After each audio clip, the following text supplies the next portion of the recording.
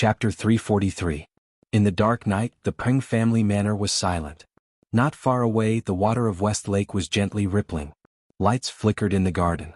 Because of the high wall separating them and the fact that the back of the mountain was their property, they did not have to worry about people noticing anything. The people who had traveled thousands of li to Jiangnan were all a bit tired. They had eaten well in Hangzhou. Full and warm, they felt sleepy. Before long, the lights gradually dimmed. Most of the people had sunk into sweet dreams. Only 2 rooms in the back of the garden still had lights on. One was a bedroom, the other was a study. In the bedroom, Cici dozed off while forcefully mending the sleeve Fan Xian had torn in Shazhou. She waited for him. In the study, Fan Xian sat in front of the table. His brows were slightly furrowed as he looked at the little book in the book. Haitang sat in the opposite corner. She was also holding a book in her hand. Her expression was serious. The handwriting on the book was fresh. It was clear that someone had just written it. After a long silence, the 2 of them raised their heads at the same time with great mutual understanding. They looked at each other for a long time with a bitter smile. In the end, it was Fan Xian who spoke first. Duo, it seems to be conflicting. Haitang shook her head. It's not that it seems, nor is it somewhat. These 2 martial methods are completely opposite. It is impossible to continue practicing them. At this moment, the 2 of them were holding a small booklet in their hands, which was an absolutely precious item in this world. Fan Xian was reading The Supreme Heart of Northern Qi's Tianyi Dao. Haitang was reading the first volume of the nameless martial secret that Fan Xian had copied from memory. The heart of Tianyi Dao was rumored to have been obtained by Ku He on the stone steps in front of the temple after kneeling for months. Although Fan Xian knew this was an absurd rumor after his night talk with Xiao En in the cave, the martial method itself was still a wondrous secret that all martial cultivators under heaven crazily pursued. Although Fan Xian's nameless martial secret was not very famous, it could turn a young man without an internal strength teacher into a 9th-level ace. It was tyrannical and ruthless, unparalleled in the world. Haitang knew its weight. When it came to sharing knowledge, Fan Xian was not stingy. Since Haitang had so generously brought over the heart of Tianyi Dao, he had to offer up his treasure. But the pair of young people studied it for a long time in the dark, and finally came to a somewhat depressing conclusion. The styles of the 2 cultivation methods were completely different. They were completely unrelated and vaguely clashed with each other. Fan Xian's tyrannical martial method was a straightforward and rough one. It focused on training the inner spirit and solidifying the meridians as the foundation. The most difficult part was the first hurdle. The powerful Jinqi that came out of nowhere burst forth from the back of the waist and caused a powerful shock to the cultivator's meridians. This was the so-called shaping. However, Haitang had practiced Tianyi Dao's martial method for over a dozen years. Her meridians had long been set in shape. No matter what, she could not disperse the power in her body and practice it anew. Furthermore, she could not be like Fan Xian and return to infancy and rely on the wisp of innate qi that had not completely dissipated in her body to forcefully endure it. She also did not have the precious mental experience of her previous life's myasthenia gravis. This first hurdle was impossible to cross. For Fan Xian, Tianyi Dao's martial method was also an ice beauty that could only be seen but not touched. This set of incantations was natural and responded to the yuanqi inside and outside of his body. It was indeed incomparably mysterious, particularly regarding the path and method of Jinqi flow in his body. It followed the path of gradual accumulation and was full of gentleness. The accumulated water droplets became rivers and used their moist power to cultivate the mind. However, the tyrannical martial method Fan Xian had practiced for over a dozen years had widened the meridians in his body to an unimaginable level. Even if he could use the martial method to condense his spirit into dew, for this dew to adhere to the walls of the entire meridians and form a trickle, it would take who knew how many years. The 2 of them looked at each other and sighed helplessly. Look more and comprehend by analogy. There will always be progress, Haitang said quietly. She and Fan Xian were both at the top of the younger generation, particularly as she had already entered the realm of the upper 9th level. However, she was still unable to touch the threshold of a breakthrough. That threshold seemed very close, but it was also illusory. She had thought that with Fan Xian's help, she might be able to gain some benefits. She had not thought that Fan Xian's Jinqi martial method would be such an abnormal existence. She couldn't help but feel slightly disappointed. Fan Xian replied, "However, it looks like you won't be able to use my method to reopen meridians. Putting aside the pain, I will not allow you to try this kind of danger." Haitang raised her brows and said in a clear voice, "I'm not a reckless woman." She then furrowed her brows and said, "Your martial method is indeed strange. How can there be such a strange cultivation method in the world that harms yourself first and then others? Probably only a strange creature like you can practice it. Fan Xian remembered what Uncle Wu Zhu had said before. He shook his head and said, "That's not necessarily true. Based on what I know, there have been people who have practiced it before." "Who taught you this heart?" Haitang asked probingly. She didn't expect Fan Xian to answer her. Unexpectedly, Fan Xian was frank. "My mother left it to me." "The young lady of the Yi family?" "Yes." Haitang smiled bitterly. "The world hides many treasures but doesn't dare to reveal them. It is rare to see people like you and me fooling around. With 2 books like this in front of us, I'm afraid it is also a rare sight in the world. Unfortunately, there is no result." Fan Xian's expression also darkened slightly.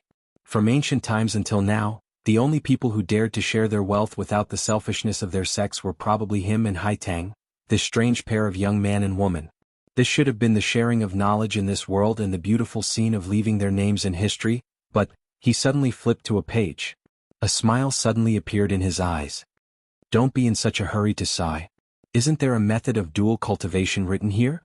Haitang furrowed her brows and said, "Dual cultivation of life and death. What is life? Those who follow the heavens are known as fate. Those who follow the self are known as nature. With the mind as nature and the heart as life, if the mind is not guarded internally, then the nature will be shaken by the heart. If the heart is not fixed internally, then the life will be stolen by sound and beauty. If the emotion does not die and the path does not change, then the return is known as the opposite. It is written clearly here, but how did you practice it? You spend all your time in officialdom. How could you find the realm of sound and beauty? The heart is far and the ground is biased." Fan Xian used a line from Tao Yuanming's poem to answer her question. Haitang's eyes lit up. Immediately after, she smiled calmly and said, "There is still one big problem. Unless you rebuild your meridians, given the rough Jinqi in your body and the little bit of new Jinqi, you will not be able to survive. Are you willing to shatter your meridians with your powerful Jinqi and start from the beginning?" Fan Xian didn't answer this question. Instead, he turned to ask about a few difficult parts of the heart of Tianidao. Haitang pointed out each one carefully and did not hide anything.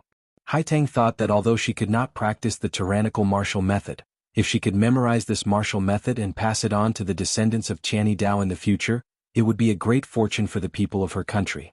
Thus, she also read attentively. Occasionally there was something she did not understand. Of course, she was not ashamed to ask. Fan Xian was like her. He spoke openly and honestly. The red candles were in the room and the stars were in the sky. The 2 of them were classmates, happy and harmonious. Gradually, the 2 of them began to immerse themselves in the mysterious realm contained in the 2 martial methods. Although they did not physically walk, they already felt it in their hearts. They no longer asked questions. Instead, they each sat with their backs to each other and quickly memorized the contents of the books. After an indeterminable amount of time, Fan Xian, who had his back turned the entire time, suddenly faintly said, "Actually, after the assassination in the Hanging Temple, my Jinqi exploded through my meridians and flowed through my body. Up until today it has not been pulled back." Haitang still had her back turned to him. However, her shoulders trembled slightly. A moment later, she quietly replied, "You're finally willing to admit it. The affairs of the world were always so mysterious." Originally, Fan Xian would not have destroyed his meridians to practice the heart of Tianidao again. However, his meridians were already damaged beyond repair. It was perfect for him to practice. Yet, Haitang was still unable to gain any benefit from it. Comparing the 2, in the end, Fan Xian had gained a great advantage. He had wanted to continue hiding it, but the 2 of them had their backs to each other for a long time. The uncomfortable feeling in his heart grew stronger and stronger. After some thought, he finally spoke with sincerity. Fan Xian didn't turn around and continued, "I can't hide it from you for too long. Furthermore, I guessed that when the rumors of my past reached the north, you had already taken this martial method to the south. You hid it from Imperial Advisor Ku He, right?" Haitang made a sound of agreement. Fan Xian was moved but also wary. Furrowing his brows, he asked, "Why?" Haitang's patterned jacket bloomed like a flower in a painting under the faint yellow light. "It's very simple. I guess that something must have happened to you. Otherwise, no matter how shameless you were, you wouldn't have asked me for the heart in a letter. Even an idiot would have guessed that this kind of thing is the secret of a country. How could I give it to you? Since you have something, of course I want to help you resolve it. After all, the agreement between us still has many years to go." Fan Xian paused slightly and then asked, "Then what do I do now?" Originally, I was unable to practice your heart. Now that my meridians are all destroyed, I can use the heart of Tianyi Dao to rebuild my foundation and roots. What I gave you is of no use to you. Haitang calmly replied, it's useless to me, but it will be useful to people in the future. I trust that you won't mind me passing it on to my descendants. Your descendants? Is it possible that something will happen between me and them? The knot in Fan Xian's heart gradually disappeared. He laughed loudly and took advantage of the girl's words. It was like Haitang didn't understand this dirty joke and coldly said, seeing that you've been sufficiently honest with me, I won't quibble. Fan Xian smiled and turned around. Waving the book in his hand, he shamelessly said, in any case, the thing is in my hands. Am I afraid you'll go back on your word? Haitang also turned around at this moment. She stood up and walked to his side. Fan Xian thought she was truly angry and quickly hid the book in his clothes. Haitang looked at this person and her emotions were in a mess. She thought to herself that this person was so young and already held great power in his hands. He was skilled in both literature and martial arts. In front of outsiders, he always appeared warm and sinister. Why was it that every time she looked at him, he always seemed like a scoundrel in the marketplace? She said unhappily, I'm changing a few sentences for you. Teacher has tampered with them. If you continue to practice according to them, I won't care if you become an idiot. Fan Xian was surprised. He took out the book and stared blankly for a long time. He didn't feel the slightest hindrance in the heart he had read earlier. He couldn't help but admire Ku He's realm. Even a fake could be created so beautifully. But immediately after he became angry. He thought that old bald donkey was indeed sinister.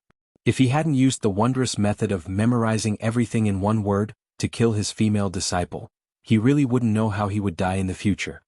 Are you going to make me an idiot from the beginning? Fan Xian looked at Haitang and said angrily. Haitang calmly said, what you and I are doing is absurd.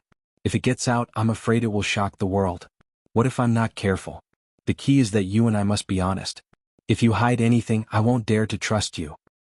If you didn't admit to me earlier that you had lost all your Jinqi, becoming an idiot would be your own fault. Fan Xian was shocked. He thought that being a good person indeed had its rewards. After Haitang had changed a few words in the key sentences, Fan Xian picked it up and looked at it again. Immediately, he felt that it was like a beautiful painting that had been smeared by a master painter. Immediately, the entire painting brightened, and the landscape and people in the painting immediately came to life. Fan Xian knew that this was the true face of the heart of Tianyi Dao. His heart trembled. He knew that if he continued to practice like this, it wouldn't be long before he would be able to walk the path of being one with nature and naturally repair the damaged meridians in his body. The realm that had left him for too long was finally coming back. Thinking of this, even someone as persevering as him couldn't help but feel emotional. Suddenly, his heart jumped and he thought of something. In a bit, I'll draw a few pictures for you. He looked at Haitang and said shamelessly, the tyrannical martial method I gave you should be used to practice the Jinqi routes on the diagram. If you practice it blindly, you might end up with a dozen bloody holes in your body when you enter the next stage. Haitang stared at him in a daze. A moment later she faintly said, when will the people in this world be less scheming and deceitful, at least between you and me? Fan Xian fell silent and then said, I will study hard in the future. Of course you also need to study. After a long time, the two of them broke away from this awkward silence. Perhaps to lighten the mood, Haitang quietly said, I've come to see your injury. Fan Xian nodded silently. Although the technique of introspection was subtle, sometimes it was always a bystander who saw things more clearly. Particularly for someone at Haitang's realm, it was easier for her to find where the problem was. With her profound knowledge, she could suggest a corresponding solution. Haitang walked to his back. He didn't see her move her qi, but her right hand naturally pressed against the human point on Fan Xian's back. A gust of wind rose without reason in the study. The light on the table flickered. Suddenly, a gentle ripple of power appeared in the air. Haitang closed her eyes and carefully sent the Jinqi in her body into Fan Xian's body to examine his injury. At this moment, the surroundings suddenly quieted down. There wasn't a trace of wind. The flame on the lamp rose straight up. The air seemed to have frozen, but it was not sticky. On the contrary, it carried a clear feeling. The Jinqi in the body of a superior 9th level ace leaked out. In an instant, it perfectly harmonized with the surroundings. The Tianyi Dao sect's method of following nature was indeed wondrous. After a long time, Haitang furrowed her brows with her eyes closed. It was as if she had encountered something strange. At this moment, Fan Xian did not feel anything. He only felt that his whole body was comfortably warm and very comfortable. After a fresh jinchi spread behind his waist, it quickly spread throughout his body. It was like taking a wooden bath or sunbathing in Hawaii. His whole body was extremely relaxed, and it seemed that he was about to fall asleep. Suddenly, he heard the girl behind him make a light sound. Fan Xian didn't even think. Without opening his eyes, he yawned and asked, "What is it?" "Nothing." Hai Tang furrowed her brows. "Don't fall asleep." "Oh, Channy Dao is indeed powerful. You can talk while treating illness." Fan Xian smiled. "However, if this counts as treating injuries, then I'm willing to be injured every day. It's more comfortable than horse slaughter." "Can you shut your mouth?" Hai Tang asked calmly. "Otherwise, I can't guarantee that my mind won't become confused and suddenly increase my strength." Fan Xian heard the girl's threat but was not afraid at all. Rascally, he said, "Do you want to murder your husband?" Two muffled grunts came from their mouths at the same time. The air in the study suddenly exploded. Countless swirls of air left their bodies and disappeared in an instant. They swept up the books collected by the previous Prime Minister Lin Ruofu into the air. Papers flew everywhere. It was a wretched sight. Neither Fan Xian nor Hai Tang were injured, but Fan Xian sat on the pile of papers on the floor and looked with lingering fear at the girl gently stroking her hair. In a trembling voice he said, "I really want to kill someone." Hai Tang stared into his eyes and forcefully suppressed her anger. Calmly she said, "I said before, don't disturb my state of mind at this time." Fan Xian was speechless. In his heart he cursed, "Then why didn't you say it clearly first? I thought you liked to work and flirt at the same time." Hai Tang calmed her slightly panting chest. The gaze she looked at Fan Xian with became strange. "Although the jinchi is scattered within your internal organs, the jinchi accumulated at the snow mountain behind your waist is still very powerful. Furthermore, the degree of ruthlessness is even more terrifying than when we fought last time. Presently there are no meridians circulating. It can only accumulate and become thicker." She shook her head and said, "Fortunately I came in time. Otherwise, in another half a year, once the vital part of your snow mountain exploded, it would truly be over." Fan Xian had two teachers in his life. One was Uncle Wu Zhu and the other was Fei Jia. One taught him how to cut carrots and the other taught him how to use poisons. In terms of jinchi cultivation he had always been self-taught. Thus, in terms of his knowledge of the finer details of jinchi methods, he was much worse than the people of the mysterious sections. Thus, he had never discovered the greatest danger he faced. Hearing Hai Tang speak of it now, only now did he know that he had been in danger a few days ago. He couldn't help feeling a lingering fear. He furrowed his brows and said, "Ever since the Hanging Temple incident I stopped cultivating. Why would there be more and more in the snow mountain?" Hai Tang thought for a moment and then said, "It's probably because you've been cultivating since a young age and have already developed a habit, so even when you're sleeping?" Fan Xian raised his right arm and didn't let her continue. He shook his head and said, "That's the reason." For Fan Xian, meditation and sleeping were an entertainment life that had merged into one since a young age. If it were any other cultivator they would certainly be envious of him.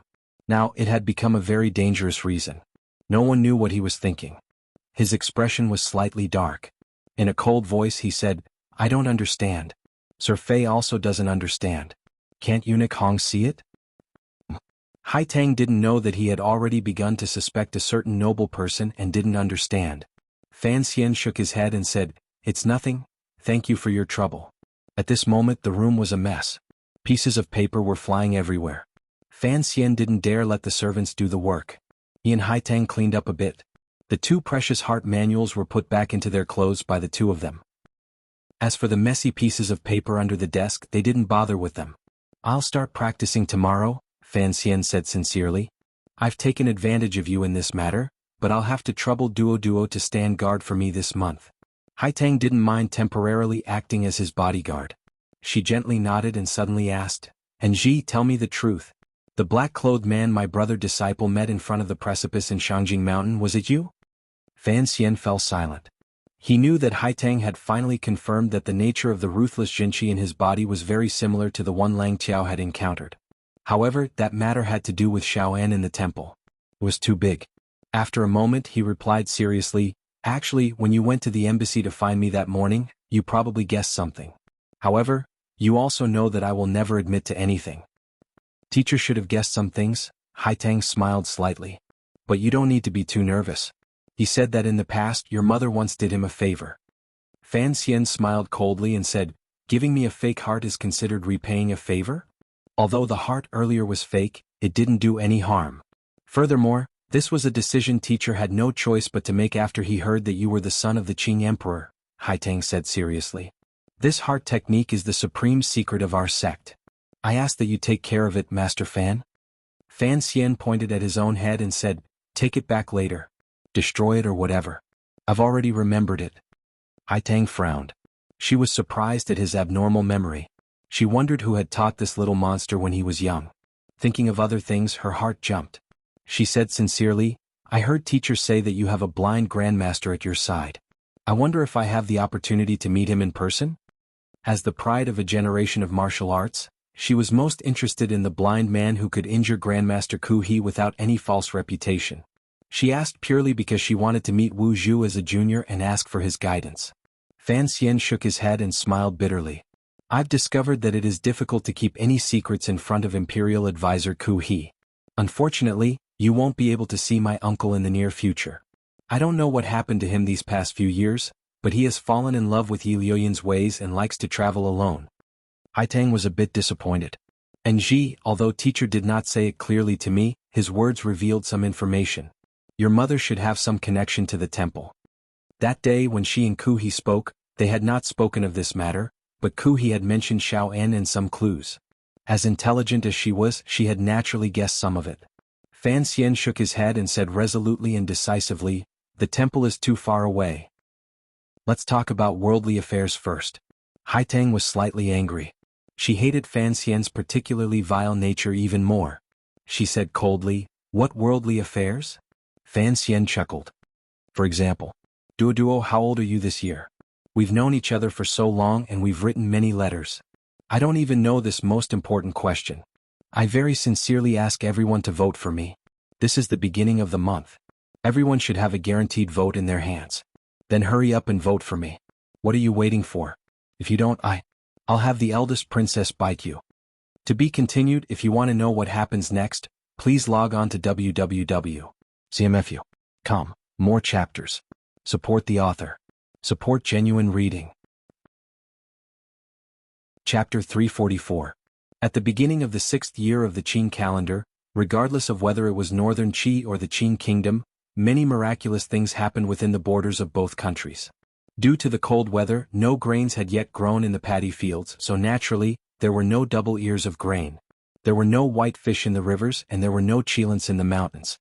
However, when Wuzhou was opening up the mountains, they dug out a pair of copper walls. When Shazhou was repairing the dikes, the workers were pleasantly surprised to find an incomparably large turtle with cloud patterns on it. In the paddy fields of Jiangnan, there were birds and red geese soaring in the sky. Regardless of whether it was copper walls or cloud turtles and birds, they were all auspicious signs. The officials of various places hurriedly submitted reports and fawned over them. However, the emperor in Jingdo was somewhat dismissive. This shameless and auspicious trend had arisen within northern Qi last year. The earliest legend was that after the first snowfall in Qi Mountain, a woodcutter on the mountain found a white deer, white wolf, and white fox. He thought it was an auspicious sign and submitted a report to the northern Qi emperor. The great Grandmaster Ku He took this as an auspicious sign from heaven. He believed that the rulers of each country had governed appropriately and conformed to the will of heaven. Thus, he reopened the monastery and took in a female disciple in a temple outside Shangjing. This female disciple was Si Lily, who later entered the royal palace. Later this trend spread to the south. Similar things also began to appear in various parts of the Qing kingdom. However, the Qing emperor was clearly a tough person who did not respect ghosts and gods. It was not until a few days ago, when the imperial astronomer reported with wild joy in a trembling voice that the imperial astronomer had seen stars and auspicious clouds, that the Qing emperor began to look at this reality squarely. Auspicious signs were also known as auspicious signs. They were passed down from ancient times and often noted in scriptures. They were little magic that the heavens expressed their satisfaction with those who governed the world. This was a transmission of the will of heaven. The people of the world believed in it greatly. There were many types of auspicious signs, such as favorable weather, double ears of rice, springs from the ground, and so on. Auspicious signs were divided into 5 levels. Other than the Qilin, which could not be found and was classified as auspicious, the other levels were great auspicious, upper auspicious, middle auspicious, and lower auspicious. The white wolf and white fox were upper auspicious. The birds and red geese were lower auspicious. The so-called stars and auspicious clouds, in the imperial astronomer's joyous report, were the colorful clouds in the sky. This was truly a great auspicious sign. Furthermore, the name of the Qing kingdom was embedded in it. No matter how reserved and suspicious the Qing emperor was, he seemed to begin to feel elated. After all, the emperor was also a person and always liked being flattered. It must be a good year for the weather. Since it was a good year, there could be no war. Using the auspicious signs as a summons, the exchanges of state affairs between northern Qi and the Qing kingdom became closer, particularly since the two countries were about to unite by marriage. The great prince and the great duke of northern Qi were about to consummate their marriage. Northern Qi sent out a large number of diplomatic groups. What shocked the people of Qing was that the imperial advisor of northern Qi, Ku He, had followed the envoy south to be a witness to the wedding. Great Grandmaster Ku He's position in the world was very high. Not only was he one of the top great grandmasters, but Tianyi Dao also faintly affected the temples in various places and the ascetic monks walking around. Although the temple never interfered in worldly affairs, this kind of hidden prestige had long surpassed the influence of someone at the peak of martial arts. Thus, although the people of Qing were proud and glorious, all kinds of reception arrangements had to be made anew. Yi Luyun and Yi He were nowhere to be found. It seemed that the only person who could receive them was the emperor of Qing. But for the emperor to personally come out, the officials of the office of the Grand Herald of Qing did not have the courage. In the end, it was the Empress Dowager who could not bear to see the officials panic and came out to settle the matter. She still followed Master Zhuang Mohan's rules and invited Ku He into the palace. She would be responsible for receiving him. Unexpectedly, when imperial advisor Ku He arrived in Jingdo, he politely declined the invitation and moved into the Qing temple himself. This was in line with his status. After all, he was a great grandmaster. Although the two countries were different, the people of Qing still showed enough respect. Aside from the respect was curiosity. The people of the world speculated that although the marriage between the two countries was a big matter, it should not have alarmed him, right? A few days after the Northern Qi diplomatic group entered the capital, Ku He's true purpose of personally going to the Qing court seemed to be revealed. It turned out that the emperor of Northern Qi had personally written a letter stating that he was willing to mend relations with the Qing kingdom and extend the agreement drafted last year for 10,000 years. The two countries would refer to each other as brothers regardless of seniority. They would only talk about new friendships and be friends for generations to come. Such an important negotiation needed Ku He to personally oversee it. The emperor of Qing held the letter from his northern colleague in his hand and muttered to himself for a few days. In the end, he gently nodded his head. He was probably giving Ku He some face. When the news came out, the world rejoiced. Even though the people of Qing revered martial arts, they still liked peaceful days. However, the military was faintly angry. They felt that the court was powerful and this was a great opportunity to unify the world. Why put a few pieces of paper over their heads? Although it was not heavy, it made it difficult to breathe. However, the leader of the military of the old Qin family understood the affairs of the world and did not care. He only occasionally said to the people closest to him, "Now that Northern Qi is recovering at an unexpected speed, it will be difficult to use troops in the next few years. This agreement is just a few pieces of paper. When the time comes, we can tear it up. It's not like His Majesty hasn't done such things before." However, Ku He's other goal in coming south to Jingdo made all of the Jingdo officials and commoners drop their glasses.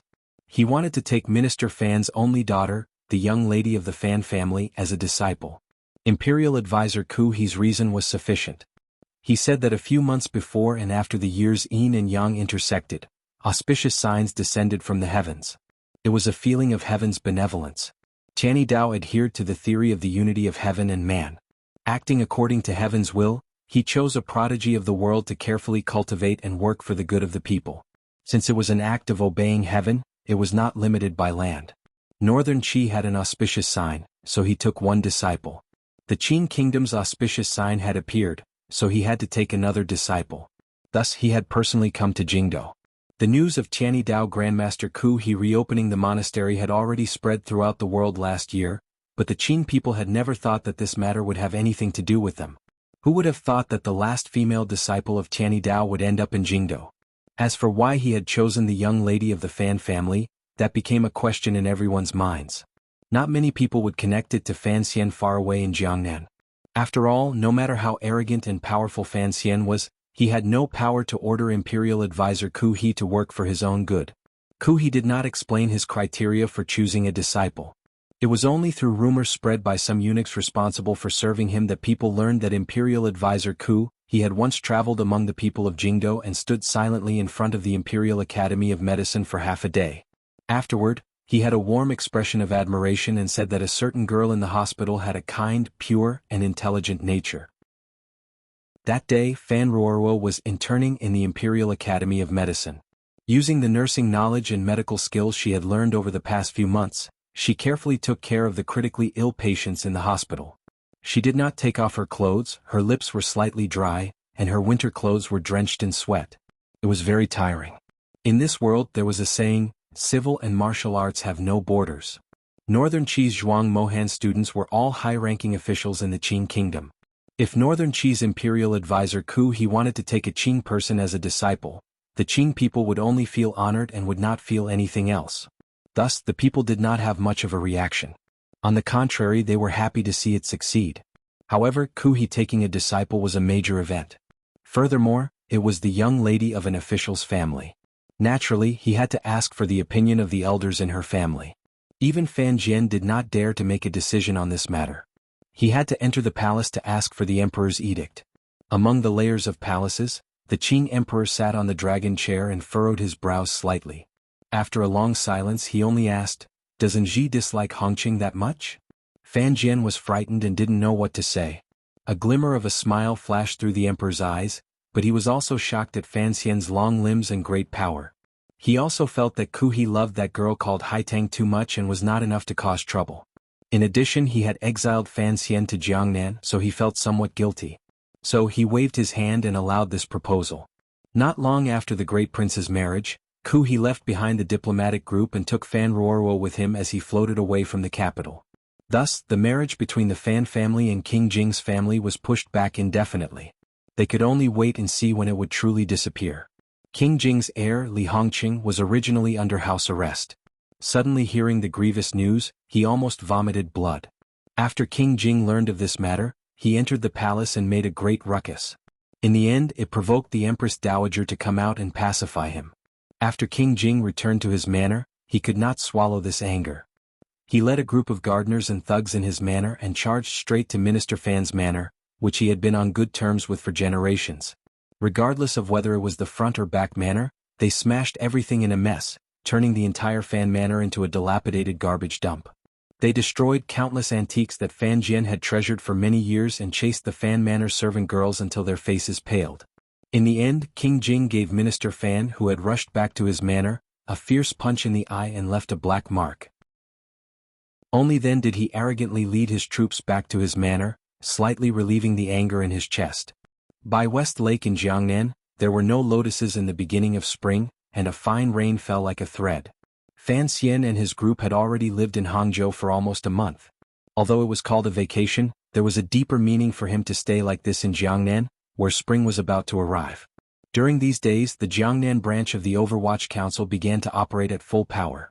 It was no longer like before, where all matters had to be handled through Jingdo. Instead, they were sent directly to the manor by West Lake. This manor had become the second center of power in the Overwatch Council other than the main courtyard in Jingdo. As for the situation of the Jiangnan road officials, the details of the Ming family and the salt merchants, as well as the movements of the palace treasury in recent months, they were all summarized by the 4th Bureau official sitting in the manor and then reported to Fan Xian. Without the geographical distance, the upper echelons of the Overwatch Council increased their control over Jiangnan. However, because the Ming family had reacted very quickly and had already begun to make arrangements as early as last autumn, the Ming family was also a large local family. The people they used were all family members, so the level of the spies they planted in the council was not high enough and they did not obtain much useful information.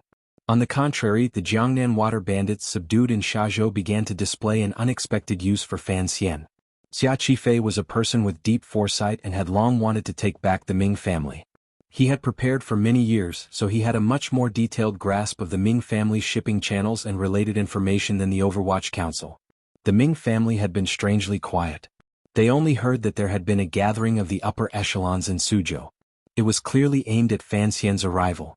However, that gathering was very secretive, and the Overwatch Council did not find any news. Given Fan Xian's identity and status, in addition to the fact that he was disciplining the third prince in name, no one, regardless of whether it was the Ming family or the many officials of Jiangnan Road, dared to be the first to provoke him. As for Yun Jilan and the others in Dongyi, they had only come to support the Ming family. Who would have thought that Fan Xian would so unreasonably launch a dog chase operation? An immortal living in the mortal world could perhaps hide in the marketplace for a long time, but a group of immortals, no matter what, could not completely hide their tracks. The Peng Manor, which no one lived in for many years, suddenly had more people living in it. Regardless of whether it was the purchase of food, fruits and vegetables, or the expensive daily necessities entering the manor, all of this fell into the eyes of the observant people in Hangzhou. Thus, after a dozen days, the news that Commissioner Fan was in Hangzhou had spread like wildfire and spread throughout all of Jiangnan Road. However, he hid in the manor and did not see guests. The Hangzhou Zhizhou came once and was politely and firmly denied by the gatekeeper. Everyone knew that Commissioner Fan was still on vacation and did not want to be disturbed. However, everyone was guessing what exactly Fan Xian was preparing for after being quiet for so long. He was quiet, and the people on the Jianghu were also forced to be quiet. The number of people giving gifts to the big ship on the river did not decrease. The Ming family also respectfully and obediently moved out of a few other manors by West Lake, terrified of disturbing the commissioner's peace. The manor by West Lake was quiet, but it attracted the gazes of countless people. A small boat floated on the lake. Two scholarly-looking young men were sitting at the head and tail of the boat. In the middle was a short table. On it were fresh fruits and vegetables and Jiangnan water wine. It was very elegant and at ease. The two of them were Fan Xian and Hai Tang after their disguises. The two of them did not smear any flour or anything like that on their faces. They only had Fan Xian skillfully pick at the corners of their eyebrows and then use a rubber hand to slightly raise the ends of their eyebrows. Once the eyebrows changed, the two of them immediately changed a lot. If one was not familiar with them, they would not be able to recognize them. At this time, the small boat was slowly moving in a remote corner of West Lake. After the first break of the rain, the air on the lake was very fresh. Recently, Fan Xian often went boating with Hai Tang on the lake. On one hand, he liked the scenery of the lake and mountains. On the other hand, Fan Xian was beginning to learn the heart of Tianyi Dao. According to Hai Tang, he had to be close to nature at all times and use the yuanqi of heaven and earth to repair the damaged meridians in his body. After Fan Xian practiced the heart of Tianyi Dao, he no longer gathered his zhenqi in the snowy mountains. Instead, he moved it to his dantian. The zhenqi that had accumulated bit by bit seemed to carry a fresh scent and slowly spread out in the walls of his meridians, moistening his withered and damaged meridians. Being on West Lake and close to the beautiful natural scenery, with the slightly cool lake water reflecting the white clouds and blue sky, and the sparse forest at the foot of the mountain to his side, the cultivation of the heart was indeed much faster. Fan Xian believed what Hai Tang said was reasonable, but he knew the more important reason was that his zhenqi cycle had one more cycle than other martial cultivators. In the past he had practiced too much of it. In the past he had only used it on rock climbing. Only now did he know that it was of great benefit to his mind's connection to heaven and earth. He closed his eyes and half reclined at the head of the boat. His right hand, intentionally or unintentionally, rested on the side of the boat. His fingertips seemed to touch the slightly rippling surface of the lake, and a faint, almost imperceptible zhenqi slowly seeped out from his fingertips. Once it touched the lake water, it gently withdrew and flowed into his body, causing fine ripples to appear on the lake water where his fingertips touched. Hai Tang gently rowed the two oars. A pair of eyes as bright as the lake water watched Fan Xian's fingertips. She furrowed her brows slightly and silently sighed. She thought to herself that the young man in front of her had a rare level of comprehension and luck. Like the scene in front of her, the zhenqi leaving his body and being tainted by the breath of nature, was clearly a sign of the third level of the heart of Tianyi Dao. Although she was known as a genius, it had taken her 5 years of practice to reach this level. Fan Xian, it had only been a dozen days. Although Fan Xian's current realm was much higher than when she had first entered the sect and his ability to comprehend was also much stronger, the speed of his progress still made Hai Tang feel a glimmer of disbelief and alarm. Fan Xian now had both the north and the south, and he held great power in his hands. He also had a good reputation among the people. If such a person walked the evil path in the future, who would be able to control him? In reality, Fan Xian's ability to comprehend martial arts was far from Hai Tang's. The reason he was able to practice the heart of Tianyi Dao so smoothly was partly because Hai Tang had taught him without holding anything back. Partly, it was because Fan Xian's zhenqi foundation was very solid when he was young. The third point was mentioned earlier. Fan Xian was very familiar with this method of Jinqi leaving and then returning. He was a stingy person, but it just so happened that he catered to the cultivation method of Tianyi Dao. Seeming to sense what Hai Tang was thinking, Fan Xian woke up from his meditation and slowly opened his eyes. He gazed at Hai Tang with a not quite there smile and said, "Don't worry. If I really wanted to break the agreement, I wouldn't have let the northern Qi person you brought to Jiangnan come into contact with so many things." In his agreement with Hai Tang, or more accurately, the agreement between Fan Xian and the northern Qi royal family, after the eldest princess fall, the goods smuggled by the palace treasury to the north would not decrease. Furthermore, there would be a great increase in quality and level. Fan Xian had even agreed to the northern Qi people's requests for certain goods that were strictly prohibited from leaving the country. Miraculously, the northern Qi person Hai Tang brought to Jiangnan was an official of the northern Qi court. As the head of the Ministry of Revenue, he also held the post of the Ministry of Works Director. At the beginning, he had risen and fallen in the Ministry of War for a period of time. This official's career had not improved, but he was a talented and capable person. He could calculate accounts, knew the structure of weapons, and was skilled in inspecting goods. Hai Tang bringing him here to be responsible for the transaction with the Qing Palace Treasury was truly a very appropriate choice. "I am a person who takes promises very seriously." Fan Xian gazed at Hai Tang and said, "I will certainly do what I promised you in Shangjing. We are the same." Hai Tang smiled slightly and let go of the oar handle, allowing the little boat to float on the lake without an owner. She said, "You should have received the news that teacher has already taken the young lady of the Fan family and left Jingdo." Without waiting for Fan Xian to speak, she continued, "Fan Xijia has already begun to gradually take over the businesses the Cui family left within our borders. You should know that if the emperor had not nodded his head, these should have been taken into the national treasury and not become your private property." Fan Xian shook his head and said, "The Cui family has always been a citizen of the Qing kingdom. Even if he committed a crime and was caught, it should still be taken over by the Qing people." Hai Tang ignored his sophistry and continued, "Furthermore, I have brought the heart to you as you said. I think there is nothing for either of us to be picky about in the contents of the first part of the agreement." Fan Xian nodded. This was a transaction that was beneficial to both sides. However, he didn't know why he trusted the northern Qi people so much. Hai Tang also didn't seem to understand this point.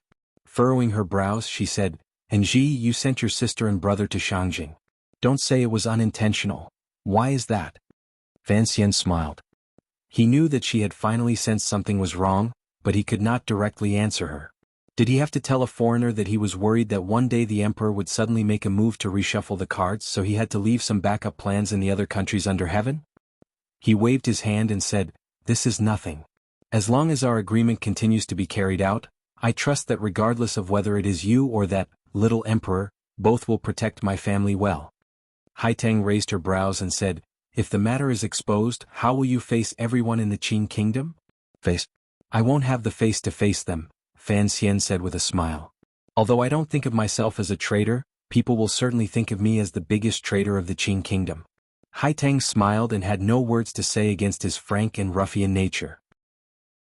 Fan Xian continued to smile and said, "Besides, for this world, I don't mind being an internationalist." "The auspicious signs in various parts of the Qing kingdom were tampered with by you?" Hai Tang lowered her head and asked. Fan Xian did not deny it. The matters in Wuzhou and Shazhou were done by the Overwatch Council. As for the stars and auspicious clouds observed by the imperial astronomer, don't forget, the previous imperial astronomer was the second prince's man. He had already been invited by the Overwatch Council for tea on a dark and windy night. Until now he had not been released. The present imperial astronomer's relationship with Fan Xian was hard to fathom. He thought to himself, the little emperor of northern Qi is in the north doing three white things. There are few wild beasts on the snowy mountains here, but when the auspicious clouds come out, they will always be able to suppress you. In the secret letter from the emperor, it was clear that he was very satisfied with his arrangements. A sense of pride seeped through the lines. The emperor of the Qing kingdom. Hai Tang deliberated over her words. Although he has rarely appeared these years, everyone knows that the emperor is a genius, particularly since teacher has taken your sister as his last disciple. It's hard to say that he won't guess something. Fan Xian nodded. These things cannot be hidden from the emperor. As an official, I will not hide it. I have long written a secret memorial and presented it to him. Hai Tang was slightly surprised and said, "You are quite open and candid. Then is there anything you won't say? Fan Xian furrowed his brows and said seriously, for example, moving the silver of the palace treasury into my own home. Of course, I would be too embarrassed to tell the emperor about such a thing. The little boat once again sank into silence, and the lake water once again became quiet. Fan Xian looked at the slightly worried Hai Tang and found that after half a year, this girl's temperament seemed to have changed slightly. Perhaps it was because she was new to the matters of court politics that it had a slight effect on her state of mind. Facing Hai Tang, Fan Xian actually felt faintly uneasy. In the days they had spent together since last year, he had adhered to the principle of remembering one word in his heart. In their interactions, he had done his best to reveal his true feelings and treat her with complete sincerity. He would even say some incomparably childish things. On one hand, he truly treasured Hai Tang as a friend. On the other hand, he wanted to influence this woman from the bottom of his heart and obtain a powerful aid. The sound of hurried hooves came from the lakeside. Fan Xian turned his head to look and saw a fine horse galloping along the stone path by the lakeside. It rode openly to the door of the Peng family's manor, where no official had dared to visit for many days. A somewhat familiar-looking official flipped off the horse and angrily pounded on the door. So many votes. Are you guys trying to scare me to death? I can only say thank you. If you want to know what happened next, please log on to www.cmfu.com. There are more chapters. Support the author and support the original reading. Chapter 345. Abandoning the boat and coming ashore, Fan Xian walked toward the garden with a glimmer of doubt. Hai Tang was behind him, greeting the old man fishing by the lake. He was not in the mood to be friendly. Looking at the fine horse outside the garden, he furrowed his brows. The official who had come on the horse had already entered the garden. He had left the horse outside the garden and had not tied the reins. It looked like he was indeed in a hurry. The horse was at the bottom of the stone steps with its head lowered. It snorted and smelled the fragrance of the grass growing on the ground. Unfortunately, it was wearing a chewing head. It was anxious but could not eat. Sir. The guard at the door bowed to him. A subordinate moved closer to explain something, but Fan Xian waved his hand to stop him. He had long recognized the angry official. Thinking that after not seeing him for a year, the other party still had the same temperament, he felt slightly angry. Faint sounds of an intense argument came from the depths of the manor. After they went around the screen, the voices immediately grew louder. The words were filled with loud criticism and disappointment and anger that seeped from the bones. Fan Xian stopped his steps and turned his head with a self-mocking smile. He said to Hai Tang, "Just a small matter. Give me some face and don't come in." Hai Tang smiled and nodded. She walked toward the small path leading to the garden to the side. Fan Xian tidied up his clothes and patiently listened outside for a long time. Only then did he gently cough twice. Fully assuming the demeanor of a teacher, he put his hands behind his back, stepped over the high threshold and walked into the main hall. In the main hall, two people faced each other like two fighting cocks. On one side was Shi Chanli, and on the other was Yang Wanli, whom he had not seen in a long time. After last year's spring examinations, Yang Wanli had entered the top 3. Because everyone knew he was a direct descendant of the Fan family, the head of the Ministry of Appointments had, with a large stroke of his pen, transferred him to a rich county in Jiangnan to become a county magistrate. This was because of the interference of Yan Hangshu, the Minister of Appointments. Otherwise, with the prestige of the Fan family, it was not impossible for them to directly become a prefectural official or a transportation judge. Yang Wanli had also worked hard for his teacher. He was diligent in government affairs, friendly to the people and eager to learn. In just 1 year, he had managed the affairs under his jurisdiction in an orderly manner. It could be said that he did not pick up any loose ends on the road, nor did he close his doors at night. In the autumn, he was assessed by the Ministry of Appointments as being prudent and fair. When the Supreme Court evaluated him, they also gave him an average score. Although he had not reached the age limit and could not be promoted, he was now a dignified official of the 6th rank. Ho Jichang and Qing Jialin, of the 4 disciples of the Fan family, were now officials in Jiaodong Road and the South respectively. It was said that their official reputations were not bad. After Fan Xian entered the door, he watched coldly as Yang Wanli and Shi Chanli quarreled. He found that Yang Wanli's aura was threatening, while Shi Chanli retreated step by step. After listening for a moment, he knew the reason and laughed coldly. Yang Wanli turned his head to glance at him. He paused and furrowed his brows. Unexpectedly, he turned around and faced Shi Chanli and continued to narrate his grievances. "Brother Shi, it's fine if you don't want to enter officialdom. Following at your teacher's side, helping him make up for his mistakes and doing things diligently, it can be considered a blessing for the people. But now that teacher has clearly done something wrong, why didn't you remind him when you were at his side? We have the etiquette of a disciple. We also have to speak frankly and admonish others. This is the right way. Do you know how unbearable the rumors are in Jiangnan?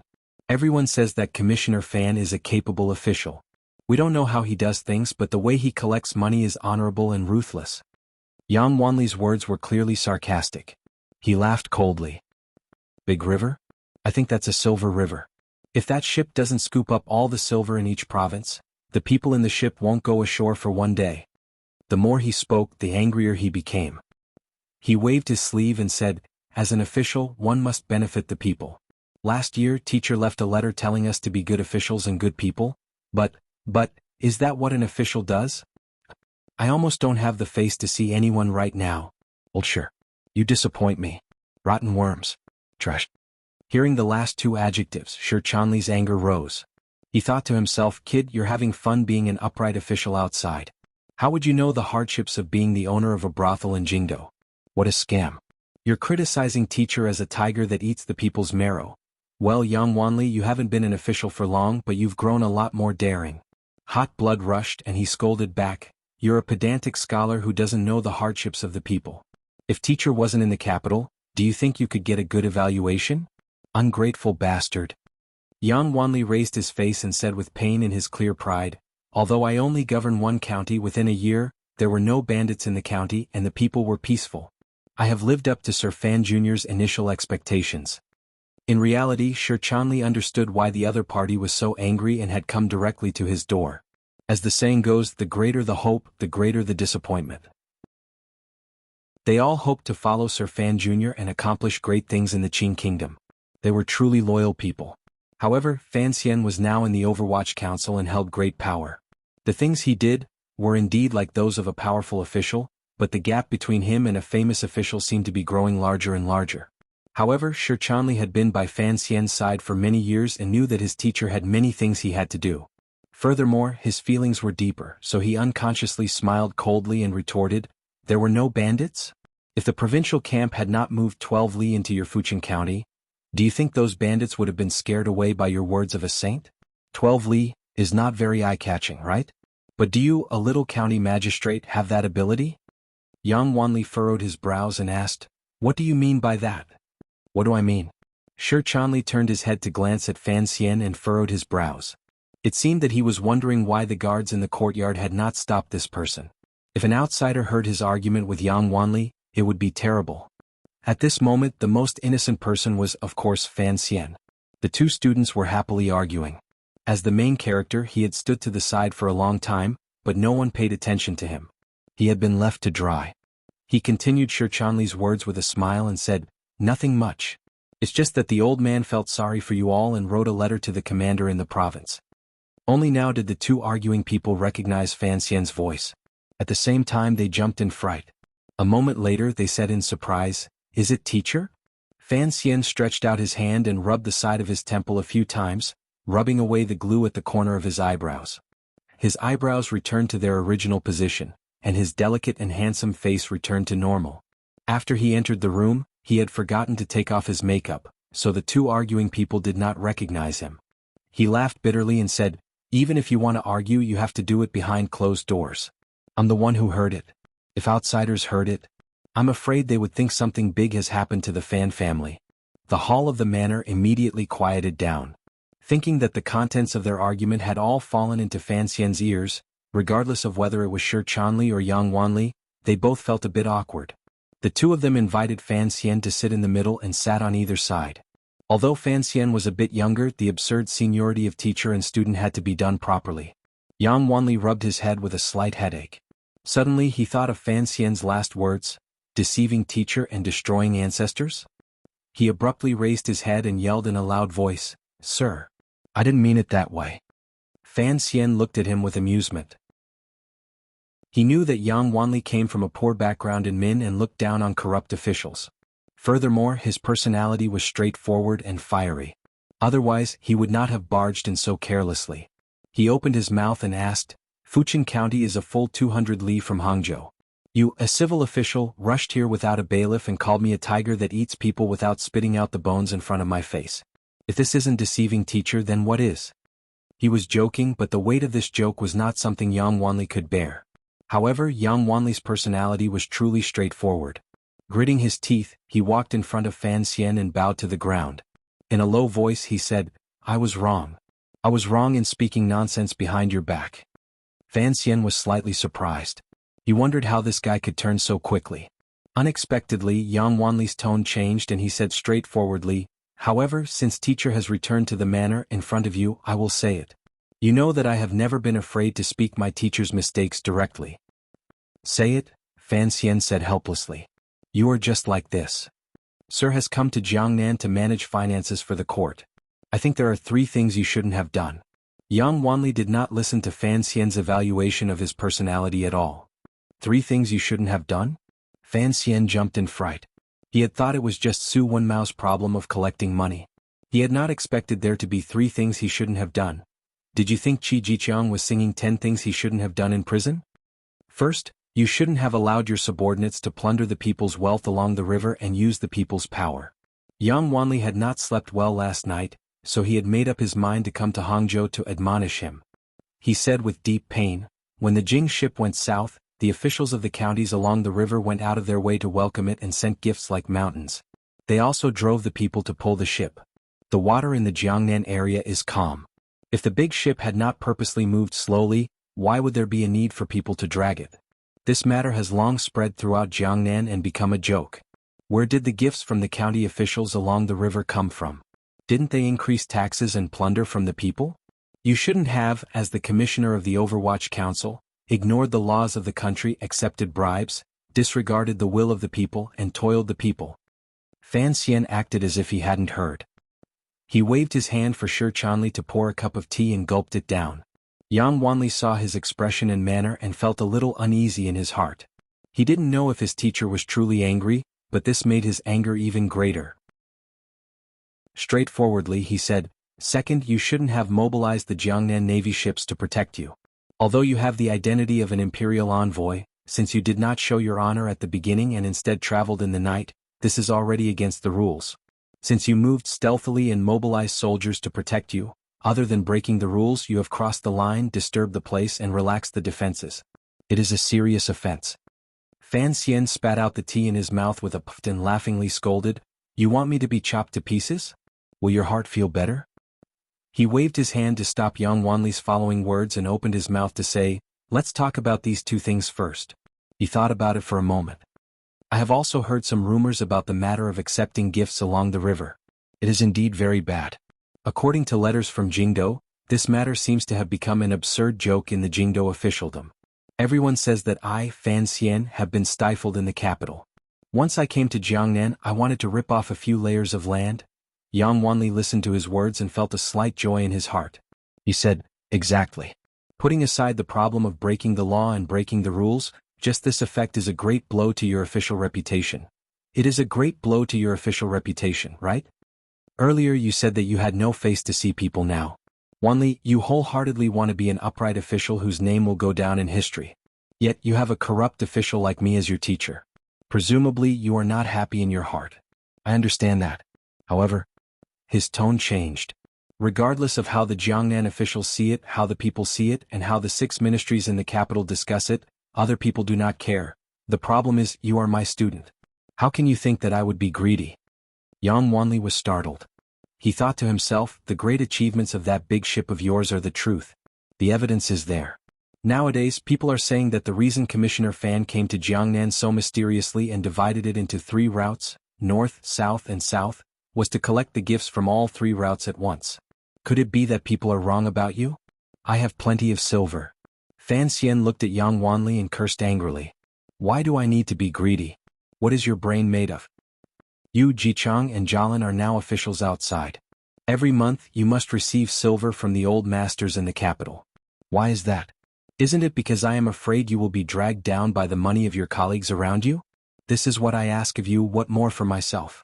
Ever since the spring examinations had been released, Yang Wanli and the other 2 had received banknotes from Jingdo every month. The amount had long exceeded their salary. This matter actually had nothing to do with Fan Xian. He also did not think it would be so detailed. It was all Minister Fan carefully taking care of it for his son. With silver on hand, Yang Wanli and the other two had much more freedom. They could also use the silver to do some practical things. He thought of the details of Fan Xian's concern and felt moved. He was also quite frightened by Fan Xian's rare angry expression. He quickly replied, "Thank you, teacher." Fan Xian smiled and scolded, "You should thank me for giving money. Why don't you think about where the money came from? Of course it is not from greed. You know I have a few businesses under me. I can still afford to support you officials." Yang Wanli furrowed his brows and said, "But, that boat on the river? What does that boat have to do with me?" Fan Xian's expression was somewhat shameless. "If you want to fight for your position to scold corrupt officials, go scold those people on the boat. Running to Hangzhou to scold me? Yang Wanli, you sure have some guts." Yang Wanli said gloomily, "Teacher, those people are your subordinates." Fan Xian smiled slightly and said, "Yes, my subordinates take the silver, but I don't care. It seems that everything is carried out under my orders? This is just a show. What are you in such a hurry for?"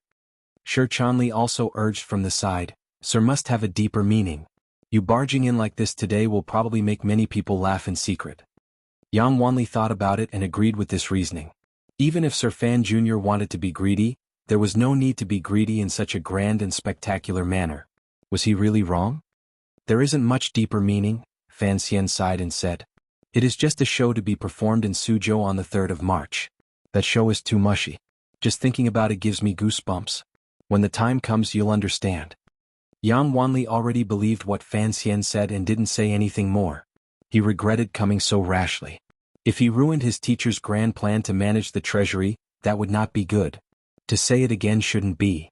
Fan Xian furrowed his brows. "Wanli, you are too naive. Do you really think it is a time of peace and prosperity?" Yang Wanli was slightly startled. He thought to himself that the country was at peace and the people were at peace. The weather was good. How could it be fake? Fan Xian smiled coldly and tried to scare him. "If I don't get the navy to protect me, that ship could be dragged to the bottom of the river by the water demons at any time. Do you believe that?" Looking at Yang Wanli's expression, he knew that he would not believe it. Fan Xian shook his head and said, "I won't hide the matter of the palace treasury from you. What I have to deal with is not just the bugs in the palace treasury, the noble families in Jiangnan, and even all of the officials in Jiangnan and nobles in Jingdou. How did the Ming family rise? How did they manage to make their family business so large?" Faced with this question, Yang Wanli shook his head. Shi Chanli had only recently come into contact with secret reports from the Overwatch Council and the Jiangnan water bandits, Xia Qifei, and only then did he know a little. Pirates? A harsh light flashed through Fan Xian's eyes. The Ming family took the goods from the palace treasury and went out to sea from Quanzhou. They went all the way north to Dongyi and all the way south to the foreign devils in the west. These years after they went out to sea they would always run into pirates. Out of 3 ships, one would always be lost. Yang Wanli furrowed his brows. He had come into contact with the Ming family before. They were all gentle and kind rich people. If they ran into pirates out to sea, it would not be good to have them take responsibility. Was there a hidden meaning in his words? Fan Xian said in a cold voice, "In reality, those pirates were all the Ming family's own people." Yang Wanli paled in shock. When the palace treasury's goods ran into pirates, the Ming family still had to pay the palace treasury. It looked like a loss, but in reality they stole that ship of goods and secretly shipped it overseas to sell. They didn't have to pay the court's 60% share of the ship's goods. Furthermore, what they paid the palace treasury was only the cost. The profit from this ship was even more than the other 2 ships. However, it's a pity that in these years who knows how many more souls have died on the sea.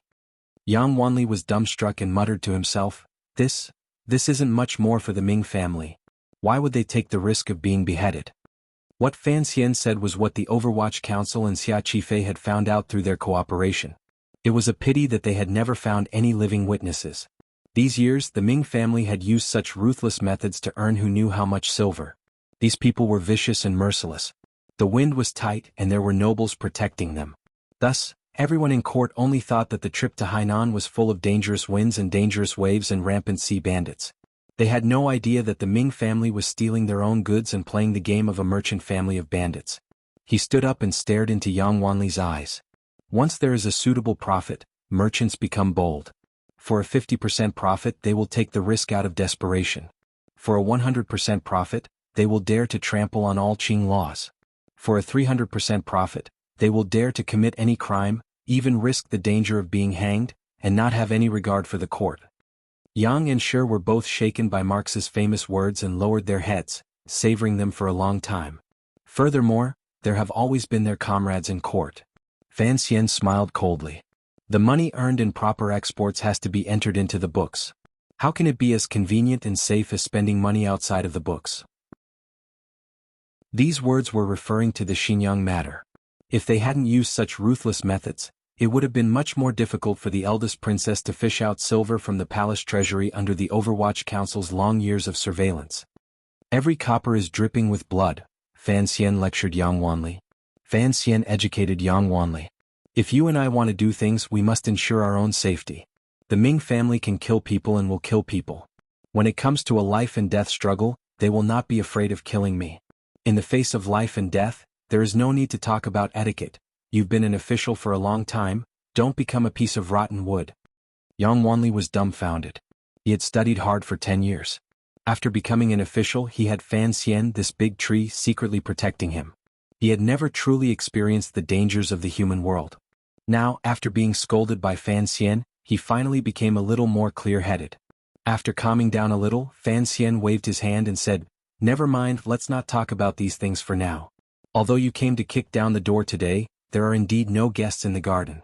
We haven't seen each other in a year, so there are some things we have to talk about.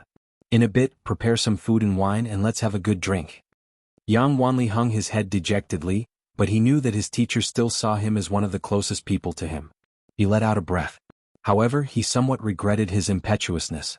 Suddenly he thought of something and hesitantly asked, "Then third, shouldn't we?" Fan Xian laughingly scolded. "If you don't offend me to the end, it looks like you won't be able to eat. Speak." Yang Wanli thought about it and felt that this matter was indeed his teacher's fault, so he confidently said, "Recently, auspicious signs have appeared one after another in various places. The officials and commoners will always say a few words after drinking. I have never said it in front of others, but in front of my teacher, I had to take the liberty to suggest it. Using beauty to influence people will not last long. Using flattery to gain favor is also not the style of a court official. Teachers' actions in this matter are truly unethical." Fan Xian paused. He knew that although Yang Wanli's personality was stubborn, he was still very smart. He had seen that the auspicious signs in the surroundings were created by Fan Xian. But this kid dared to scold him in front of Fan Xian for sucking up to the emperor. "Get out." Fan Xian finally became angry and scolded, "Don't eat any more. Go back to your Fujian County to eat porridge." At this moment Yang Wanli was quite straightforward. He straightened his back and allowed his teacher's spittle to wash his face. With a face full of righteousness he said, "I want to eat porridge in Pingyuan today." Fan Xian angrily brushed his sleeves and walked out the door. Shi and Yang hurriedly followed behind, not daring to take even half a step away. It was not until now that this young man, who was not yet 20, finally had the appearance of a young man and was no longer the teacher who sat upright and pretended to be experienced and mature. On the third day of the third month, the dragon raised its head. The carriages from Danzhou to visit relatives and the ships from Jingdo following the Yinjiang all arrived at the docks outside Suzhou. The night before, a group from Hangzhou had already quietly boarded the ship. The three groups from Jingdo had finally triumphantly met up in Jiangnan. On the docks, gongs and drums rang out to the heavens and firecrackers rang out. The officials of Jiangnan Road at all levels tidied up their official robes. Under the signboard, they raised their heads in anticipation of the arrival of the Imperial College's Sai, Taichung Temple's Vice Minister, Overwatch Council's Commissioner, Jiangnan Road's Imperial Envoy, Sir Fan Jr. Fan Xian. Fan Xian does so many things. This chapter of mine is really not smooth. I don't know why. To be continued. If you want to know what happens next, please log on to www.cmfu.com. There are more chapters. Support the author and support the original reading. Chapter 346. Let me admit here that I did write incorrectly yesterday about the old dragon raising its head. I'll go with the flow and continue with the 3rd of March. In any case, no one has studied the Qing calendar. Was I a bit shameless? However, today's chapter was written much smoother than yesterday's. On the 3rd of March in the Qing calendar, the dragon raising its head. A large ship, under the escort of the Jiangnan Navy, slowly approached the dock. The anchor was dropped and the ropes were released. The officers nimbly completed a series of actions. Immediately after, a gangplank that looked like a flight of stairs was placed between the dock and the deck. The officials on the shore quickly spread out a thick cloth to prevent their feet from slipping. A curtain of spring thunder rolled across the horizon, crackling as if welcoming the arrival of the imperial envoy. At the same time, firecrackers rang out on the dock. Gongs and drums filled the air. The soaring thunder that had been prepared on the shore was also ignited. The sound of the cannons was so loud that it even drowned out the might of the heavens. The officials on the dock furrowed their brows but were too embarrassed to cover their ears. They could only turn their gazes to the gangplank. In a moment, a young official appeared on the deck and led a group of guards off the ship in silence. They split into two lines. After a while, a young and handsome official wearing a purple official robe walked out with a smile. He wore a crane cape over his official robe. The white color immediately diluted the deep purple of the official robe. It drew the gazes of everyone on the dock to his warm, friendly, and incomparably delicate face. Only third-level officials and above had the right to wear purple official robes. The officials on the dock knew that the Imperial Envoy Commissioner Fan they had been calling for was this person in front of them. They unconsciously squeezed forward a few steps and raised their hands in greeting. Fan Xian was not in a hurry to stop everyone from bowing. On the contrary, he stretched out his hand to the side and grabbed a small hand that stretched out of thin air. Holding the hand of a little boy, they stood side by side on the deck and stepped onto the ladder, descending the ship. The little boy was wearing a light yellow robe with a circle of fluff sticking out from the collar. There was a pair of cute yet unknown spirit beasts embroidered on the robe. Coupled with his beautiful face and lively eyes, he looked extremely adorable. The officials were shocked. They knew that this was the third prince who had been chased by the emperor to Fan Xian's side. They quickly adjusted their direction and saluted the third prince. The officials of Jiangnan Road greet your highness. The third prince smiled and nodded. Using his voice that had yet to fade away, he said, "The weather is cold. Sirs, thank you for your hard work. I'm only here to study with my teacher, so there's no need to stand on ceremony." Reminded by the word teacher, the officials quickly bowed to Fan Xian again. They repeatedly thanked him for coming all the way here. As they bowed, the dozens of officials stole glances at the two men who walked down from the boat. They discovered that although their ages were quite different, their faces were extremely similar. Standing on the shore, the wind from the river fluttered the hem of the two men's clothes. Not only did they exude a noble aura, they also exuded a rare sense of harmony and transcendence. Everyone couldn't help but begin to suspect in their hearts. It looked like the rumor about Commissioner Fan's past was probably true. Thinking of this, they began to feel uneasy again. They didn't know if bowing to the third prince first would make Fan Xian unhappy. After all, he was the true master. Furthermore, the status of an imperial envoy, according to the court system, was much more valuable than that of an underage prince. Fan Xian did not have so many thoughts. He gazed at the unfamiliar officials on the dock and piled the friendliest smile on his face. He smiled and acknowledged each one of them. He then did his best to note down each other's official position and name, fully displaying the courtesy and pride a rising political star should have. Commissioner Fan bringing a prince down to Jiangnan was a major event. Thus, there were many officials who came to the dock to welcome him. Among the civil officials, there were officials directly under the governor of the Jiangnan Road Governor's Manor, as well as the Zhizhou of Suzhou and Hangzhou, each leading two groups of people. Although the Zhizhou of a few distant provinces did not dare to leave their jurisdiction to welcome him, there were still many officials of the same rank from the provinces.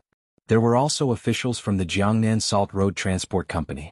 Among the military officials, there was no lack of Jiangnan Navy garrison generals.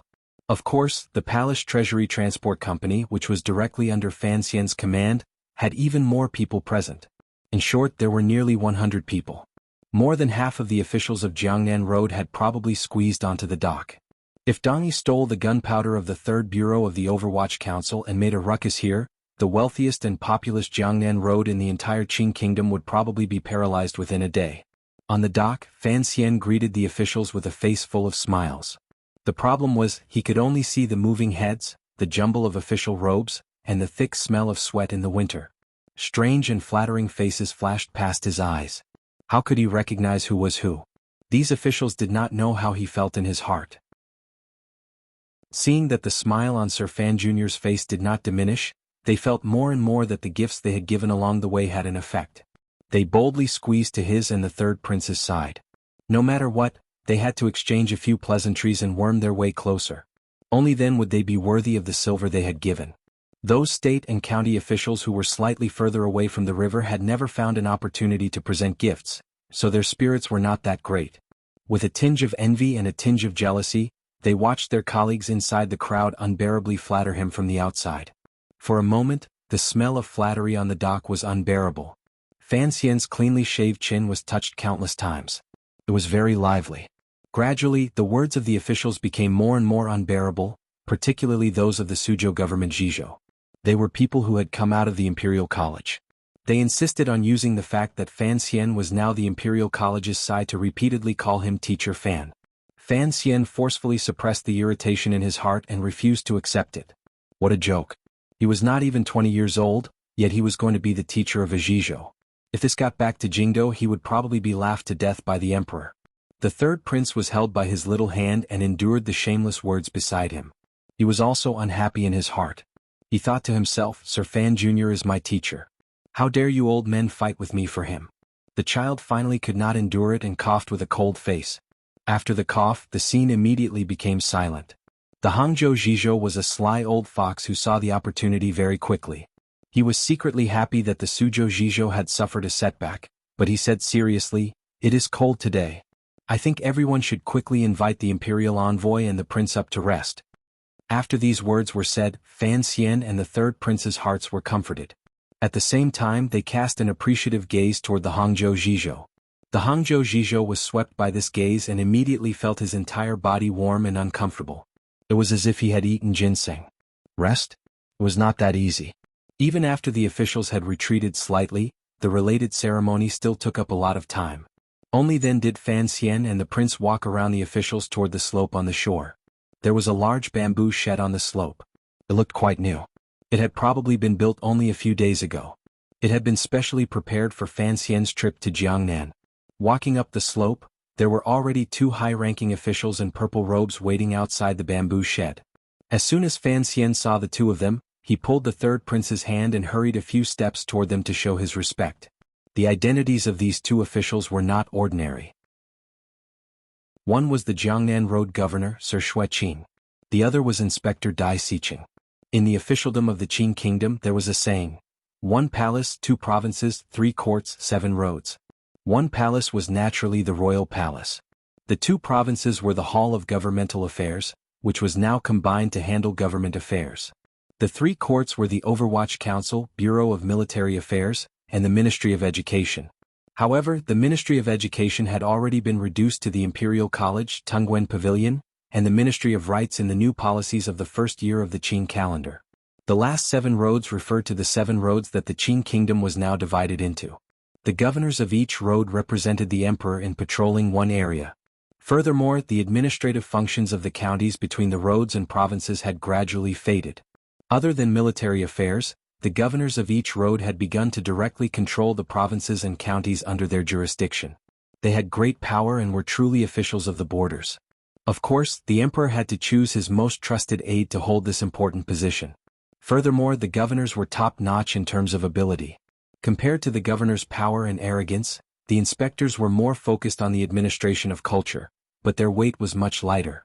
If it was based on rank, the governors were second grade, and the inspectors were second grade. They were not particularly high ranks. However, in order to make it easier for the governors of the 7 roads to focus on government affairs and be less restrained by the 6 ministries, the rules had always been for the governors of the first road to also hold the title of assistant scholar, right imperial censor of the imperial censorate, or minister of the Ministry of War. These were first-grade officials. When faced with the Prime Minister and Hall of Governmental Affairs, they had the weight to speak. Jiangnan was the most important place in the Qing Kingdom. The present Jiangnan Road Governor, Xueqing, was deeply trusted by the emperor. Thus, he directly held the title of Great Scholar of the Palace and was a proper first-grade super-official. Given Xueqing's status, even Fan Xian and the third prince did not dare to slight him, so they quickened their steps. When they arrived outside the bamboo shed, Fan Xian only glanced at Xueqing with a warm gaze and did not open his mouth to speak first. This was the rule. Xueqing and Dai Siqing understood that the other party was an imperial envoy. No matter how powerful he was, he still had to first bow to the other party. This was not to Fan Xian or the prince. It was to the emperor. After setting up the incense table, asking for the imperial edict, and unsheathing their swords, the officials inside the bamboo shed all knelt on the ground. After completing the ceremony, Fan Xian quickly helped the Jiangnan governor, Xue Qing, up. He then turned to help the inspector up. Only then did he lead the third prince in bowing respectfully to Xue Qing. Xue Qing's status was worthy of him and the third prince bowing deeply. However, this Jiangnan governor seemed to have not thought that the legendary commissioner Fan did not have a trace of the noble air of a young, powerful official and scholar. He was willing to smooth over a small matter. A glimmer of admiration flashed through his eyes. The inspector stood to the side and quickly turned his body to return the bow. Xue Qing would not foolishly allow these brothers, in front of him, to finish their bow. He had already warmly helped the two of them up and said, "Sir Fan, you are being too polite." Fan Xian was startled. He then looked at the third prince beside him, who seemed to be somewhat embarrassed facing Xue Qing, and felt even more depressed. Xue Qing smiled slightly and said, "Before I came to Jiangnan, I worked in the library. The so-called scholar is not completely an empty title. When the third prince was young, he often played by my side. However, many years have passed. I don't know if the third prince still remembers." The third prince laughed bitterly and once again bowed to Xue Qing in a disciple's bow. In a quiet voice he said, "Every year when you return to the capital to report on your work, my father orders me to go to your manor to pay my respects. How could I forget?" Fan Xian was a bit confused. He thought about it carefully and was increasingly unclear just what the emperor in Jingdo was thinking. As he was thinking, he heard Xue Qing say in an even voice, "Speaking of which, Sir Fan and I also have some history." Fan Xian couldn't act innocent in front of this high-ranking official. He asked curiously, "To be honest, I truly do not know." Xue Qing liked the other party's straightforwardness. He smiled and stroked his beard. "When I passed the provincial examinations, my teacher was Prime Minister Lin. In terms of seniority, you really do have to call me brother." Only now did Fan Xian understand what was going on. However, the other party was now a governor. The past friendships were just words. Furthermore, no matter how thick-skinned, black-hearted, and daring he was, it would be embarrassing for him to climb up this pole and call the governor brother. The power in his hands was enough, but his age and experience seemed to be a bit lacking. The group of people rested for a moment in the grass hut. Fan Xian and Xue Qing chatted about what they had seen and heard along the way. Xue Qing furrowed his brows slightly and then asked if the emperor was well in the capital. In short, it was all a bunch of conventional nonsense. However, it did bring them a bit closer and a bit more familiar. Fan Xian looked at this first-level official and found that there was a glimmer of worry that was not purposely hidden in the other party's clear face. After thinking for a moment, he knew what was going on. As the Jiangnan governor, an imperial envoy had suddenly appeared in his territory. No matter which governor it would not be good. Furthermore, this imperial envoy was going to take over the palace treasury. He would probably have to fight with the nobles in the capital. Although the governor had great power and was deeply trusted by the emperor, it was not good to be stuck in the middle. Xue Qing raised his teacup and took a gentle sip. Intentionally or unintentionally, he asked, "Sir Fan Jr. will probably have to work hard in Jiangnan these 2 years. Although he is trusted by the emperor, Jiangnan is not like Jingdo. Although it is prosperous, it is not a place to stay for long. In another 2 years, I will have to retire to the emperor and return to the capital to sit as a fisherman. Being able to get closer to the emperor is always better than staying in Jiangnan." Fan Xian heard the meaning in his words and smiled in agreement. "Sir Fan Jr. will be patrolling on behalf of the emperor. You have worked hard and performed well." Xue Qing smiled slightly and said, "Has Sir Fan Jr. decided where to live? There are many salt merchants in Suzhou. They are all willing to offer up their manors for you to choose from." Everyone under heaven knew the wealth of the salt merchants. Fan Xian didn't need to ask to know how extravagant the manors they offered up would be. However, he changed the topic and said, "It is not good to be too disturbing. Furthermore, if it gets back to the capital, I will always feel uneasy." He spoke straightforwardly and made Xue Qing shake his head and laugh. He thought to himself that the Shi family had this bad habit of hiding everything they did. "Why didn't you hide it when you were collecting silver on the river?" Fan Xian asked sincerely, "Sir, please give me your advice. In the past, the Palace Treasury Transport Company head envoys were arranged?" Xue Qing glanced at him with some surprise and said, "Sir Fan, your status is not like the previous head envoys of the Palace Treasury Transport Company. Speaking of arrangements, The official residence the palace treasury has decided on is far away in Min. However, no head envoy has actually gone there to live in these dozen years. Just take your predecessor, Sir Huang, for example. He lived in Xinjiang for a long time. When he said Xinjiang, the Jiangnan governor glanced at Fan Xian, intentionally or not. Fan Xian furrowed his brows slightly and said, I don't have to live in the official residence arranged by the court? These words seemed suspicious and probing. Xueqing nodded. Fan Xian smiled and said, I dare not hide it from you. I have been living in Hangzhou this month and have not come to Suzhou to visit you. It is my fault, however that manner is not bad. If I could choose, of course I would like to live in Hangzhou. Xueqing was slightly startled. He hadn't expected Fan Xian to bring up living in Hangzhou. He looked into Fan Xian's eyes and was silent for a moment. It was as if he was guessing whether this popular young official's words were true or false. The Jiangnan governor's manor was in Suzhou. What he feared the most was that Fan Xian would also stay in Suzhou.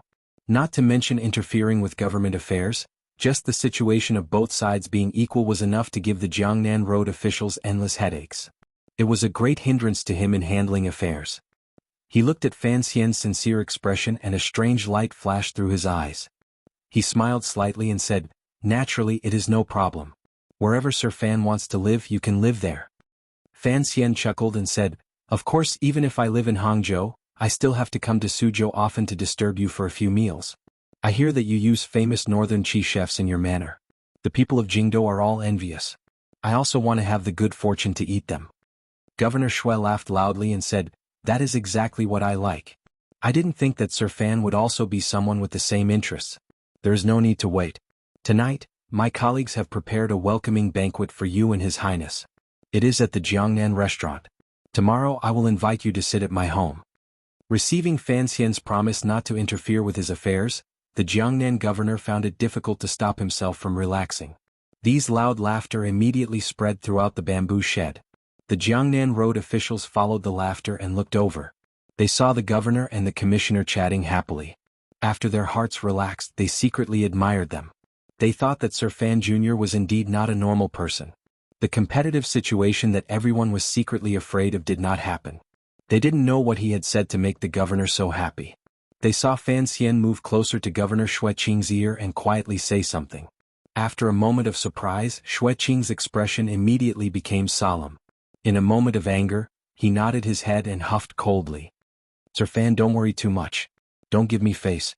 I always remember the Emperor's benevolence and kindness, so I will temporarily tolerate these people.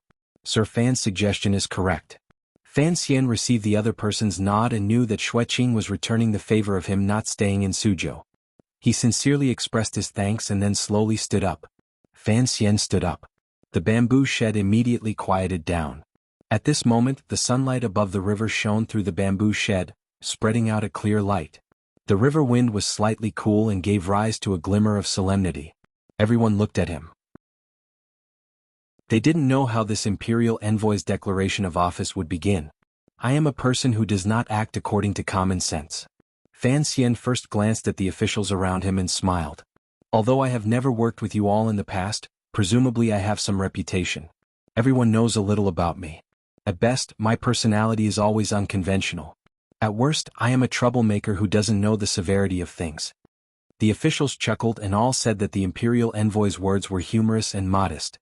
Fan Xian said without modesty, I don't need to say more of those empty words. The emperor is in good health and does not need your greetings. The empress dowager is in good health, and there is a sense of peace and auspiciousness in the capital. Thus, we do not need to add more words in this area. Since you all have received the court's heavy trust to govern the important Jiangnan area, the taxes and income these years are all displayed here. The people's life and city scenes you have seen along the way are not fake. I do not need to mention your hard work. The Jiangnan officials all knew that Fan Xian had come on a secret visit. Hearing these words, they let out a big breath. They only hoped that Fan Xian would mention a few more words, preferably a few more words in the secret memorial to the emperor. Unexpectedly, Fan Xian's tone changed. I won't talk about your benefits. Instead, I want to talk about where you all did wrong. Fan Xian's face was still smiling, but a chill began to rise in the shed. It seems a bit unkind, but I still want to say why. Because you all seem to have forgotten my background. What was Fan Xian's background? It was not some immortal poet, Taichung Temple, but rather, the dark and sinister Overwatch Council. The hearts of the officials jumped. They didn't know what he was going to say next.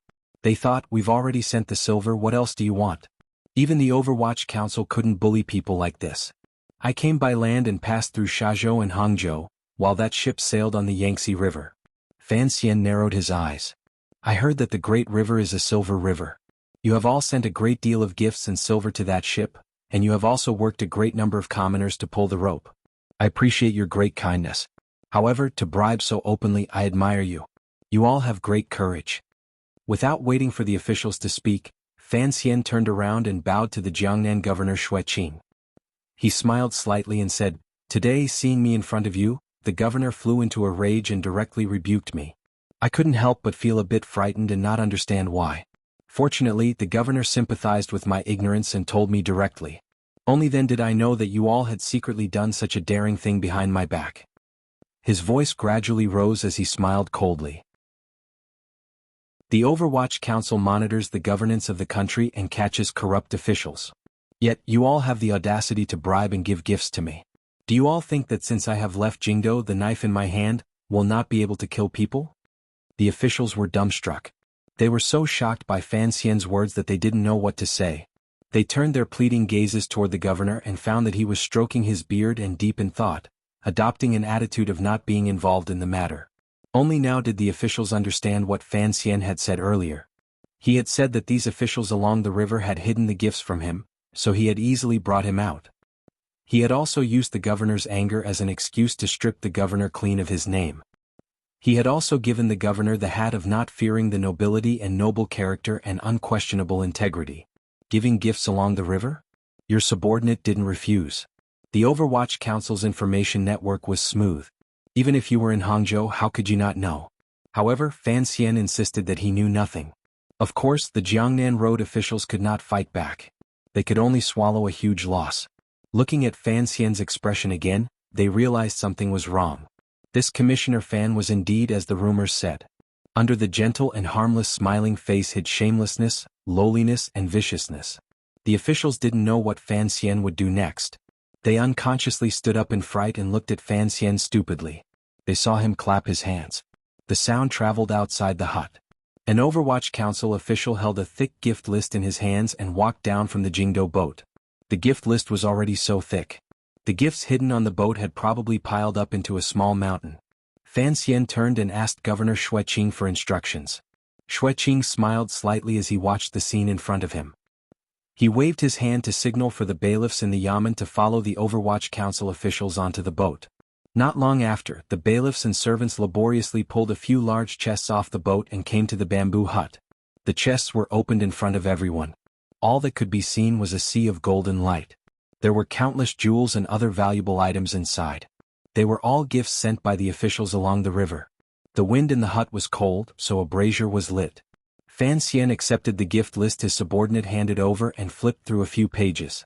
His eyebrows rose slightly. He smiled and said, There are quite a lot of things. The officials were embarrassed and angry at the same time. They thought to themselves that the imperial envoy's actions were too unkind. Framing crimes was truly disgusting. Did he want to punish the officials? Unless he wanted to wipe out the entire Jiangnan officialdom in one go. At that time, the governor would not be able to continue watching the show. You've broken the rules and offended the Jiangnan officials. Let's see how you clean up in the future. Unexpectedly, Fan Xian's next action made the officials' eyes almost fall out. They saw him casually toss the thick gift list into the brazier. The fire immediately grew. The gift list that recorded the evidence of the officials' bribery quickly turned to ash. Fan Xian stood by the brazier in silence for a moment.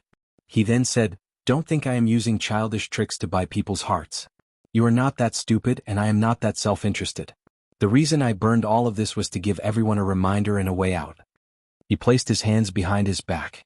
A glimmer of unswerving determination flashed across his delicate face. I am the commissioner of the Overwatch Council. I do not need to give you face. The matters I need to do in Jiangnan also do not need everyone's cooperation. Thus, I ask everyone to wake up. If something similar happens in the future, don't blame me for being merciless in arresting people. The Overwatch Council could investigate all officials under third level. Since he dared to say this, it meant he had the courage.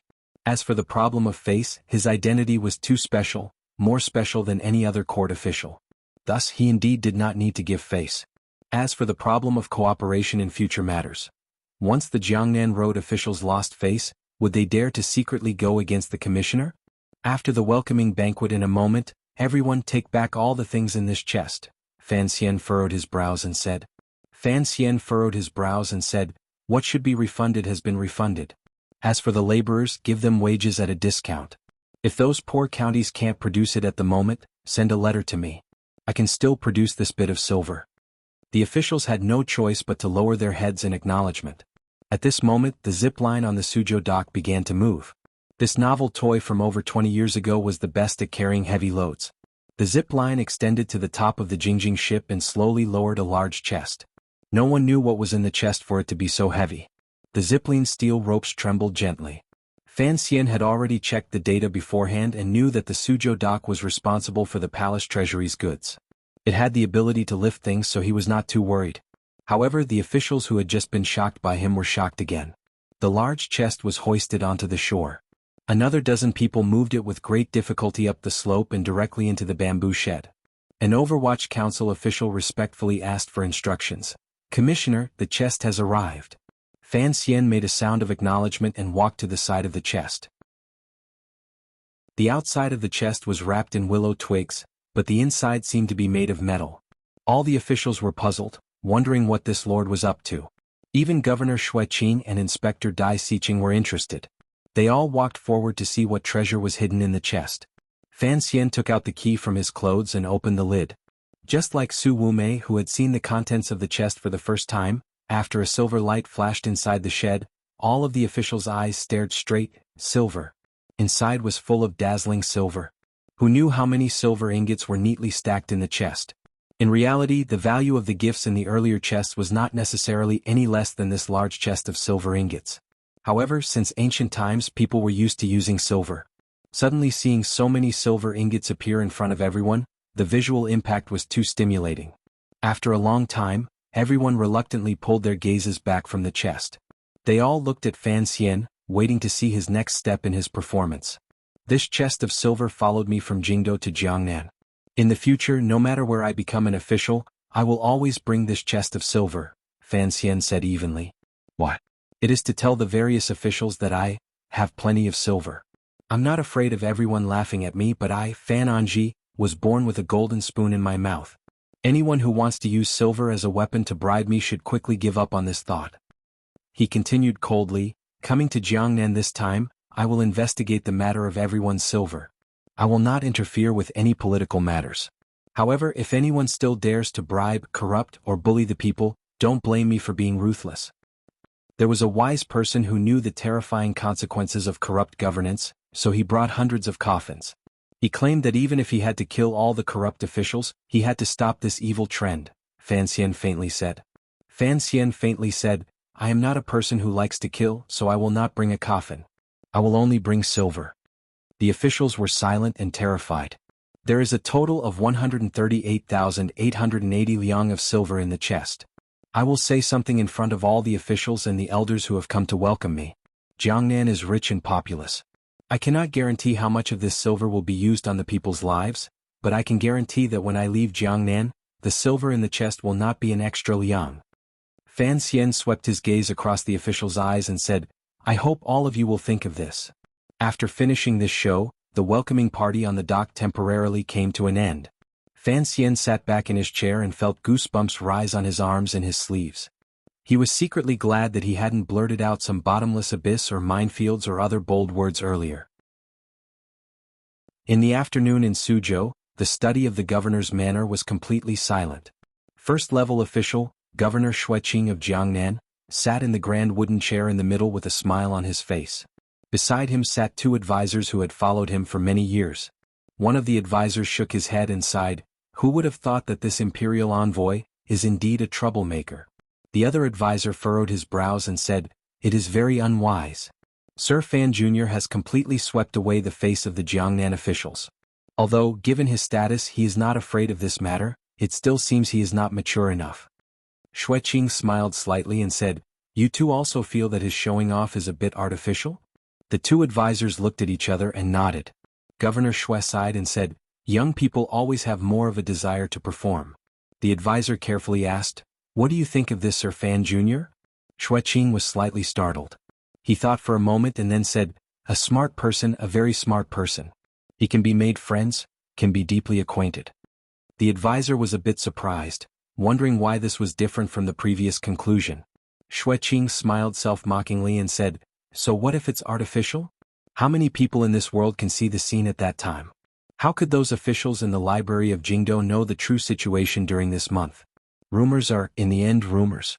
When people pass them on from mouth to mouth, they will always, consciously or unconsciously, adjust the truth to suit their own inclinations. Sir Fan Jr.'s reputation among the people is very good. When the people spread this matter, they spared no effort. Because of their love for him, even if Sir Fan Jr. had done something inappropriate in this matter, it would be erased and ignored by those words. As for the scene of him not fearing the accumulated abuses of officialdom and berating an official to his face, naturally, they would write a great deal more. Ha! The governor smiled happily and said, "Hiding 100,000 liang in a chest and taking a boat down to Suzhou. Before long, it will probably be another story of praise in the Qing court. The people from the Overwatch Council are indeed clever." The other advisor was puzzled and said, "Since he is a clever person, there are clearly better ways to resolve today's matter. Why did Sir Fan Jr. have to choose such an intense and absurd method?" Governor Shui Qing glanced at him with a not-quite-there smile. "What do you know?" He closed his mouth and did not continue to explain. There were some things that even his closest advisors should not know. Fan Xian had exposed his knife and sword and offended an entire road of officials. Wasn't this also an expression of sincerity to him, the governor? The fact that he had taken the initiative to say he wanted to live in Hangzhou showed that he understood the tastes of officialdom. After scaring these officials, when the imperial envoy was in Jiangnan in the future, the officials would not surround the imperial envoy. He, the governor, would still be the number one figure. Shui Qing suddenly thought of another matter and involuntarily furrowed his brows. His opinion of Fan Xian rose a notch. This young powerful official was showing off today. It was probably not as simple as expressing sincerity to him. From the spring examinations to Jiangnan, it looked like Fan Xian wanted to offend all the officials under heaven. These 2 years, the officials in court had seen clearly that Fan Xian wasn't even willing to take care of his father-in-law's old relationship. Was he going to be a lonely official? As the emperor's trusted aide, Shui Qing had many eyes and ears in court. Of course, he knew that the rumors about Fan Xian's past were true. Thinking of Fan Xian's identity, he immediately understood why he stubbornly insisted on being a lonely official. This was to guard against taboo.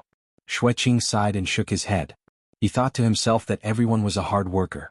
It looked like he should properly interact with this young Commissioner Fan in Jiangnan. The warm afternoon sun slightly dispelled some of the coldness of early spring. The people of Suzhou were drinking tea and chatting in tea houses. The people of Suzhou were too rich. They were so rich that they had too much leisure time. They liked to spend it in tea houses, particularly since such a big thing had happened in the city. Their saliva and tea were boiling in the tea houses. Everyone was discussing the imperial envoy who had just arrived, the world-famous Commissioner Fan. "Did you hear? Those officials' faces are all green with fright," a middle-aged merchant chuckled. The commoners were always happy to see the officials being humiliated. Another person shook his head and sighed. "Unfortunately, it's still a big matter turned into a small matter and a small matter into nothing. I think that if the imperial envoy truly cares for the people, he should capture all those corrupt officials and throw them into prison." "Nonsense." The middle-aged merchant in front of him laughed disdainfully. "The officials are all in prison. Who will try the case? Who will manage it? Sir Fan Jr. is a genius with deep foresight. How could he be like us commoners who don't know what's important? This move is called striking the mountain to scare the tiger. Just watch, the good show is yet to come. I think the Jiangnan Road officials are really going to have a taste of the Overwatch Council's power this time." The person nodded and replied, "That is true. Fortunately, the emperor is wise and sent the commissioner to Jiangnan." The merchant lowered his voice and smiled. It should be the emperor's wisdom to have given birth to the commissioner. The tea table immediately quieted down.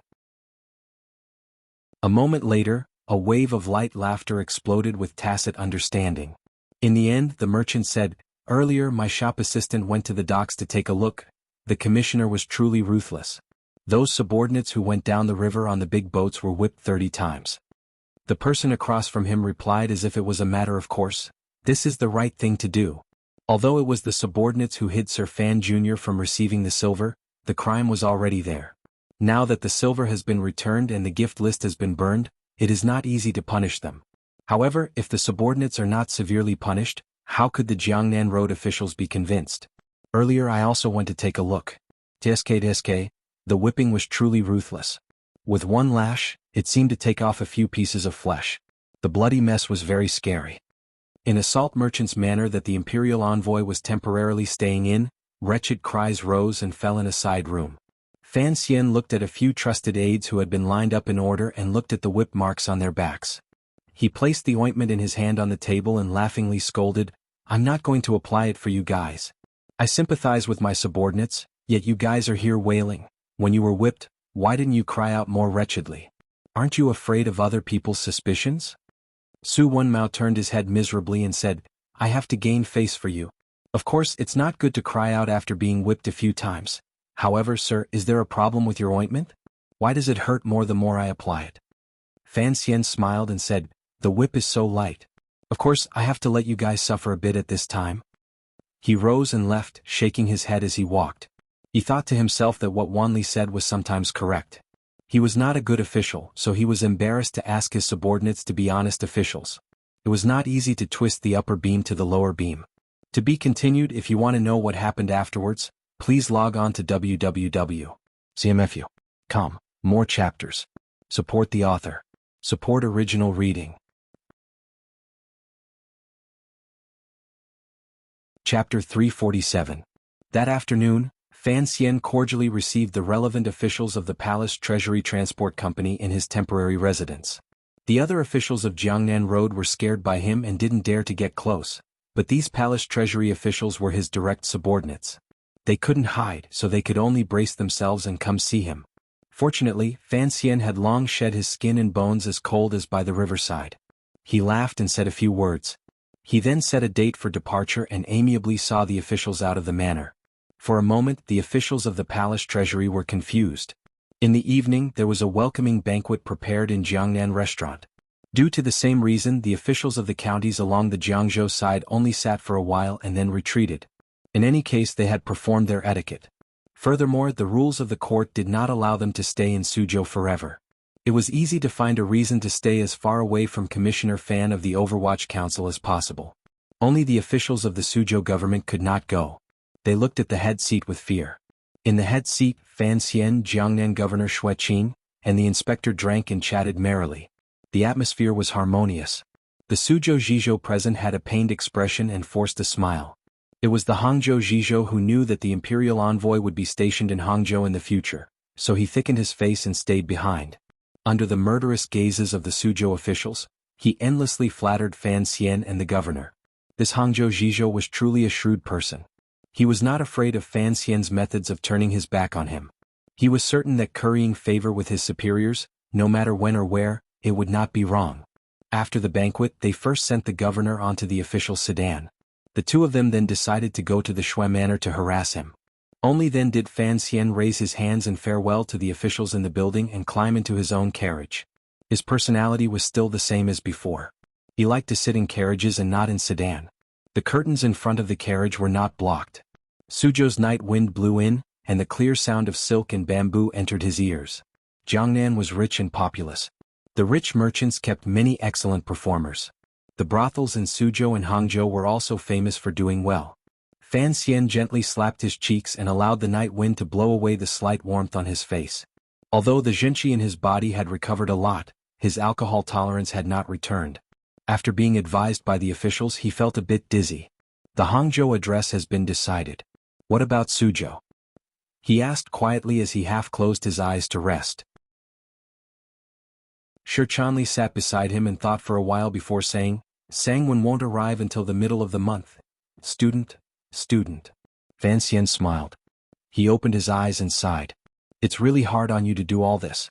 Endure it for another year or two. You know I don't have many trustworthy people around me."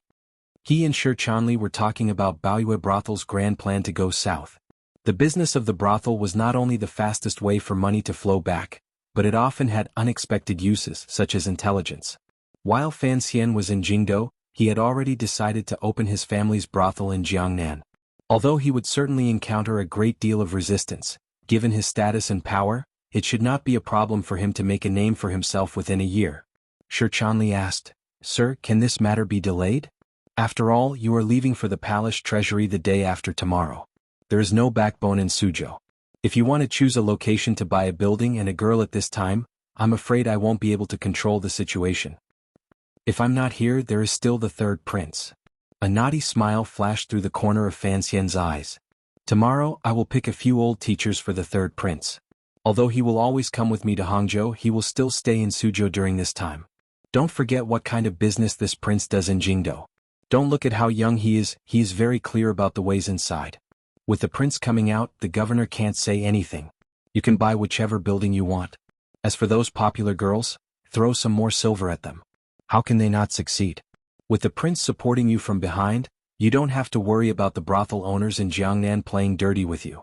Since they are playing in the open, it is just a show of throwing silver at people. Are you still worried that you don't have silver?" Shi Chanli was dumbfounded. He thought to himself, the emperor wanted you to educate the third prince.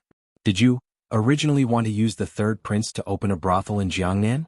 This was too disgraceful and unfilial. Immediately after, he thought of another thing. Why did Sir have so much silver on him? The 138,880 taels of silver in the chest could not be moved. Then he must still have a lot of silver notes in his pocket for him to speak like this earlier. Thinking of this, Shi Chanli said worriedly, "If we were to sell it openly, the Jiangnan brothel would certainly take the opportunity to raise the price. The money spent would be like flowing water. Who knows how many days it would last?" At this time the carriage rolled along the clean stone path in Suzhou. Passing through a door, it came to a bustling commercial area during the day. Even at night, the shop signs on this street were still incomparably bright. Suzhou was the largest port for the palace treasury's products to be exported. In terms of prosperity and commercial development, other than Dongyi, there was no other city in the world that could compare to it. Buying glass here was 4/5 cheaper than buying it in northern Qi, but Fan Xian knew the cost of something like glass. He knew that the Suzhou merchants had long earned their fill over the decades. Other than the various shop signs, the most eye-catching thing was a green cloth that would pop up not far away. What was eye-catching was not that the green cloth was dyed with a fluorescent material that glowed in the night. Rather, it was that the place where the green cloth was displayed was not a restaurant. The green cloth was painted with a pattern similar to the Fan family crest. On this street there were 8 or 9 money houses. Fan Xian's carriage slowly moved along the quiet street. When it passed by a slightly new piece of green cloth, he pointed at the door of the money house and said in a low voice, "Even if you die of poverty, don't come to this money house." Hearing these words, Shi Chanli went to take a look. He only got a general idea. After thinking for a while, he said curiously, "Merchants? Never heard of it. It's not Taiping Money House. Who would dare to have dealings with them?" Fan Xian smiled and didn't say anything. At that time, the world's commerce was gradually developing. It became difficult for large transactions to use silver to do so. Thus, banknotes gradually became something that merchants liked. Organizations such as banks and money houses also began to show their importance. However, for an existence like a money house, the most important thing to people was credibility and confidence. Thus, in this Jianghu there was no problem of big fish eating small fish. After decades, there were still only a few big fish in the world. The 3 biggest fish were called the Qin Kingdom, Northern Qi, and Dongyi. The banknotes issued by the Qin Kingdom and Northern Qi were official banknotes. Of course, they were the most trustworthy. However, the officials in court did not realize the importance. Exchanging official banknotes was very troublesome, and the flexibility was appalling. Thus, other than storing money in coffins, most merchants would choose the Taiping Money House that Dongyi had opened. Although the Taiping Money House was Dongyi's capital, it was rumored that some nobles in Northern Qi and the Qin Kingdom had also invested in it. Thus, no matter how the 3 countries fought and killed each other, miraculously, the money house itself was not affected. After 20 or 30 years, the Taiping Money House had a first-rate reputation, abundant capital, and thorough service. It also had the secret protection of the upper echelons of each country. Naturally, it became the largest money house in the world. There was no other. The Taiping Money House was the largest in the world. Even on this street, the Taiping Money House had opened 3 branches. Fan Xian glanced coldly at the green cloth floating by outside the carriage and said, "Withdraw money from the Taiping money house." Shi Chanli made a noise of acknowledgement. "Withdraw as much as you want," Fan Xian calmly said. "Before I leave I'll give you my seal and number. Don't be so stingy and reluctant to spend money." Withdraw as much as he wanted? How could there be such a good thing in this world? Shi Chanli smiled and said, "Is this Taiping money house opened by you?" Fan Xian scolded with a smile, "If I had that much money, everything would be easily solved. Why would I need to interact with those people?" Shi Chanli was his trusted aide and knew he was talking about Northern Qi. After a moment of nervousness he didn't reply. However, he immediately thought of Northern Qi and the palace treasury. He didn't expect the palace treasury to open in a few days. If Fan Xian wanted to help Xia Qifei and the Ming family win the bid, then he would need a terrifying sum of money. He furrowed his brows and said, "Sir, the palace treasury urgently needs money. If it's not convenient, I think we should delay the matter of opening the shop." Fan Xian shook his head. "The amount of silver you need to transfer and the amount of silver the palace treasury needs to win the bid are not of the same order of magnitude, so you don't have to worry. As for opening the shop, it needs to be done quickly. First, it is to take advantage of the fact that the prince is still in Suzhou. He is probably also interested, so it will be convenient. Secondly," he thought of his father who was still in Jingdou and couldn't resist smiling. "Secondly, the Jiangnan girls are still waiting for the Fan family to save them. The earlier we can do it, the better." These words were not false. Ever since he had set the rules for Baoyue brothel in Jingdou and Lady Shi Qinger had supplemented them, although the girls of Baoyue brothel were still in the flesh business, their lives were much better than before. Their commission was less and there were regular visits from doctors. They had also signed a new labor contract.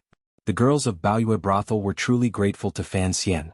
Once the influence spread, the entire brothel industry in Jingdou began to show a healthy and upward feeling of the rising sun. If Baoyue brothel could truly open a chain in Jiangnan, presumably the Jiangnan ladies would also be very happy with the arrival of Imperial Envoy Fan. Returning to the Hua garden that the salt merchant had happily given up, Fan Xian accepted the hot soup Cici handed him and drank it. Other than sobering up, it also warmed his body. He bent over the table and read a few council reports from the council. He found that the world was peaceful and relaxed. He first let Cici go into the inner room to sleep while he walked out. Putting on a thick jacket, he rubbed his hands and knocked on the door of another room. Not far behind him, the tiger guards and 6th Bureau swordsmen quickly hid in the darkness. The door opened with a creak, revealing Haitang's still sleepy face. Without waiting for Haitang to speak, Fan Xian said in surprise, "Sleeping so early?" Haitang smiled slightly and invited him into the room. She turned the smokeless oil lamp a little brighter and quietly said, "This merchant's family is very extravagant, and this bed is also very comfortable. I thought that you would probably get drunk at the welcoming banquet tonight, so I went to sleep first." Fan Xian focused his gaze and found that the clothes the girl was wearing were not very thick. It was only a very plain robe. He furrowed his brows and said, "Wear more. Although your realm is high, the natural cold is not something to be trifled with." Haitang couldn't be bothered to pay attention to him. She yawned and half-propped her chin up on the bed. "What's the matter? Hurry up and say it." Fan Xian paused and forgot what he had come to say. Last night, after he had boarded the Jingdou ship, Haitang had disappeared without a trace. It wasn't until the afternoon that she mysteriously appeared in the garden. Had he just come to confirm whether or not she was there? Or was he already used to chatting with this Northern Qi Saint girl like an old friend? "It is very difficult for me to get drunk." Fan Xian was a quick-witted person. He smiled slightly at Haitang's first words. "You know I am afraid of death and cowardly. Other than in front of people I can completely trust, I won't get drunk." "So you can only get drunk at home?" Haitang opened her bright eyes and asked curiously. Fan Xian shook his head. "Other than being able to completely trust myself, I also have to trust that when I get drunk, the people beside me have enough power to protect my safety." Haitang smiled. She knew what he meant. She immediately pitied him and said tenderly, "Don't tell me that in your entire life, you've only gotten drunk in Shangjing's Pines and Crane's Tavern, once." That time in Shangjing, Northern Qi, in front of Haitang, Fan Xian had gotten wildly drunk until he passed out. He had also been drugged with an aphrodisiac and fallen into the greatest trap since his rebirth. Fan Xian said angrily, "You still have the face to bring it up, of course." He couldn't see the sympathy in Haitang's eyes. He said coldly and arrogantly, "When I was young I often got drunk. Don't think too highly of yourself. Haitang smiled. At that time, that blind master was always by your side? Fan Xian didn't reply. Haitang suddenly furrowed her brows. Then, the legend of you getting drunk and writing thousands of poems in the Qing royal palace, was that also false? Fan Xian waved his hand. He didn't want to continue this uninteresting topic with her. He directly asked, "Has the silver arrived yet?" Haitang uninterestedly sighed and sat up. She looked into his eyes and nodded seriously. Since August, His Majesty has already begun making arrangements. You don't have to worry. Fan Xian laughed at himself. What can I do if I don't worry? I can't have the old man take out the silver from the national treasury for my own use. Speaking of which, Haitang furrowed her brows, you actually brought over 100,000 taels of silver with you? Isn't that too stupid? I don't believe that you're just trying to show off at the riverside. Fan Xian thought that he had no choice but to make this arrangement.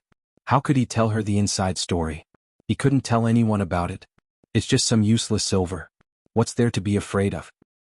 You've been an official for less than 2 years, and yet you have so much silver with you. Haitang smiled faintly. Including you and your father's salary, I'm afraid it would take over 100 years to save up so much silver. How do you explain this to the officials? Fan Xian shook his head. Don't forget, the Fan clan is a large clan. The clan property is where the money comes from. Oh?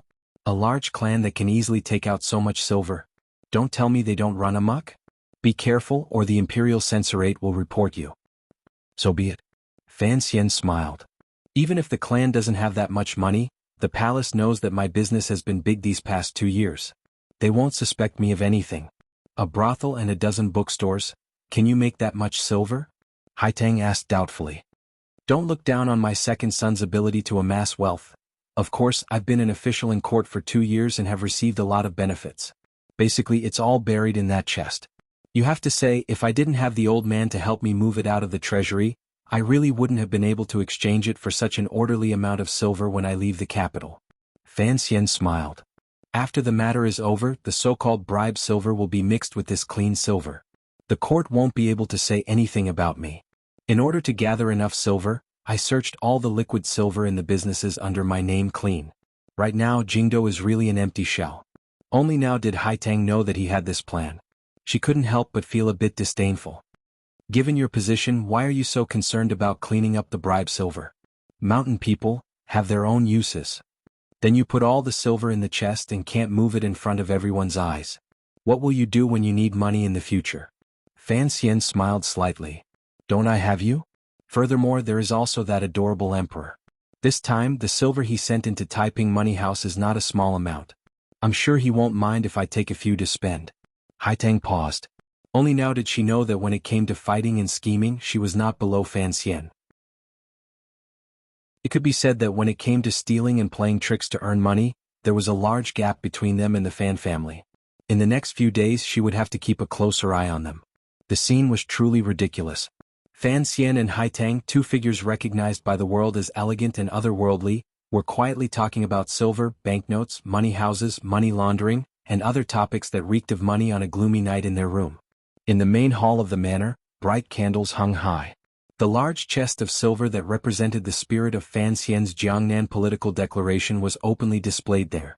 The people walking by couldn't resist glancing at the chest. However, there were guards everywhere and swordsmen of the 6th Bureau protecting it in the dark. Although hundreds of thousands of liang of silver was enough to make one's eyes drool, if one wanted to steal this chest of silver, the great bandits or greedy thieves might as well just charge into the government treasurer's office and steal the official silver. That way the chances of success would probably be higher. The chest was open like this, naked and exposed in front of everyone. Inside the chest was a snow-white silver ingot. It gave off a soul-sucking and soul-devouring light. Faintly, a dangerous coldness seeped out from inside.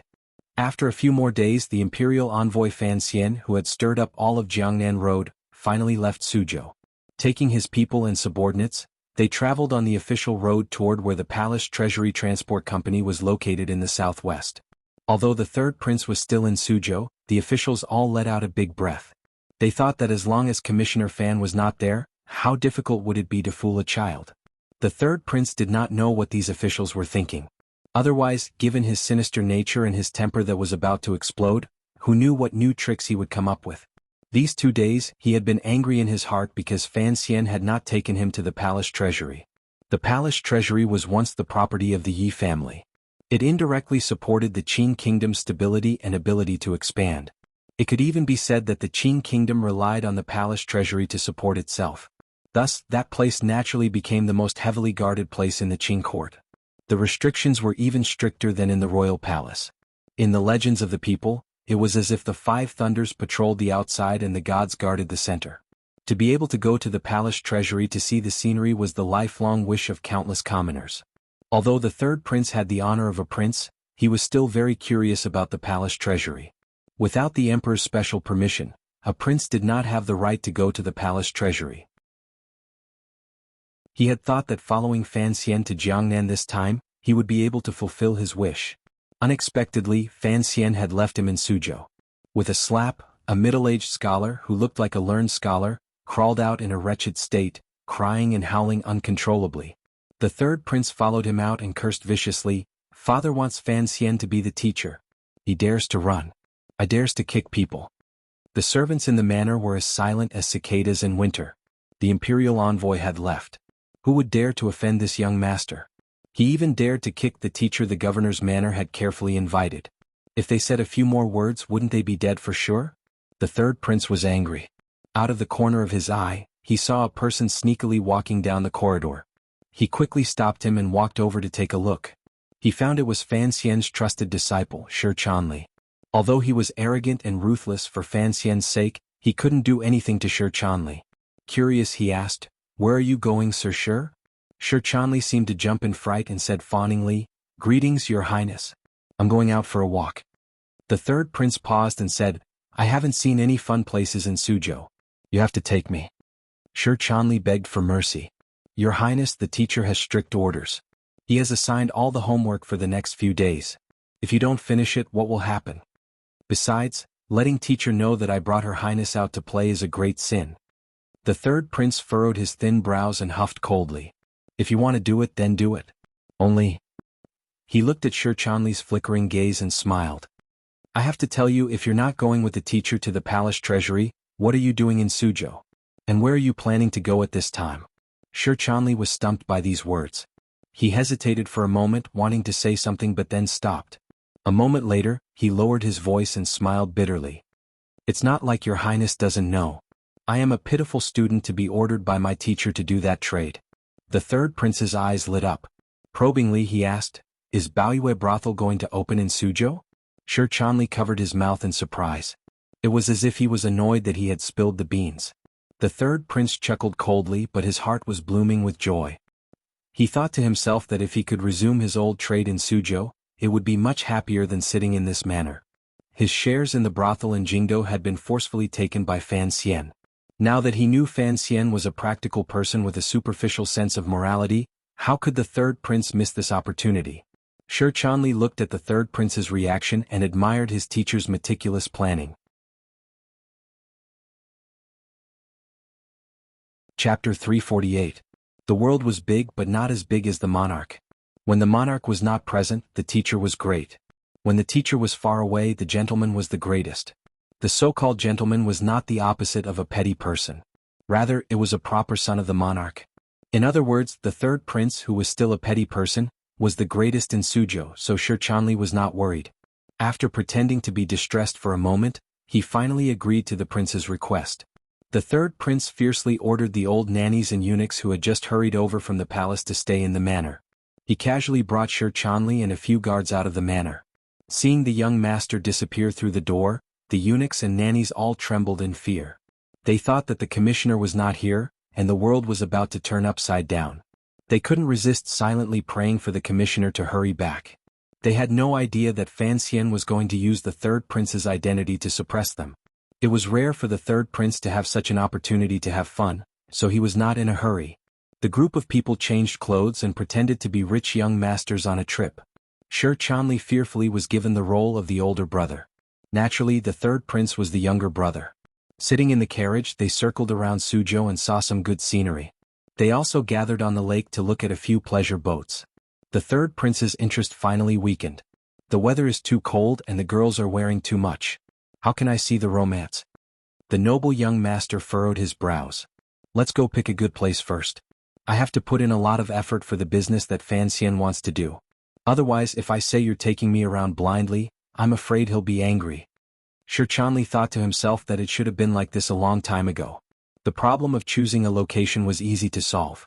In any case, it was the busiest place in Suzhou. The group of people desperately dove in and found the busiest street. They looked around and found that many brothels had opened. It was already a developed and familiar place. Thus, they decided on a general direction. Then, in this large area, they picked the clearest building to look at. They looked at the most imposing one. This group of people easily found their target. It was a restaurant that took up the best position on the street. It was an extravagant 3-story building. The building was wide, and behind it, one could faintly see the walls of the courtyard. It took up a lot of space. The third prince waved his hand and said, "Stop looking. I think this is the best location." Shi Chanli's heart was filled with joy. He had been managing the Baoyue brothel in the capital for a while now, but he never thought that picking a location for a store with a prince would be as efficient as this. With money and power, he did things efficiently and efficiently. But as he stood at the entrance of the restaurant, he thought of something and said in a low voice, "This place is too eye-catching. I think there must be someone behind it." The third prince was taken aback and asked, "Who in this world has a more powerful background than my family?" Shi Chanli opened his mouth wide and didn't say anything for a while. He forcefully swallowed the mouthful of blood and carefully said, "What if there are people from the governor's manor or the inspector's family? Although your highness doesn't care much, you still have to give these officials some face." Although the third prince was young, he was not a muddle-headed person. He thought that this was indeed the case. Governor Xueqing was not someone he could easily offend. Besides, his group of people had come thousands of li from Jingdou.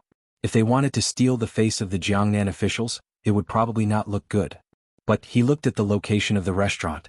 The more he looked, the more his heart itched. The more he looked, the more beautiful it seemed. He furrowed his thin brows and thought for a while. He then said, "We still have to ask.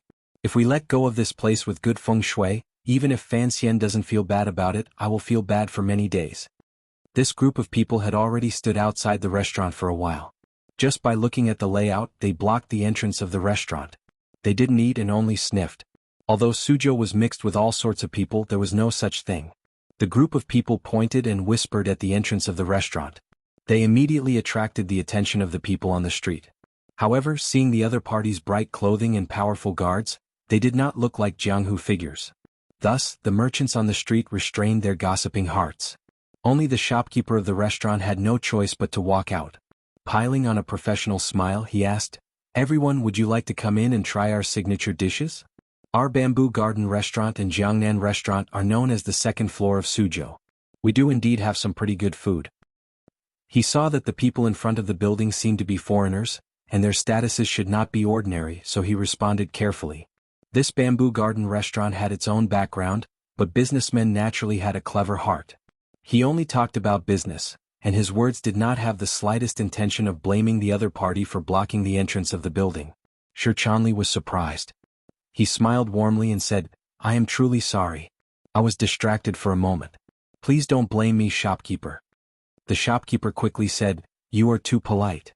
The third prince was impatient to take things so slowly and said, "Let's go in and sit and talk." He led the group of people into the restaurant. At the end, he threw out a few words, "Shopkeeper, arrange for a quiet room. There are some things I would like to ask for advice on." The shopkeeper was surprised. He thought, "Your elder brother hasn't said anything yet, why did I speak first?" Shi Chanli coughed a few times to cover it up and followed him into the restaurant. The group had yet to sit down in a room in the restaurant when the shopkeeper personally came in to greet them. The third prince didn't waste words and asked straightforwardly, "Shopkeeper, are you selling this restaurant or not?" The shopkeeper was quite surprised today. He thought to himself that this young master's tone was not small at all. However, he had dealt with many difficult matters in this life. He smiled humbly and said, "Young master, the business of this restaurant is quite good. The owner doesn't seem to have any intention of turning the tables." "May I ask for the owner's name?" Shi Chanli was secretly angry at the prince's impatience and changed the subject to ask warmly. The shopkeeper replied neither humbly nor overbearingly, "The owner's surname is Qian."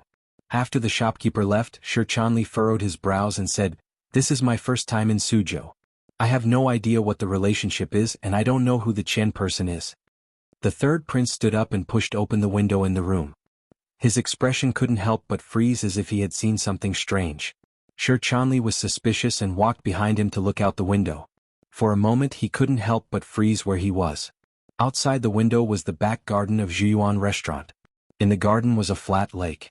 Although the surface of the lake was not wide, it was quiet and secluded. There were courtyard walls on both sides that separated it from the busy market. The grass in the courtyard was not green, but one could imagine the beautiful scenery of spring. It really is like, the two of them opened their mouths and sighed at the same time. The like here was, of course, referring to the setup of the back of the building that was very similar to the setup of Baoyue brothel in Jingdo, particularly on the grass. If a few quiet and secluded courtyards were built, they would probably become twins with Baoyue brothel in Jingdo. Looking at the back garden of Zhuyuan restaurant, the two managers of Baoyue brothel were both moved. They had to buy this building. Buy it? The third prince and Shi Chanli spoke at the same time with great tacit understanding. They then chuckled. The rest of the matter was simple. After they returned, they would think of a way to find out the background of this Zhuyuan restaurant.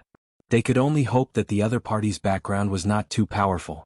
If it involved high-ranking officials, the matter would be more troublesome. The third prince was young, but it was unknown where he got all these size from. If Fan Xizha was here, I'm afraid he would have to fight a lawsuit with the owner of this restaurant. He would point at their nose and scold them for shamelessly copying their design. Shi Chanli thought about it.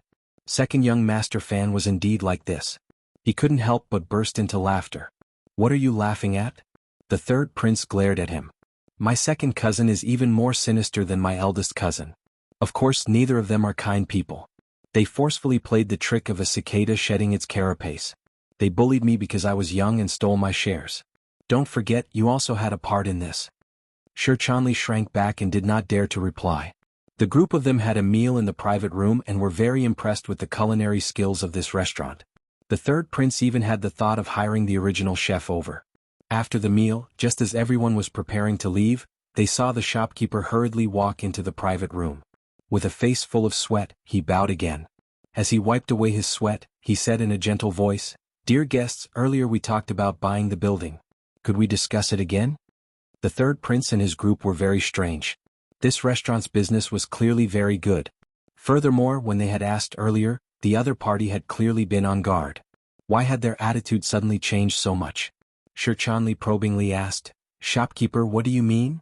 The shopkeeper laughed dryly and said, "Earlier, the owner heard of this matter and thought that business has not been as good as in previous years. Since there were honored guests who made a bid, they simply let it out. They only hope that the honored guests can give a suitable price. Also, they hope that after the sale, the honored guests can take good care of this building." Shi Chanli became more and more curious. He was just about to ask something when the third prince said with a smile, "Of course, we are also people who do business. Of course, we will take good care of this building. However, you said a suitable price earlier. What kind of price would be suitable?" The private room immediately fell silent. The shopkeeper's eyes froze. He thought to himself, how dare he ask this young master to make a bid just like that? But the owner didn't have any orders. How could he make a bid? Looking at the owner's intentions, he was certainly planning on giving it away with both hands, but the other party didn't seem to notice. Was he going to make a bid himself? The sweat on his forehead seeped faster and faster. His face was red and swollen. It was as if the chilly early spring weather had turned into the middle of the summer. After holding it in for a while, the shopkeeper finally gathered his courage and extended 4 fingers. Shi Chanli paused. The guards in the room paused again. They thought to themselves, 40,000 liang? No matter how famous the lion's head of this place was, it shouldn't be so exorbitant. The shopkeeper saw that the other party didn't respond and felt even more afraid. He quickly pulled back 3 fingers, leaving only his index finger standing pitifully. Shi Chanli almost spat out blood again. This price was really strange. He didn't need to say anything, and in the blink of an eye, it had gone from 40,000 liang to 10,000 liang. After thinking about it, he felt that this price was actually not bad. He nodded and said, "Although 10,000 liang of silver is not much, but..." The shopkeeper's legs went soft and he almost cried. "Mister, you're wrong, you're wrong." Shi Chanli asked in surprise, "How is it wrong?" "It is 1,000 liang." The shopkeeper forced out an innocent smile. "Not 10,000 liang. Sher Chanli swallowed back his third mouthful of blood today. Before he had time to say anything, the third prince had already said, "Bring the contract." Looking at his expression, it seemed that he had a card up his sleeve. The shopkeeper seemed to have long been prepared. He immediately went out to invite a person recognized by the government to enter and began to write the contract. When he wrote down the amount of the transaction, the third prince smiled sweetly and said, 16,000 liang. I won't take advantage of you. I'll give you an extra 20% of the silver. Presumably your owner won't be willing to sell, so count this 20% as buying medicine for him. Although the third prince was wearing commoner's clothing today, he naturally exuded a noble aura. Although the shopkeeper was greatly surprised, he did not dare to say anything. After writing the contract, the two parties pressed their fingerprints and agreed to settle the transaction tomorrow. Carefully seeing this group of people out of the restaurant, the shopkeeper let out a breath and wiped the cold sweat off his forehead with some fear. After calming his mind, he walked to the third floor and entered a quiet room. He handed the contract in his pocket to a young man. This young man's face was clear and upright, and his eyes were warm and spirited. It was the young master of the Ming family who had appeared at the West Lake restaurant in Hangzhou, Ming Lansher. He accepted the contract and glanced at it. A glimmer of hatred and disappointment flashed through his eyes. With the back of his hand, he slapped the shopkeeper across the face. With a slap, the shopkeeper covered his face and looked fearfully at the young master. He didn't know what he had done wrong. Useless thing. Ming Lansher was angry in his heart, but his expression remained warm. A chill seeped through his words. Even if I wanted you to give me money, you wouldn't be able to. After the family meeting, Ming Lansher had stayed in Suzhou. Suddenly, he heard the shopkeeper say that someone wanted to buy the restaurant. Hearing the other person's description and attire, this successor of the Ming family vaguely guessed something. When the waiter later overheard the name Fan Xijia, he immediately confirmed the other person's identity. He reacted quickly and prepared to hand over the Bamboo Garden restaurant with both hands. Unexpectedly, the other person did not take any advantage at all. 16,000 liang of silver was not a small amount. Not only did this amount not take advantage of the Ming family, on the contrary, it was much higher than the market price. But how could the Ming family lack this little bit of money? Ming Lansher wanted to take advantage of the fact that the third prince did not know who the owner of the Bamboo Garden restaurant was to be the first to give this restaurant away, even if it was sold cheaply. His main goal was, of course, to curry favor with the other party. If the other party did not acknowledge this small favor in the future, sending this contract to Jingdo would be proof that Fan Xian and the third prince were using their power to forcefully buy private property. In the future, it would be a good reason for the eldest princess to sue the emperor. Who would have thought that the young third prince would not be willing to take advantage of this? Were the rumors in Jingdo false? Was this prince not as greedy and ruthless as the rumors said? Ming Lansher sank into deep thought. He once again realized that the people the family was going to face this time were truly difficult to grasp. He closed his eyes and thought for a moment. In a quiet voice he ordered, Sir Fan's thoughts are very simple. He wants to open a brothel. Send down the order. No brothel is allowed to sell girls to them, no matter how high the price. The shopkeeper made a sound of acknowledgement and immediately smiled bitterly. Young master, it's only our own girls that are not for sale. There are many people in this business in Suzhou. Those people would certainly not want to offend Sir Fan. Do they have good girls in their hands? Ming Lansher smiled slightly. The good girls are all in our Yuan master's hands. Let them go buy them. How can leftovers attract customers? A carriage left the Bamboo Garden restaurant. The surrounding merchants did not know that the Ming family had suffered a loss. This most famous restaurant in Suzhou was going to change hands tomorrow. Although Sher Chanli rarely did such shady things, he had finally come to his senses. Furrowing his brows, he said, Your Highness, it looks like they know your identity. A glimmer of annoyance flashed across the third prince's childish face. At least they are smart. Sher Chanli thought for a bit and couldn't resist opening his mouth to ask, Your Highness, the price they offered earlier was 1,000 liang. Why do I have to raise the price myself? The third prince smiled coldly. Those who are unaccountably solicitous are hiding evil intentions. After guessing my identity, they wish they could offer up this restaurant with both hands. What about in the future? I'm afraid what they are asking for is not as simple as this restaurant. If they put on a smiling face, of course it would not be good for us to slap them in the face, but there is also no need to put our faces up to be intimate with them. How many people in this world have the right to make friends with me? Sher Chanli shook his head and said, I wonder who the owner behind that restaurant is. They sure see the opportunity quickly. The third prince said, who cares who they are? If they want me to take advantage of them, they must be someone who wants to take advantage of me. You have to remember this. In the future when you go out, don't randomly take advantage of others. Be careful of bringing trouble for Fan Xian. Shi Chanli admired the little prince in front of him from the bottom of his heart. He sighed in admiration and said, Your Highness's words are simple, but they are very deep. The third prince scolded in a clear and childish voice, Don't flatter me.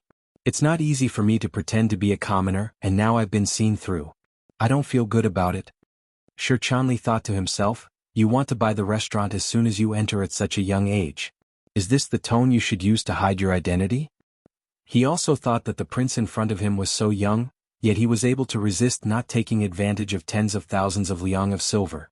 It seemed to be a far cry from the sinister personality he had when he was in Baoyue brothel. A glimmer of doubt involuntarily flashed through his eyes. He didn't know if the third prince saw his expression, but he continued, Fan Xian once said, Whenever I take advantage of the people of this world, in the end, the people of this world will take advantage of the court, and if the court is taken advantage of by others, then I am an idiot who is willing to take out my own silver for others to spend. Shi Chanli was silent. He was secretly worried for his teacher. As a prince, he had established this kind of thinking. Naturally, it was telling this prince that the interests of the court would be his own interests in the future. What did this mean? The crown prince was still on the throne. Not noticing the fear in Shi Chanli's heart, the third prince smiled shyly and said, Teacher once said that a gentleman loves money and takes it in a proper way. The wealth of a ruler is hidden under the heavens. Why take it? Shi Chanli swallowed back the fourth mouthful of blood from his hidden injury. His eyes stared at the green banner that floated endlessly outside the carriage window. Forcefully suppressing the hidden fear in his heart, he pretended he hadn't heard these words. Doing business can be seen as a hobby, the third prince chuckled.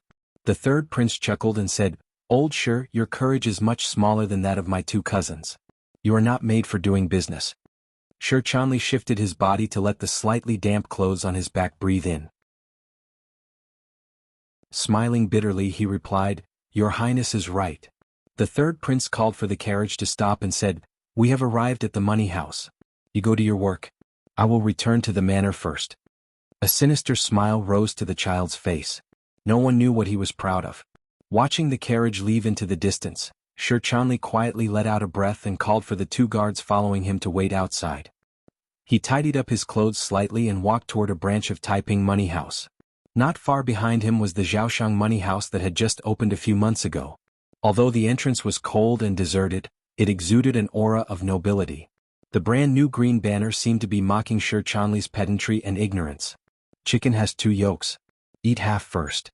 Putting aside what new and surprising things Shi Chanli would encounter in the money house, outside the jurisdiction of the Palace Treasury Transport Company far away from Suzhou, there was a massive group of carriages carrying over 100 people.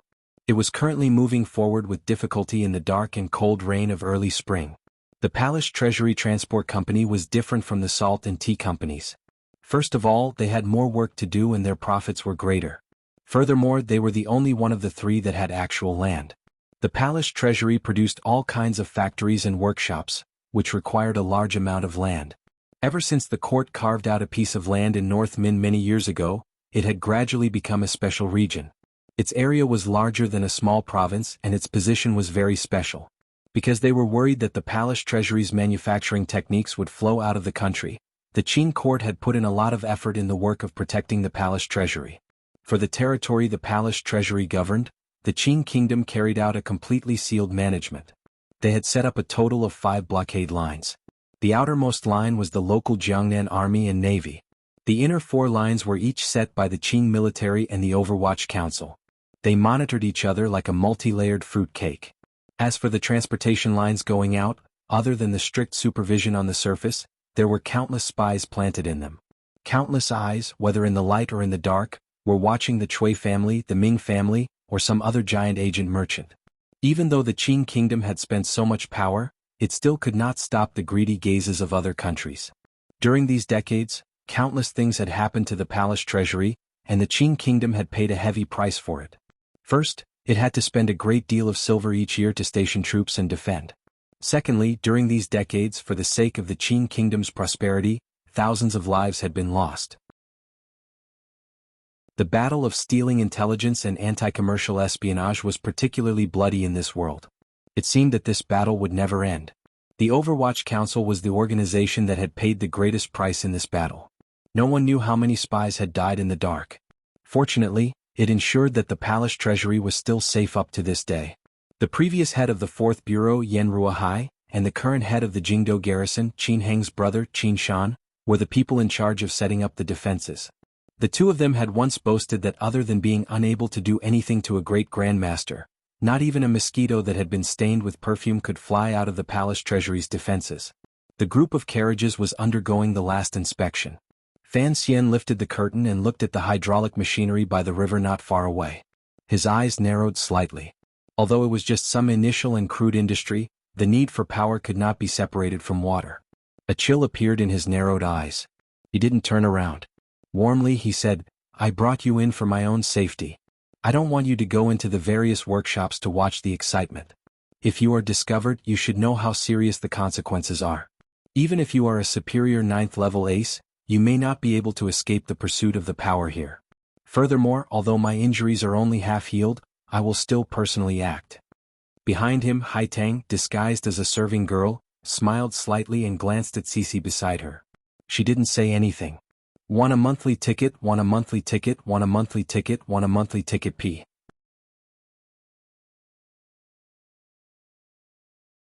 Chapter 349.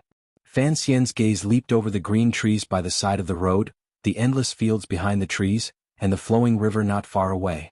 He moved further and further as if he wanted to see through everything here. Finally, his gaze landed lightly on the large workshop where the river flowed to. There was smoke rising into the air, but it was not the faint green smoke of a farmhouse. Rather, it was black smoke with a familiar smell. Was it a blast furnace? The commoners of this large area had all been recruited by the court to work in the palace treasury. The wages were much higher than growing grain, so there was less interest in taking care of the fields. In the large fertile field, weeds and first rice struggled to grow. It looked somewhat messy. Fan Xian took a deep breath and smelled the fresh scent in the air. He relaxed. It seemed that the environmental pollution here was not as bad as he had thought. Of course, further away in the Tongshan mine, the environment was certainly much worse than here. Looking at the scene in front of him, it seemed that a feeling that had left him for many years gradually returned to his mind. However, that feeling was still gentle and not turbulent. It made him feel somewhat lost. Last September, he had always felt that there was something deep in his heart that he longed for, but he had never been able to find it. Seeing that he was lost in thought, Haitang's hands were in her sleeves like an old man's. She furrowed her brows and looked at the handsome face by the window. She also sank into deep thought. What did this young and powerful official want to do? How do you feel? She saw that Fan Xian's mood was not at peace today and asked with a smile. Fan Xian said quietly, "I should be the one asking you that." Haitang smiled. "It is indeed a rare sight. I had never thought that the Qin Kingdom's palace treasury would be so large. I couldn't even name the things I saw earlier." Fan Xian replied, "Look at it. I don't think you'll be able to go back and make one." A strange light appeared in Haitang's eyes. She smiled and asked, "You have that much confidence in the palace treasury?" Fan Xian was slightly startled. He then quietly replied, "It's not that I have confidence in the palace treasury. It's just that these things should not have appeared in this world. If you can learn to make them just by looking at the outside, then there's something fishy." She seemed to have thought of something and fell silent. After a while she said, "The people in the palace treasury are all trusted aides of Xinyang. How do you plan on taking over?" Fan Xian raised his eyebrows and a faint smile appeared on his face. "No matter whose people they are all mine now." Haitang glanced at him suspiciously. "Do you really intend to fight to the death with him?" Fan Xian fell silent. A moment later, he said in a heavy voice, "This question of yours seems to have come a little too late." Haitang furrowed her brows. "I believe that your mother-in-law isn't a foolish person. She can't see the current situation clearly. Logically speaking, both you and her have the desire to renegotiate and live together. Moreover, with benefits at hand, it seems that neither side wants to see you and her shed all pretense of cordiality. If I don't shed all pretense of cordiality with her, I think you and the Northern Qi Emperor won't be willing to see it." Fan Xian smiled mockingly and said, "Relax, I won't join forces with my mother-in-law again to bully the orphans and widows in the north." Haitang was silent. She didn't know if she believed him or not. Fan Xian wasn't worried about Northern Qi's attitude. After all, as long as the palace treasury existed, the Northern Qi people would have to rely on him. As for what Haitang said earlier, it wasn't without reason. In the eyes of the important figures who played politics, any hatred from the past could be cast aside in the face of a large enough bargaining chip. This was especially true when Fan Xian and the eldest princess had one acting as a lubricant between them. In the eyes of the common people, as long as the eldest princess was willing to make concessions, Fan Xian had no reason not to accept the peace talks. In reality, the eldest princess had already made concessions. After the assassination in Song Mountain, the most beautiful lady in the kingdom of Qing had truly felt Fan Xian's great power. She had written a number of letters and tried in this direction. It was just that Fan Xian hadn't accepted it. Calm your heart. Fan Xian didn't withdraw his gaze from outside the carriage. He said quietly, the eldest princess is already willing to accept the fact that I control the palace treasury, but I don't care. Haitang suddenly raised her head. Her bright eyes stared at Fan Xian's back. She didn't know why he would refuse Xinyang's compromise. Fan Xian explained quietly, she wants a 30% share so she can cooperate with me to easily take over the palace treasury. This condition isn't harsh. Haitang furrowed her brows. After a moment of silence, she said, not only is it not harsh, it can already be considered a very sincere condition. Originally, from the standpoint of the Qi court, the more you and the eldest princess get into conflict, the better it is for us. But from the standpoint of a friend, I want to give you a piece of advice. When all is said and done, your power was given to you by the Qing royal family. After all, she is your mother-in-law. There is no reason not to accept such a good condition. Fan Xian laughed self-mockingly. Is that so? I don't think so. Perhaps it is from my very bones that I believe that in the matter of the palace treasury, I will not allow anyone to fight with me. Why? Haitang still couldn't figure out what he was thinking. This is the business my mother left behind. Fan Xian smiled warmly. I don't have her ability, so I can only be a second-generation ancestor. But I can't ruin this family. The carriage fell silent. After a long time, Haitang said quietly, but the present palace treasury still belongs to the Qing court. The court is nothing more than an illusory image, Fan Xian said. What is the court? The emperor? The officials? The empress dowager? Or the common people? He finally said, the key is to see what kind of use the palace treasury will have in my hands and what the silver can be used for. If the court does not use it well, then I will use it on behalf of the court. I will turn this illusory image into the real words of the common people. Haitang smiled slightly and said, you're used to playing the role of a saint again. Fan Xian smiled and replied, I told Yan Bingyun before that occasionally playing the role of a saint is a very beneficial supplement to one's spiritual world. After bringing out the secret negotiations he had with the eldest princess and giving Haitang a peace of mind, Fan Xian once again fell silent. He looked at the scenery outside the carriage in a daze. The water wheels by the river, the sound of some kind of mechanism in the workshop, and the black smoke rising from the furnaces in the distance were all urging the unknown desire in his heart. Sir, we've arrived. The humble voice of the Palace Treasury Transport Company official roused Fan Xian from his thoughts.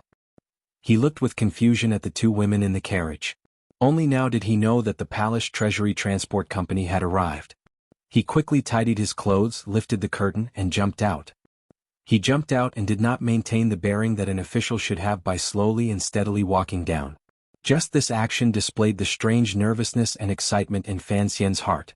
After all, he had finally arrived at the palace treasury, the place where his mother had made her fortune.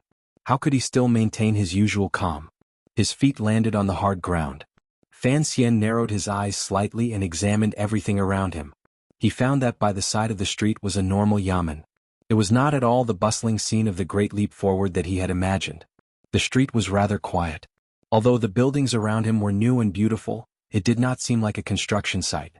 Perhaps the transport company official responsible for welcoming him from Suzhou had seen this kind of attitude from Jingdou officials many times and carefully explained, the 3 workshops are still far from the yamen. Sir, please rest today. Tomorrow you can go down to inspect. Fan Xian was a bit disappointed. He had planned to go blow glass, weave cotton, and shake hands with the workers today. He didn't think he would have to wait another day. The yamen's doors were all opened. The Palace Treasury Transport Company, as well as the officials of the Overwatch Council responsible for security, split into two lines to welcome the imperial envoy's arrival. Fan Xian walked in first. Gao De brought a few tiger guards and followed silently behind him. A group of 100 or so people had been settled down in a short amount of time. It looked like the palace treasury's operations were still very fast. Haitang and Cici were brought to the back residence. In addition to the new servant girls they had bought on the way, the previously quiet manner of the transport company immediately became lively.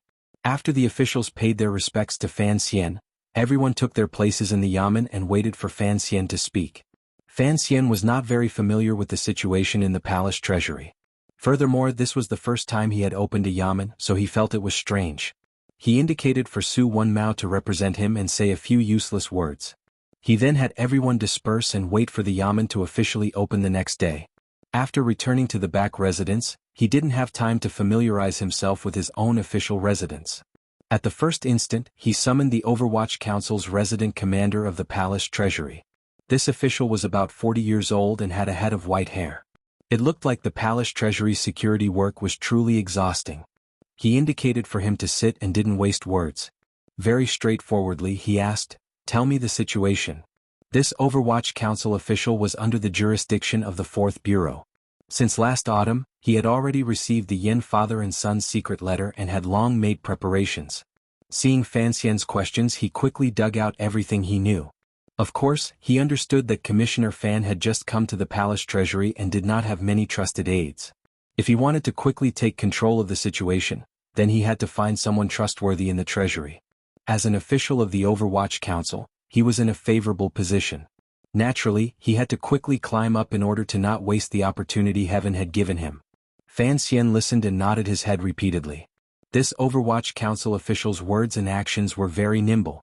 In their conversation, he had clearly explained the current situation of the palace treasury. The duties of the 3 workshops and the factions of the various treasurers were all left out. Why has the palace treasury lost so much these years? Fan Xian was born daring. He asked this kind of question openly, not caring at all that it was inconvenient for the Overwatch Council official in front of him to speak. The Overwatch Council official's name was Dan De. In front of Fan Xian he didn't dare be too daring. How could a lower-level official like him explain the palace treasury's matters in a few words? However, he still said after some deliberation, "Actually, it can't be considered a loss. It's just that the taxes sent to Jingdo have indeed decreased by a few %." Fan Xian smiled bitterly and helplessly. For an old hen that gives birth to a golden chicken to earn less and less each year, what's the difference between that and a loss? I don't know how the previous one managed it. The previous head of the Palace Treasury Transport Company was the cousin of the eldest princess chief strategist, Huang Yi, in Xinyang's Li Palace, Sir Huang Wanshu. When Fan Xian took over the palace treasury, he did not meet with this Sir Huang.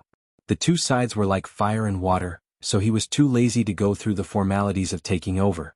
They were both single people. Dan De didn't follow up on his words to belittle the eldest princess. Sincerely he said, "The reason the profits have decreased year after year is because the 3 workshops' expenses are increasing. Including the masters of the workshops, the treasurers take too much. Secondly, there have been some problems with the export channels. The pirates on the sea are too rampant. I don't dare to say too much, but at least 1 or 2 out of 10 halts are lost on the sea. Thirdly, there is the problem of supplies to northern Qi. A few years ago the accounts were too messy. I don't know how much the Chui family took with them, but no one dared to investigate this matter. Fortunately, the commissioner made a move and investigated the Chui family before the year. Just this alone could save the court a lot of losses." Fan Xian listened with interest, but he knew very well in his heart that what pirates? It was all a trick of the Ming family stealing their own goods. He looked at Dan De wanting to say something but then hesitating. He asked curiously, "What other reasons are there?" Dan De glanced at him and smiled bitterly. "Also, the council's expenses have increased too quickly these years. As you know, the majority of the council's expenses come directly from the palace treasury. The palace's expenses haven't increased much these years. On the contrary, it's the council that spends too much. Adding on the things I mentioned earlier with this cut, no matter how much the palace treasury can earn money for the court, it's no longer as grand as it was in the past." Fan Xian sucked in a cold breath. He had not thought that the Overwatch Council was also one of the palace treasury's vampires. Thinking about it, the brothers of the 3rd Bureau researched weapons of mass destruction every day, and the crows of the 2nd Bureau searched all over the world for information. No matter how they disguised it, they would always need financial support. Not to mention the 5th and 6th Bureau, these two black hole yamens that had no construction and only knew how to destroy and suck in money. Of course, even if these council matters didn't count, he had played in Chin Garden many times. That old cripple had raised so many beautiful women and lived a luxurious life comparable to that of an emperor. He shook his head and smiled bitterly. Let's not talk about the council's matters for now. If it gets out, it'll be embarrassing. Just investigate those routes. Danda and Su Wenmao, who was behind Fan Xian, couldn't resist laughing. They thought to themselves that the commissioner spoke very directly. I'll take care of the problem of the distribution channels and the problem of the pirates. Fan Xian stared into Danda's eyes. 2 out of the 4 evils have been removed. I just don't understand how the treasures of the 3 large workshops can be mentioned in the same breath as these abuses. Those officials stay in Jiangnan for a long time and are not allowed to leave without permission. It is indeed hard work. It is right that the court gives them a generous salary. Danda didn't dare meet his eyes. He lowered his head and said, the 3 large workshops are responsible for all production in the palace treasury. Those goods were all made by them, so what? Fan Xian smiled coldly. Do they dare to use this to threaten me? Naturally, they don't dare to threaten me, Danda replied with a bitter smile. But the court's management of the palace treasury is strict. All the processes, ingredients, and recipes are only known to the upper, middle, and lower levels of the treasurers. The things in their heads are like the court's silver production machines. As long as they use a bit of cunning, they can reduce the output of the palace treasury. Thus, their positions in the palace treasury have always been special.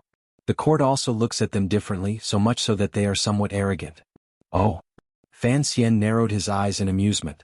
He thought to himself, even those little helpers from the Yi family had now become technocrats who monopolized and became rich? If this isn't threatening, then what is? Fan Xian increasingly felt that this matter was absurd and funny. He chuckled and said, then how did the eldest princess deal with these treasures in the beginning? Danda thought for a bit and furrowed his brows.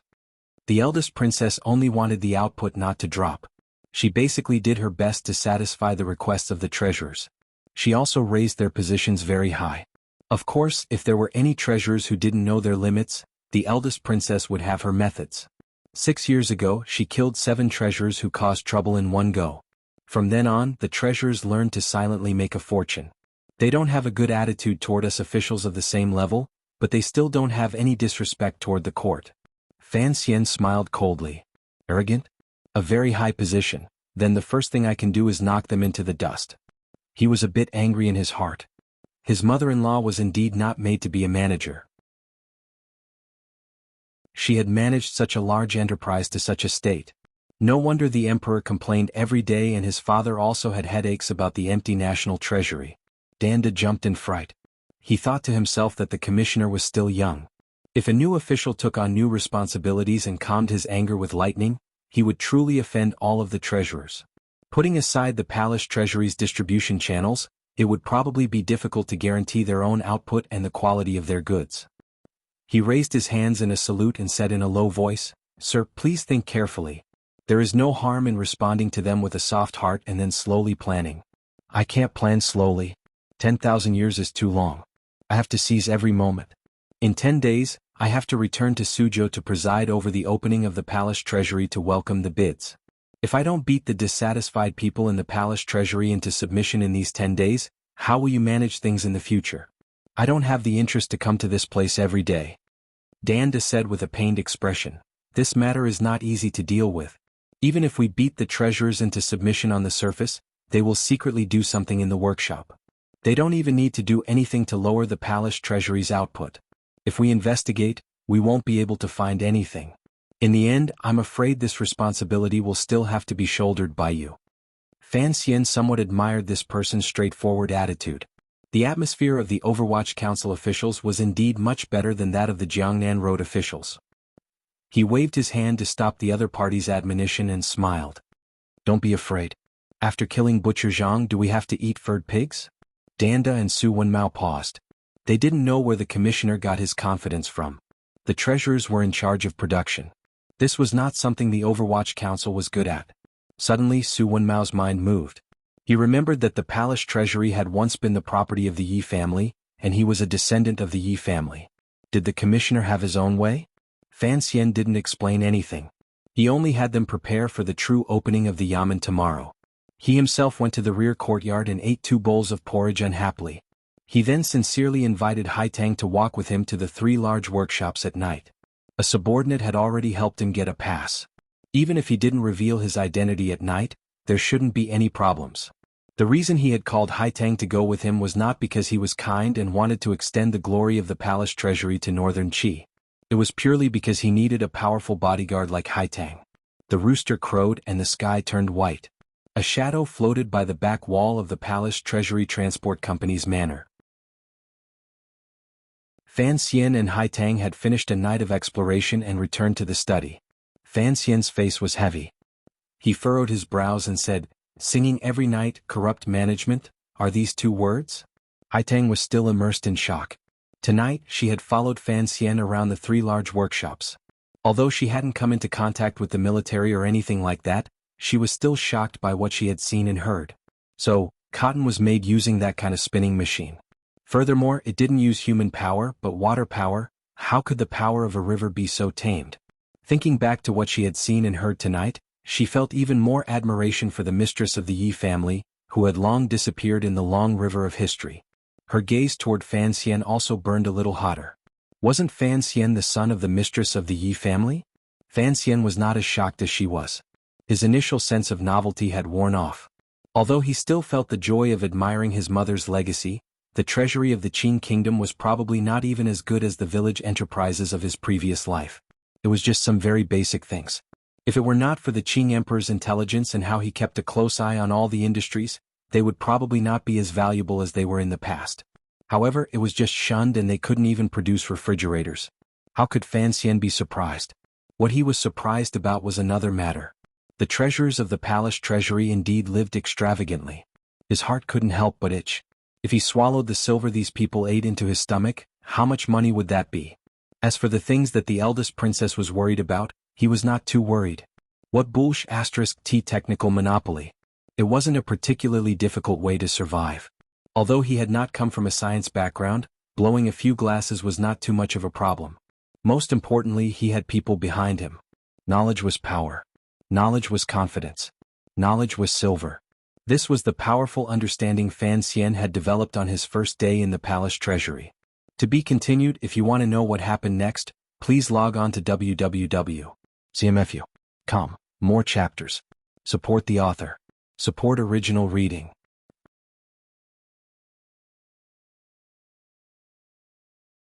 Chapter 350. The Qing National Treasury Transport Company was the most famous independent kingdom within its borders.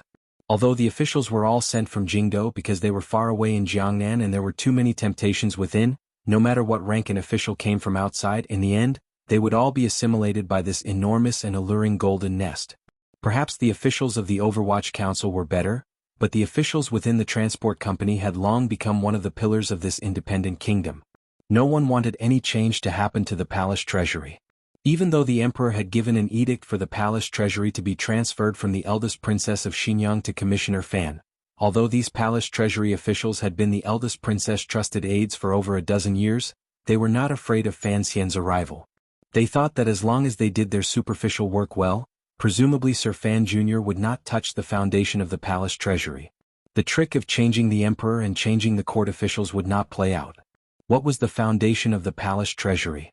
It was not the mountains of gold and silver, not the laboring workers, not the merchants on the outside, but the high-level craftsmen and treasurers of the 3 large workshops. The 3 large workshops of the palace treasury were spread across the various provinces of Jiangnan. The first workshop was responsible for producing glass products, handicrafts that required high precision, porcelain goods, extremely expensive perfume, famous spirits that had been steamed over and over again, and many more. Things like glass products could be expanded into countless products. In short, they could be called luxury goods producers. The second workshop was responsible for producing large amounts of cotton cloth, gauze, researching rice seeds, forging good steel, and major production. The combination of the first and second industries was mainly producing daily necessities. The third workshop was the most heavily guarded of the 3 workshops. It was responsible for producing ships and advanced military equipment that the military needed. For example, the lightweight repeating crossbows that the Black Knights were currently equipped with were provided by this workshop. Further away, the Third Bureau of the Overwatch Council and the Research Department of the Palace Treasury were still endlessly developing gunpowder. However, ever since the Yi family had opened the workshop, the development of gunpowder seemed to have gone down a wrong path. At present, the Overwatch Council could only use a cart of gunpowder as cannon and had not invented firearms. No one knew if it was because the people of the Qing Kingdom were not smart enough or if that Yi woman had done something bad in the past. The 3 large workshops were just a rough description. There were countless related products scattered densely across North Min, producing goods endlessly. Then they were picked up by private merchants and distributed to northern Qi, Dongyi, small vassal states, and wild kingdoms beyond the ocean. They greedily and violently seized the money and food of the entire world. At the same time, they spread a better quality of life and more luxurious enjoyment to the entire world. After the Yi family was taken into the palace treasury, although the various industries were greatly impacted, their legacy remained. Furthermore, the various levels of treasurers had brought out a great deal of wisdom to bring the Yi family's industries to greater heights. This curve reached its peak 17 years ago. Of the entire Qing kingdom's financial income, 40% came from the palace treasury. It was only in recent years that this number had declined slightly. However, it was still the Qing kingdom's largest source of financial income. To borrow a common phrase from a certain world, the palace treasury was the engine of desire that pushed the Qing kingdom forward. It was precisely because the treasurers and unranked official had a very important effect on the palace treasury's production. Additionally, the eldest princess herself was a woman who traveled the world by scheming. She was not good at using a mountain-splitting knife to carry out management. Thus, over the years, all kinds of situations had overlapped and made the treasurers the most special group of officials in the Qing kingdom. The lowest level of workers in the palace treasury did not earn much money. Even the officials responsible for management were not very arrogant. Only the treasurers, other than a generous salary, enjoyed all kinds of allowances and various bonuses. It had to be said that this was the result of the eldest princess raising wolves with high salaries. It also had to do with the chaotic management of the court these years. In the Palace Treasury Transport Company, the treasurers were truly like local tyrants. Although they did not appear arrogant on the surface, they secretly took money, exploited workers, and scattered the money they obtained through the money houses on the periphery into the wilderness. They had already taken up a lot of land in the surrounding provinces. As for how many shameful methods they had used, no one knew. Additionally, these treasurers in the palace treasury bullied the lower-level workers and took advantage of men and women. The higher-ranking treasurers paid attention to their face, but the middle-ranked 30-year-old treasurers were naked and shameless. One of the treasurers Fan Xian found in the middle of the night had 12 concubines at home. As for how those 20-year-old concubines came about, who could say? They only knew that every year there would be workers making trouble. As for those who complained, they could not be counted. However, the palace treasury was special. Often, the victims of these complaints could not leave the palace treasury. Even if they were lucky enough to make it to Suzhou, they would always be fooled by the court. Offending good people was a small matter, but offending the treasurers was a big matter. This was the consensus of the Jiangnan Road officials. Thus, after the new head of the Palace Treasury Transport Company, the imperial envoy Fan Xian, arrived at the North Min Yamen, the lower-level workers and commoners who held a bone-deep hatred for the treasurers no longer beat the drums and cried out their grievances. Instead, they looked coldly at the door of the yamen. A glimmer of dark fire flashed through their eyes. The moment the fire appeared, the sound of firecrackers rang out and red confetti filled the air. The front door of the North Min Palace Treasury Transport Company yamen slowly opened. Dozens of officials dressed in formal robes filed in amidst the slightly smoky smell. They split into 2 rows and bowed respectfully to the young official in the middle. Fan Xian brought out the imperial edict, brought out the sword, showed his identity as the imperial envoy, and explained the rules of management. He looked at his subordinates below and pressed his hands together. Sit. Thank you for the seat. The officials of the palace treasury tidied up their clothing and sat down. There were not enough seats in the yamen, so some of the lower-level officials stood at the back. Everyone looked at the warm smile on Sir Fan Jr.'s face and felt slightly reassured. Furthermore, they did not see the Overwatch Council's wolf-like Jingdo officials. Their slightly wary minds immediately relaxed. Fan Xian narrowed his eyes and looked down. Very easily he found his target among the crowd of officials. There were about 5 or 6 people. There were 3 people with dark complexions. They wore normal clothes with belts tied tightly around their waists. They sat there respectfully. It was clear that these three people did not have official positions, yet they sat among the crowd of officials. Furthermore, from their appearance, it was clear that they often went in and out of the workshops. It was a bit of an eyesore. Fan Xian's eyes were particularly sharp. He saw a glimmer of indifference and disdain toward him in their seemingly respectful and cautious manner. It was an expression of great confidence. He smiled slightly. Someone as calm and sinister as him would not be angered by the other party's expression. However, since the other party had been raised by the eldest princess for so many years, and he wanted to completely control the palace treasury, he had to knock them down a peg or two. He first put aside the three people and told the officials about the court's intentions. He then chatted a bit with the military representative sitting to his right. This military official was a distant relative of the Yi family. Although the Yi family seemed to have been forced to the second prince's side by the emperor, due to the existence of Yi Linger, the relationship between Fan Xian and the Yi family was still passable. Thus, the Yi family general was particularly respectful toward Fan Xian. Presumably, the family in the capital had given him some orders. After all the official matters had been said, Fan Xian suddenly quieted down. He raised his teacup and took a sip. The Qin kingdom did not have the custom of serving tea to send off guests. The officials knew that Sir Fan must have something important to say, so they all quieted down. Everyone already knew that Sir Fan Jr.'s inaugural speech in the bamboo sheds at the Suzhou docks beside the river had already shocked all of the Jiangnan Road officials. They couldn't help but be curious about his words today. The palace treasury is truly a strange place, Fan Xian said with a smile. The officials also smiled along. The deputy added, "In the wilderness there is only knocking and banging. Although it is annoying, it is different." Fan Xian also smiled. "I thought the reason it was strange was because, on this trip south by imperial edict, every time I opened the yamen and revealed my identity, there would always be a local victim who would beat the drum and cry out their grievances, saying that the local officials had done many illegal things. I didn't expect that after opening the yamen for half a day in such a large place, there would not be a single commoner who would submit a petition." The officials paused and silently cursed. "You've been stealthily heading south, what kind of grievances are there?" But for Fan Xian to say this, there must be something else. They couldn't help but feel their hearts rise. Of course, Fan Xian's words were nonsense. It was just a prelude. "I am greatly gratified that under the governance of my colleagues, the palace treasury is clean and tidy. There is no illegal activity. It is truly rare." The officials' faces heated up. They repeatedly said they didn't dare to. Fan Xian's face did not darken.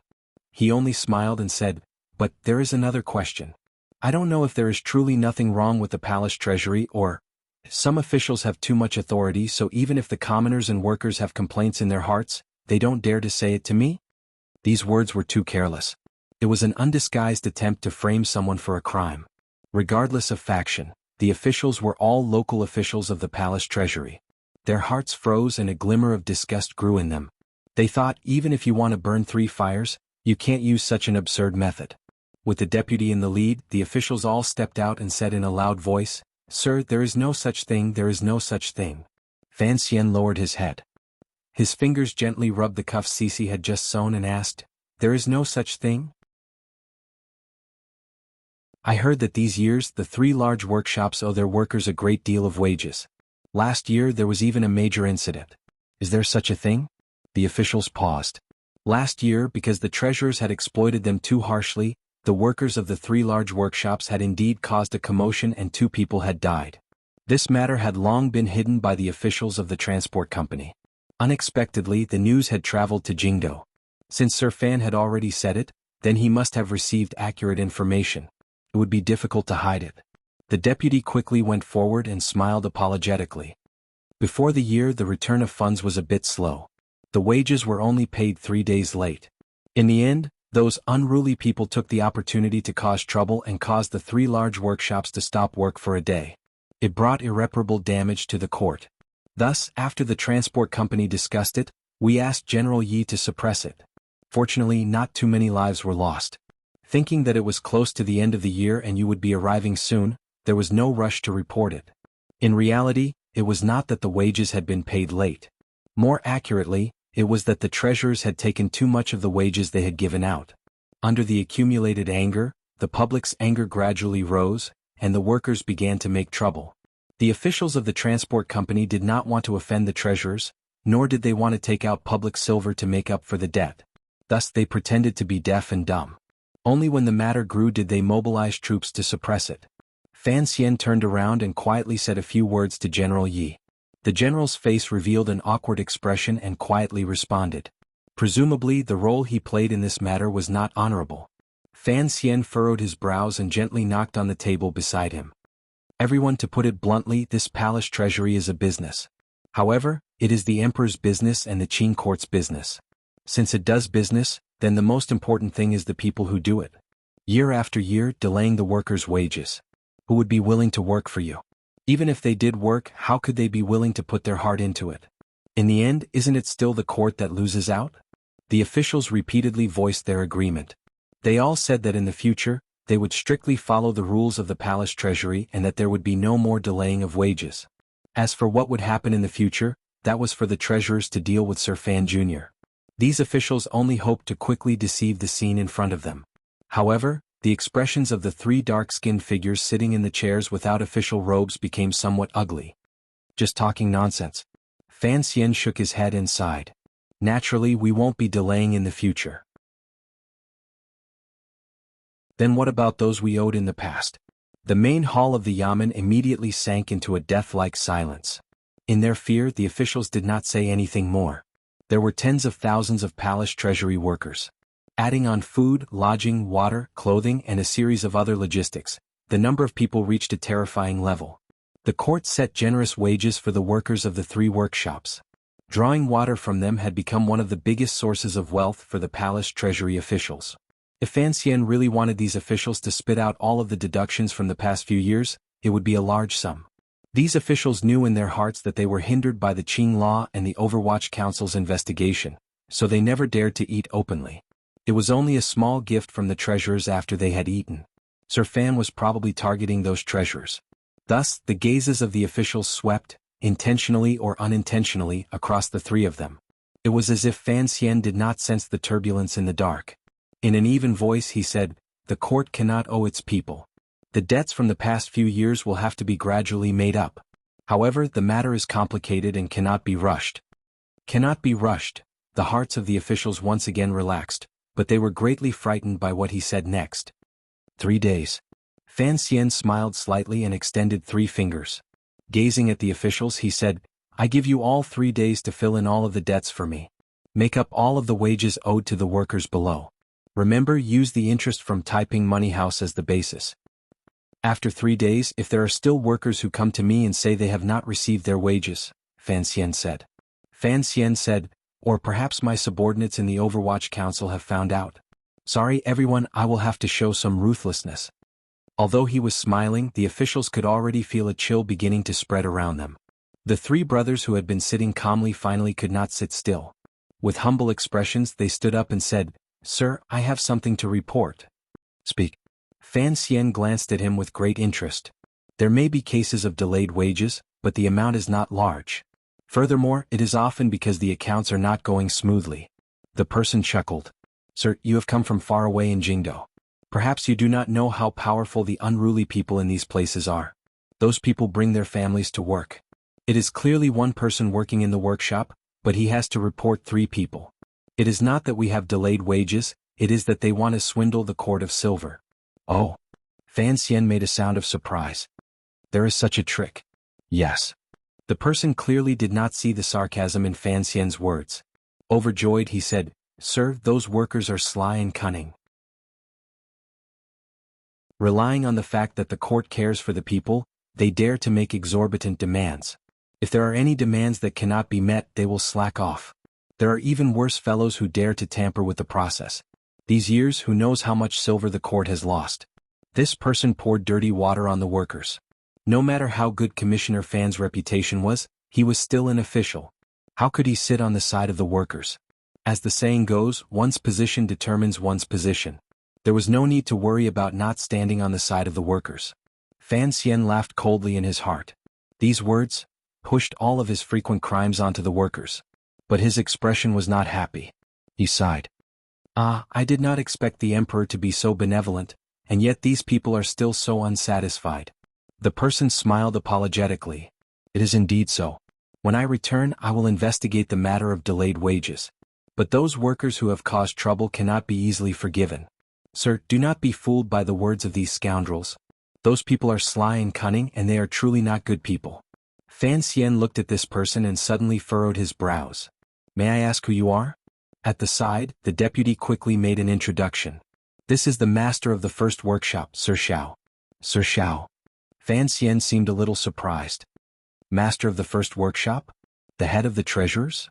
The master of the 3 workshops, surnamed Xiao, quickly bowed. That is me. Fan Xian stared at him for a moment and suddenly opened his mouth. You are a mere master, nothing more than a little treasurer. The court has given you an unranked rank. You don't even have an official position. How dare you call yourself a lowly official in front of me? Everyone was startled. His voice suddenly became cold. You keep calling yourself a lowly official. What kind of official are you? This is the first time the Yamen has opened its doors. You, a mere master, are not waiting outside to be summoned. Instead, you dare to barge into the hall and sit among the court officials. How dare you? Dare I ask, what kind of bastard and daring thing are you? The hall was silent for a long time. It was not until a long time later that the officials heard clearly that Sir Fan was cursing. Immediately, the hall exploded with a roar. How could this be? Ever since the palace treasury had been returned to the royal family, this was the first time someone had pointed at the faces of the masters of the 3 workshops and cursed. Even the eldest princess, who had come to the North Min Yamen for the first time after taking over the palace treasury, was very gentle toward the 3 masters of the 3 workshops. How could Sir Fan dare to curse them? The master of the first workshop, Sir Xiao, was also stunned. He had not thought that even if Sir Fan did not want to win him over, he would not give him face and curse him so fiercely. He gave a muffled grunt and his expression immediately became ugly. However, facing a proper prince, he did not dare to say anything. He resentfully raised his hands in a salute and returned to his seat to be a quiet bodhisattva. Remove his seat. Fan Xian narrowed his eyes and furrowed his brows into a beautiful little circle. In an even voice he said, There is no seat for him in front of me. Sir Fan. The master flew into a rage. Before his buttocks had even touched the seat, he straightened his body again. Forcefully suppressing the anger in his heart, he said, Don't go too far. Fan Xian completely ignored this person. He drank his tea and chatted with the awkward-looking General Yi and the deputy beside him. As they spoke, the Overwatch Council officials beside him had already gone down. They pushed Sir Xiao to the side and removed his seat. Thus the matter became serious. Not only did the officials below all come out to plead for leniency, even General Yi lowered his voice and said by Fan Xian's ear, Young Master Fan, leave them some face. Leave them some face? Fan Xian smiled and said, Today I have come especially to rip their faces off. General Yi was stupefied and didn't continue to speak. Ever since the opening of the palace treasury yamen, the masters of the 3 workshops all had their own seats in the yamen. Their positions were special, and no one had ever humiliated their existence like this. Seeing the master of the first workshop being humiliated, the other 2 masters of the 3rd workshop could no longer sit still. They rose to stand beside Sir Xiao and said to Fan Xian in a cold voice, Since you think there is no place for us in the yamen, why don't we remove it together? In any case, the 3 workshops are nothing more than lowly people. They were not acting out of spite. They were using the 3 workshops to pressure others. Fan Xian raised his head and looked at the 3 masters standing in a row in front of him. He smiled slightly and said, Of course we will remove it together. Do you think there will still be a place for you? Of course, the 3 workshops are not all lowly people, but since you have all admitted it, I will believe you. Sir. The masters of the 3 workshops had not expected Fan Xian to press forward step by step. His words did not leave any room for retreat. Only now did they know that he was not only trying to establish his might, he was trying to kill them all. But, what confidence did Fan Xian have? Did he really want to see the 3 workshops collapse? The tone of the masters of the 3 workshops once again became ruthless. Sir, how have the 3 workshops offended you? Exploiting wages, bullying men and women, using skills to threaten the court, disrespecting me, of course. Fan Xian stared at the 3 of them and said, You have not offended me. You have offended the workers in the 3 workshops, as well as the court and the people who support you. If you wish to incriminate someone, you can always find a pretext, the 3 masters said angrily. The three masters said angrily, "Sir, you have just come to the transport company, yet you act so recklessly. Does the Qing court really not have any rules?" "Rules? I am the rules," Fan Xian thought with a smile. Of course he didn't say these words out loud. He just remembered that when Second Fan had run amok in Jingdo, his favorite thing to say was these ruthless words. It looked like being an official was the same as being a thug. When encountering a chaotic situation where the situation was unclear, it was always possible to use some brutal techniques. These three people are making a ruckus in the hall. Drag them out and give them 10 strokes of the paddle first. Fan Xian gently placed the teacup in his hand on the table and ignored the pleading words of the officials below. He smiled and thought that he was suffering and tyrannical, but he was impatient. How could he waste his breath on these people?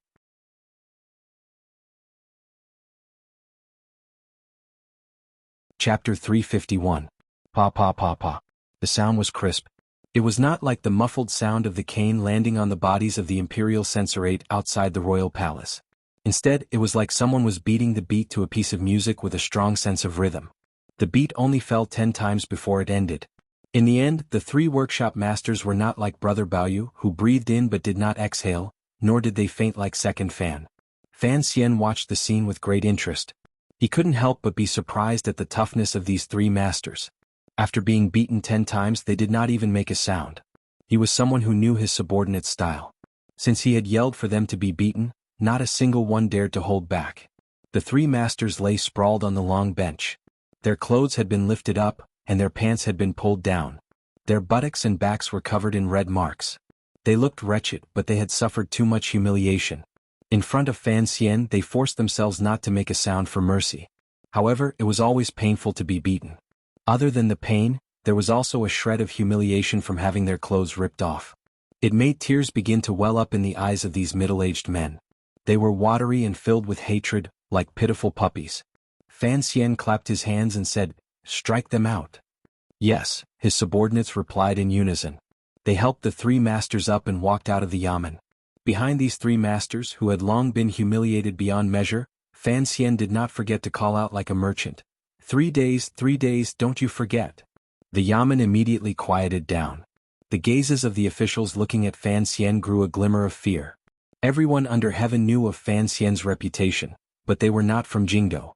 These officials had not personally experienced the coldness hidden within Fan Xian's clean and scholarly reputation. They were not as clear of the pain as the civil officials the second prince had sent. But today everyone finally saw it. Other than being secretly afraid, they also couldn't help but sneer.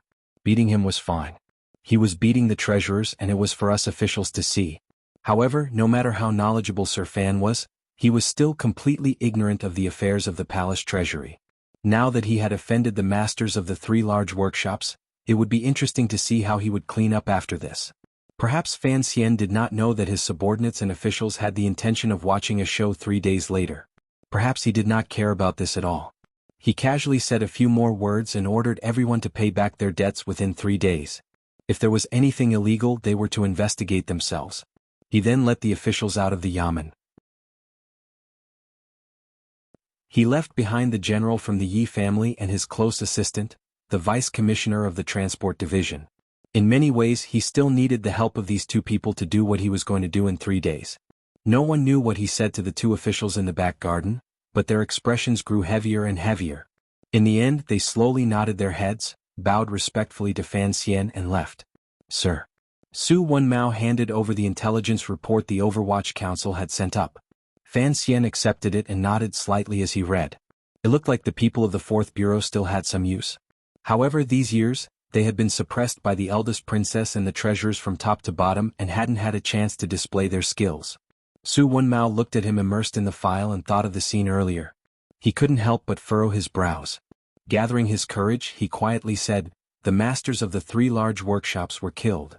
Fan Xian raised his head to glance at him and couldn't resist smiling. Of course they were killed. However, killing is not like cooking. If you can eat, you can eat. If you can kill, you don't have to be in a hurry to kill. Sir was too gentle earlier. Su Wenmao came from the first bureau of the Overwatch Council. When it came to managing officials, he was always vicious and merciless. He truly felt that Fan Xian's earlier punishment had been too kind. It was merely 3 masters. If they were killed, then they were killed. Since they wanted to establish their might, then they had to strike like lightning. How could he speak for so long and only give them 10 beatings? He unhappily said, "Sir, you only gave them 10 beatings earlier. That was too light. I'm afraid it will make these people feel dissatisfied."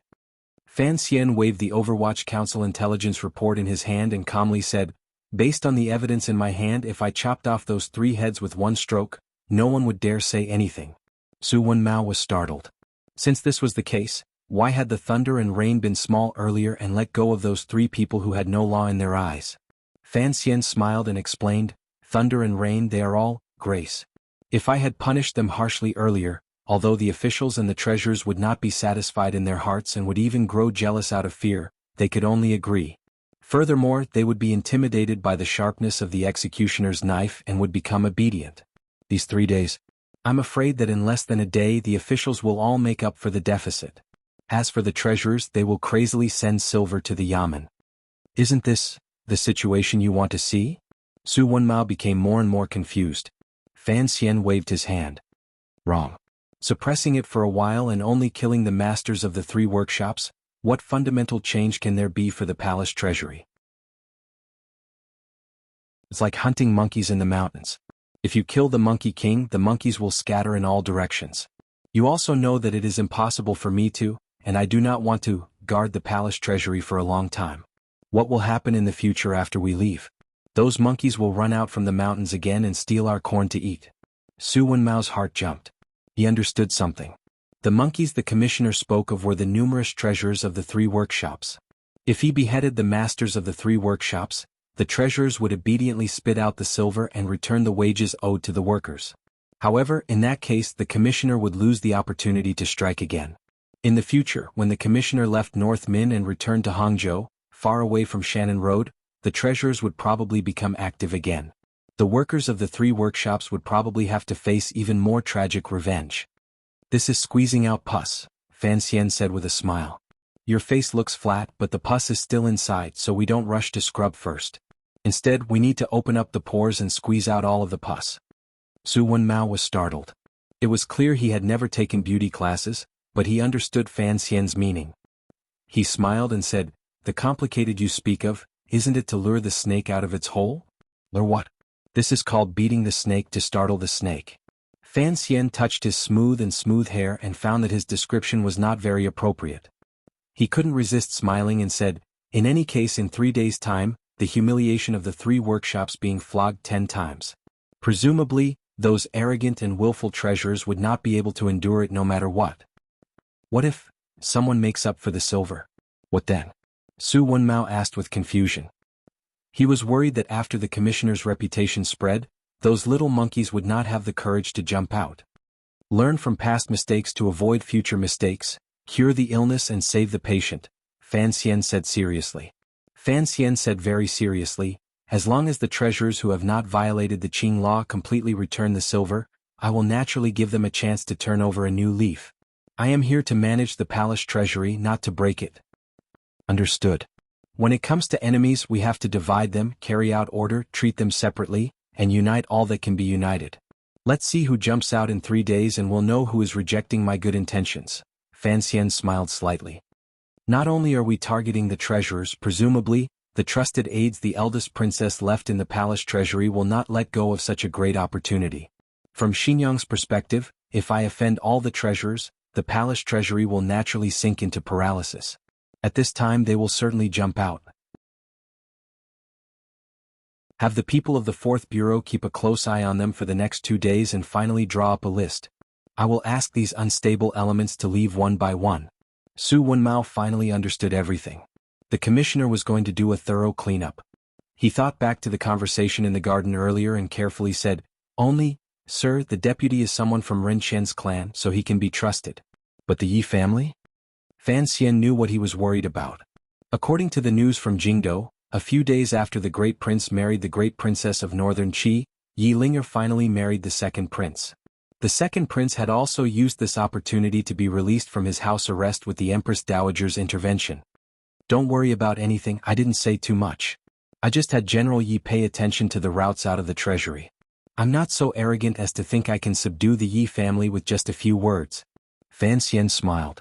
What he had General Yi do was actually to prevent the treasurers from taking advantage of their location and secretly moving out the silver they had swallowed these years. Although most of the stolen silver had been used to buy land, the property deeds, the temperament of the treasurers had determined that they could only be left in their own homes. Furthermore, don't casually connect the Yi family to the second prince and the eldest princess, Fan Xian said after thinking for a bit. The Yi and Qin families are known together in the world. They are not as simple as most people think. How could they one-sidedly lean toward one prince? That would be too stupid. Even if he leans before the situation is clear, he will still have to give me some face. To fall out with me for the sake of a group of treasurers, unless Yi Zhong truly resents the emperor for not sending him farther away. Su Wenmao froze and didn't say anything more. He accepted his orders and left. Fan Xian sat in the chair and sank into silence. A moment later he sighed. In the end Yilinger was married. What would the second prince's fate be in the future? He was not a kind person, but in the tea shop outside Baoyue brothel, he had once said that the reason he had beaten the second prince into the dust was because he wanted to keep him alive. This was partly because of his relationship with Yilinger. Another reason was that he subconsciously wanted to compete with the emperor, who was particular about raising his son, to see if he knew how to play or if he knew how to play. For many months the Yi family had been played by the emperor. With no other choice they could only get closer and closer to the second prince. Thinking of this, Fan Xian had a belly full of anger. Perhaps the emperor's deep planning and foresight was true, but as an emperor, his paranoia was even more true. It seemed that people sitting in different positions all had their own limitations. The emperor sitting on the dragon chair, his limitation was that he was too paranoia. First, he used the bestowal of marriage to test the waters. Then, without reason, he gradually raised his guard and shamelessly framed the Yi family, forcing them to stand against the crown prince. The crown prince? Then why did the third prince follow him out of the capital? The emperor was truly not someone who ate porridge. He always played tricks that people couldn't see through. Fan Xian was a bit vexed.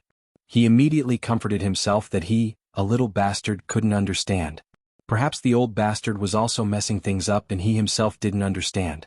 As for why Fan Xian was so determined not to reconcile with his mother-in-law, it was not because he had been bullied by his son-in-law during the course of their relationship. It was also not just because of the reason he had told Haitang to look after the family business. The most practical reason was that if Fan Xian and the eldest princess truly joined hands, the combined power of the two sides would reach a terrifying level. It would be enough to shake the foundations of the Qing kingdom. This was something the Qing emperor would definitely not allow. For Fan Xian, who did not have the power of the world in his hands, his current way of doing things was that great wisdom appeared stupid. As long as the emperor did not allow it, he would not do it unless someone wanted to kill him. In the next 2 days, the imperial envoy Fan Xian, who had just arrived in the palace treasury, brought his 7 serving girls and gorgeously inspected the workshops. He gradually became familiar with the process of the palace treasury and gained a deeper understanding of the Yi family's power. It was inevitable that he would touch the wood beside the water wheel by the river and sigh with an endless sense of vicissitudes. Occasionally he would sit and discuss with the workers in the workshop about the art of blowing glass. It was a pity that his skills were too poor and his face was too beautiful. He could not blow successfully, but the texture of the glass was undoubtedly revealed. After 2 days, most of the workshops closer to the Yamen knew what the new official looked like. As for the legendary Sir Fan Jr., although they didn't dare to look at him directly, they still sneaked a few careful glances. They all said that this noble young master was very good-looking, but his hands and feet were a bit clumsy. His personality was also very kind. The 7 serving girls at his side were all as pretty as flowers and jade. However, one of the serving girls was not very pretty. Her way of doing things and walking had the style of a country bumpkin. She did not look like a girl from a large family. On the other side, the 4 lines of defense formed by the military and the Overwatch Council suddenly tightened their patrolling work. The palace treasury's patrolling had always been the strictest place in the world. With the sudden tightening, they immediately found some forbidden items. Although they were not the secrets of the palace treasury's techniques, they were still heavy items.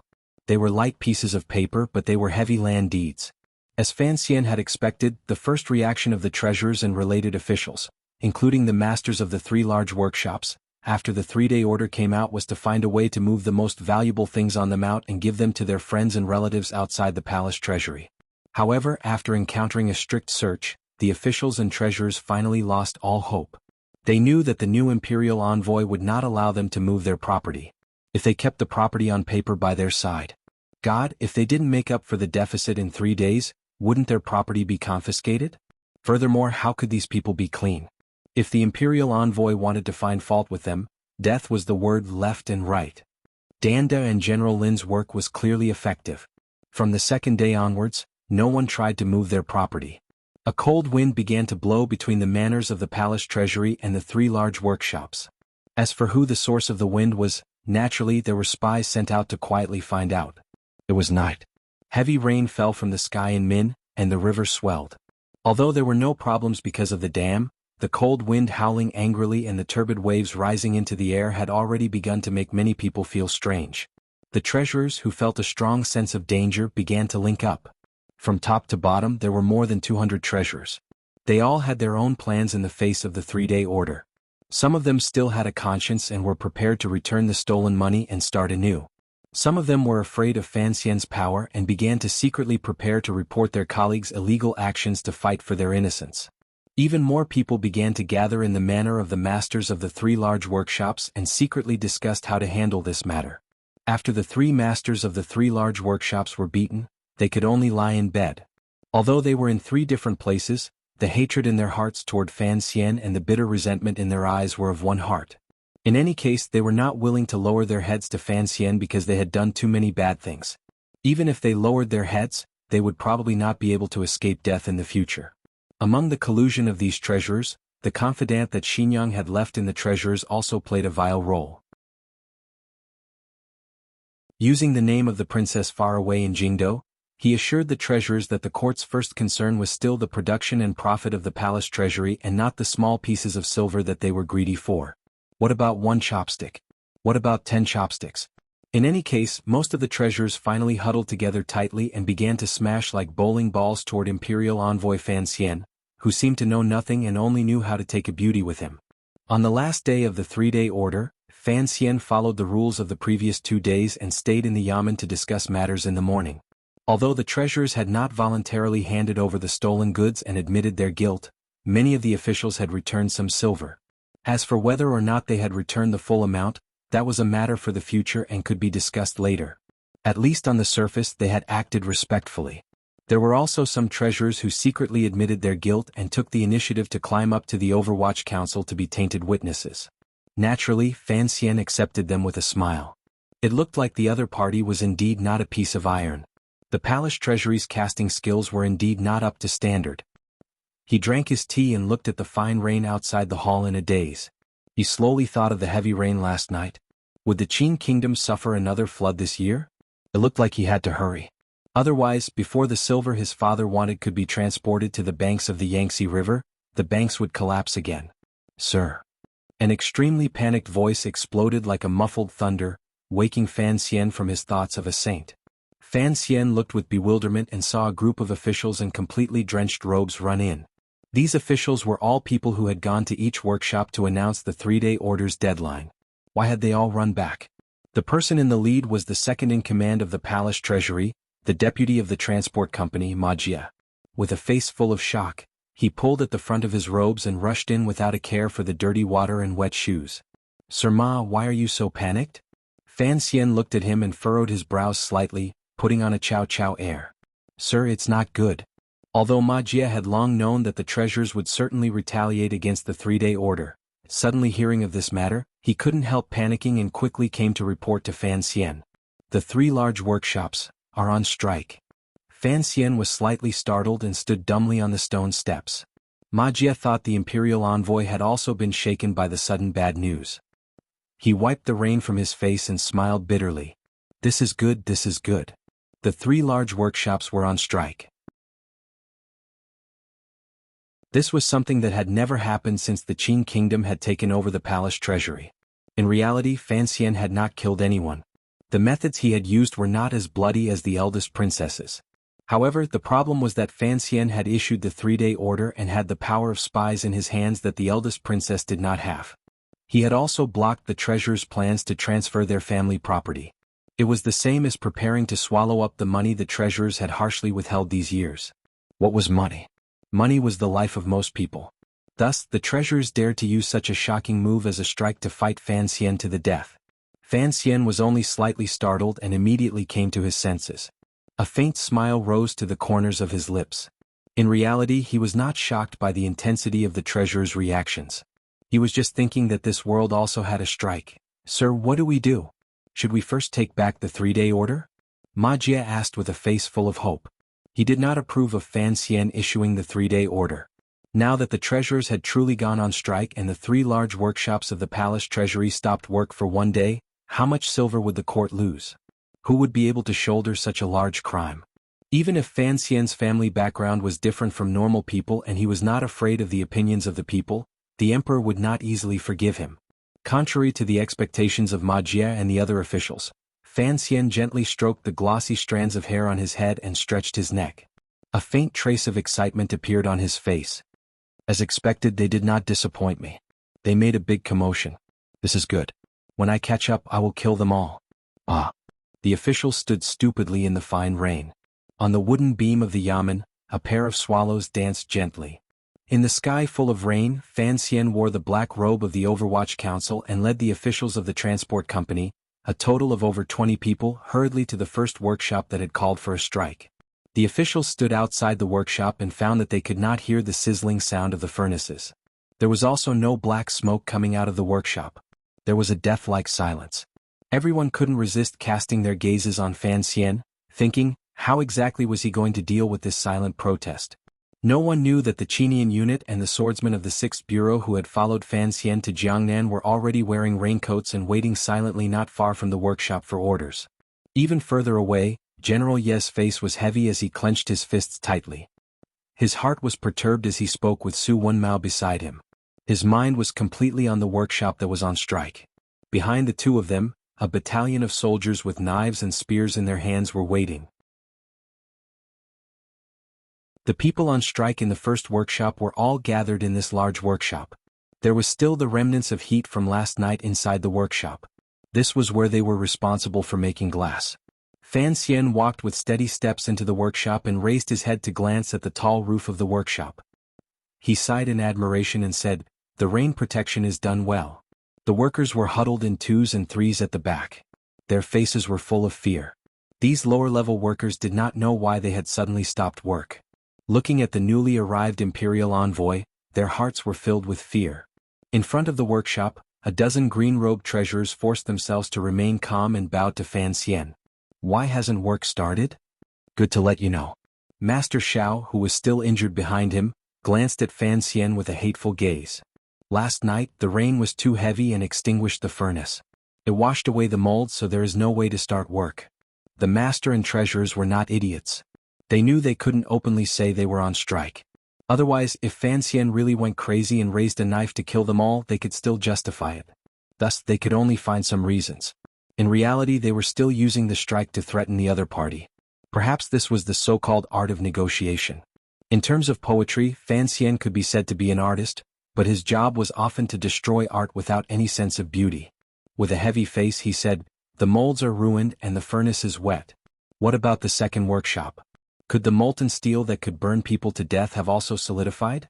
Can a spinning machine also rust?"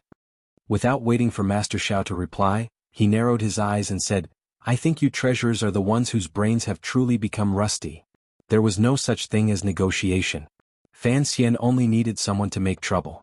It was necessary to change the technical director of the palace treasury. How could he miss this opportunity?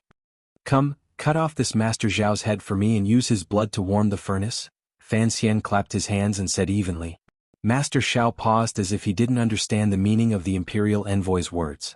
Just as Fan Xian's voice fell, the Overwatch Council officials wearing raincoats had already walked into the workshop. A subordinate lifted up a chair for Fan Xian to sit. A few others had already cleanly kicked Master Xiao to the ground and pulled him to the side of the furnace about 50 feet away from Fan Xian. Fan Xian waved his hand. The officials of the transport company behind him broke into an uproar. Deputy Ma Kai's anxiety attacked his heart and he cried out in fear, "Sir, you can't." Master Xiao, who had been pushed to the mouth of the furnace, finally came to his senses. He knew the imperial envoy really wanted to kill him, really dared to kill him. He began to struggle with all his might.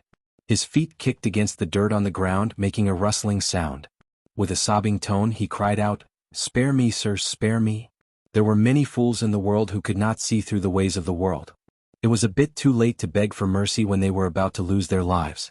The eyes of the treasurers who were on good terms with Master Xiao were about to burst. They all rushed forward wanting to save Master Xiao. With a whoosh, a snow-white knife light flashed. A head with a dark complexion rolled into the furnace. Fresh blood sprayed out and hit the walls of the furnace. Countless cries of shock exploded in the workshop. Everyone was shocked by the bloody scene in front of them. The young treasurers howled in pain and fear. In a flash they stopped moving forward at the same time. Their survival instincts finally won over the heat in their hearts. Fan Xian glanced at the body at the mouth of the furnace and then at the hundreds of workers gathered together with faces full of fear. Calmly he said, "I kill people, naturally I have my reasons."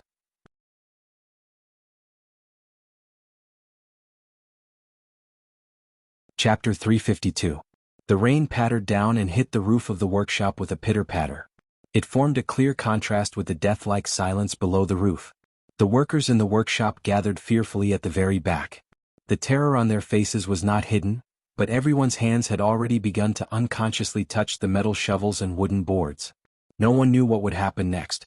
Standing at the front, the treasurers in charge of the strike had faces full of fear. Looking at the imperial envoy sitting in a chair at the entrance of the workshop, no one paid any more attention to the already dead Master Xiao. No one even dared to glance at the wretched sight of the decapitated body by the mouth of the stove. They only stared in terror at Fan Xian's warm and gentle face. Everyone's feet unconsciously retreated. One person retreated, 10 people retreated, everyone retreated. The footsteps of the treasurers as they retreated made a rustling sound, like millipedes crawling in the desert. However, the workshop was only so big and most of the space at the back was taken up by the thinly dressed workers. Where could these green-clothed treasurers retreat to? Fan Xian looked at the scene in front of him and unconsciously shook his head. In an even voice he said, "I am not a ruthless person. Workers, do not be afraid. The court is only investigating the matter of the treasurer's embezzlement and deduction of pay. It has nothing to do with you." The workers at the very back looked at each other. Their emotions were slightly calmer, but they did not completely trust this young official. Their hands still gripped the handles of the metal shovels. Even if you are an official of the court, how can you randomly kill people? One of the treasurers finally could not stand the pressure of this silence and cried out in a sharp voice. At this moment, the deputy of the transport company, Wuxia, was standing stupidly behind Fan Xian. He had not expected that Fan Xian would first behead a master of the workshop without saying anything. This matter had gotten out of hand. How was he going to clean it up? In a trembling voice he said with shock and anger, "Imperial envoy, why? Everything can be discussed. It's over, it's all over." In Wuxia's heart, the most important thing in the palace treasury was the group of treasurers in front of him. Only these people knew how to maintain the palace treasury. Even if Fan Xian beheaded a few dozen people today and forced these treasurers to submit, what about in the future? If the treasurers did things with resentment, who knew what would become of the palace treasury? What's more, there are still 2 managers of the first workshop who are also causing a strike. If they find out that you killed Manager Xiao of the first workshop and incited public resentment, the strike will really continue. Oh my God! If you really killed everyone, who would do the work? Could they count on those illiterate workers? Fan Xian ignored the bewildered deputy beside him and motioned for Su Wenmao to come closer. He then said to everyone in the square in a clear voice, "Listen to every word I say." Everyone was taken aback. Su Wenmao took out a few pieces of paper from his drenched robe, squinted his eyes and began to read loudly. "Today we have found out that the master of the first workshop of the Palace Treasury Transport Company, Xiao Jing, has done many evil and illegal things since the beginning of the year." Su Wenmao furrowed his brows and glanced at the restless treasurers. He continued, "In the 2nd year and 3rd month of the Qing calendar, Xiao Jing hid the Tong Mountain mine disaster and ate the dead salary for 5 years. In total, it was 13,700 liang. In the 4th year and 9th month of the Qing calendar, Xiao Jing bribed the Suzhou master Bo and bought 700 mu of fertile land at a low price. In the 6th year and 1st month of the Qing calendar, with Xiao Jing as the leader, the masters of the 3 workshops and a group of treasurers owed the workers more than 10,000 in wages. This caused a riot. 14 people died and over 50 were injured. No one knew how many crimes he listed out. He read them until Su Wenmao's mouth was a little dry. At the end he said, "The crimes are unforgivable. According to Qing law they should be executed." He then took out a number of land deeds, the Suzhou Master Bo's confession and related evidence. "Don't ask me for evidence again," Fan Xian continued. "I have kept the witnesses and I also have a lot of material evidence. Since I am the master of the palace treasury, I will not keep such a bastard like Xiao Jing." The workers, who had been trembling uneasily, listened to the imperial envoy discuss the crimes and the list of crimes. They immediately thought of how tyrannical Xiao Jing was and how harsh and sinister he was to the workers under him. Immediately they felt that the imperial envoy had killed him well. He had killed him well. However, the hatred in the treasurer's eyes grew heavier. Someone shouted unhappily, "Even if you want to punish him, you have to open a court to try the case. If you want to pin a crime on someone, you can always find a pretext." When Deputy Ma Jie, who was standing behind Fan Xian, heard Su Wenmao read out the crimes, he knew that the imperial envoy was looking for an excuse. The things that Xiao Jing had done were actually all known to the officials of the Palace Treasury Transport Company. However, even if he had to be punished according to Qing law, he couldn't just randomly kill him like this. After all, Ma Jie wanted to maintain a good relationship with Fan Xian because of his cousin, Ren Xiaoan. No matter how much he disagreed with Fan Xian's style of doing things, he forced his mouth shut and did not question it. He did not question it, but there were still trusted aides left behind by the eldest princess in the transport company who would not let go of this great opportunity. Sinisterly they said, "Sir, you handle matters decisively. However, it seems that this kind of person who takes bribes and breaks the law should be openly tried and have him personally admit it. Only then can we be wary of thieves and thieves. Furthermore, you gave the treasurers a deadline of 3 days. These 3 days have not passed. Inevitably, the treasurers trembled, but they did not give up. Hearing that someone in the group of officials was speaking up for them, they gathered their courage and began to clamor. Fan Xian did not even turn his head. A cold smile rose to the corners of his lips. "I am the commissioner of the Overwatch Council and also the head of the Palace Treasury Transport Company. The Overwatch Council is responsible for investigating cases. The transport company follows the special Qing law, and the case is decided by the head of the transport company. What is wrong with trying him and beheading him?